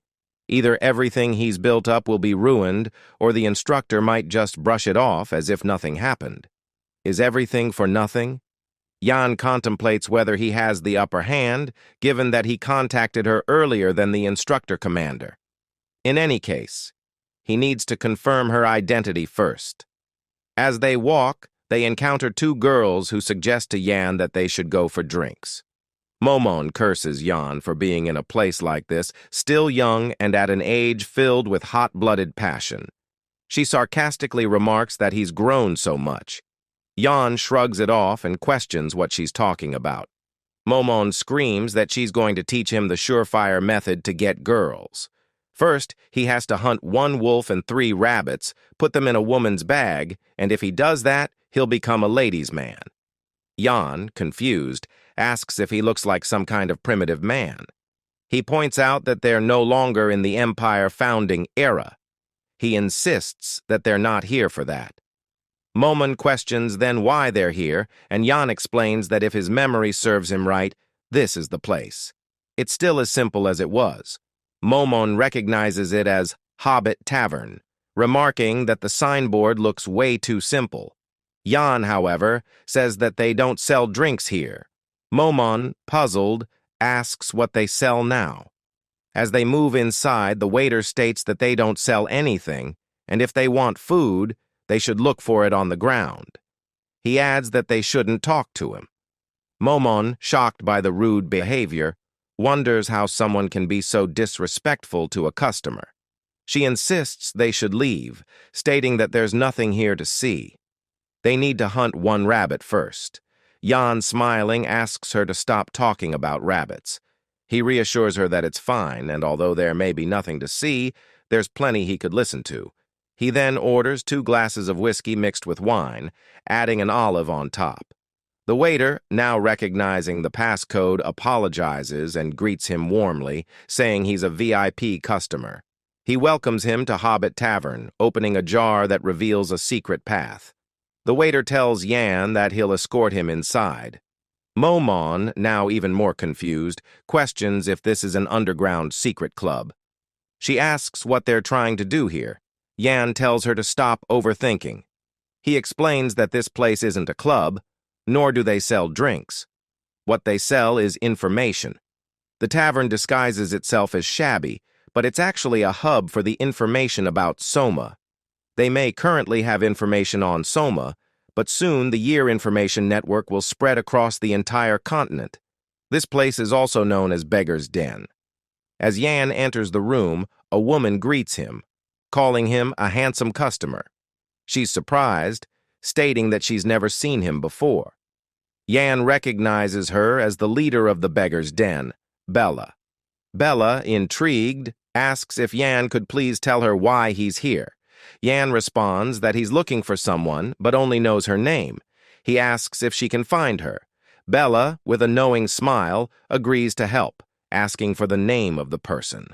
Yan replies that her name is Bella.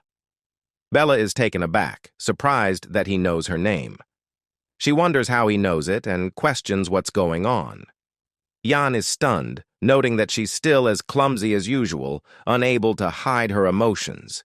He jokes that he's sure many people want to know her name, and he asks if he's the first to inquire. Bella, with a curious expression, admits that Yan is a customer who seems very curious. She then asks how he knows how curiosity kills a cat, as she clicks a secret button. Before Yan can respond, a light flickers from the ceiling. Arrows come flying at him, aimed to pierce through his body. As the arrows come flying from the ceiling to stab Yan, Bella smirks that an immature brat is meeting his beautiful end, but gets surprised as Yan evades all, slashing through all the arrows. He states that they have introduced themselves enough by now and should get started on business. Bella is taken aback at how he blocked those arrows and questions if that is magic, and questions if he is hired by nobles. Bella tries to think that she had made a mistake. She thinks about who on earth sent him. It could be his count friend Franken or Golden Baron, and there are many suspects. Yan states that she has sold information this whole time, and he has come here because he wants to buy something. He questions what kind of information he wants. Yan states that what he wants to buy is not information, but her. Bella is confused that he wants to buy her, for which Yan affirms as he asks her to come serve him. Yan tries to clarify that it's not what she's thinking, and asks Momon to stop what she is thinking. Yan explains that he thinks very highly of her ability to gather information. She even knows the location where scandals happen and what kind of dinner is being served. She is the only one who spreads all the rumors of the nobles in the wire and has earned some money by selling information that people like the most. Bella states that he's very bold and questions if he's scared of getting charged for defaming a noble. Yan replies that he has stayed within the boundary so far, but is she trying to threaten him right now? Bella denies, saying she's praising him. Yan questions, didn't he just say he thinks highly of her abilities? Bella, thanking him, states that if she became his subordinate, all the nobles of Soma would do whatever they could to kill her because they were scared she might reveal their dirty lines to him. However, there is a way around this. The situation might be different if he pays her enough to take the risk of nobles coming after her, and she's not sure if he's capable of doing that. Yan smirks and asks how much she would cost. Bella says the amount is not something he can store within his pockets. Yan states that this much money should be possible as he throws out a pouch of gold coins. Yan states that these are 100 Empire gold coins issued by the Central, and she understands what this means. Bella thinks these gold coins are the highest priority, but she states that this isn't going to be enough.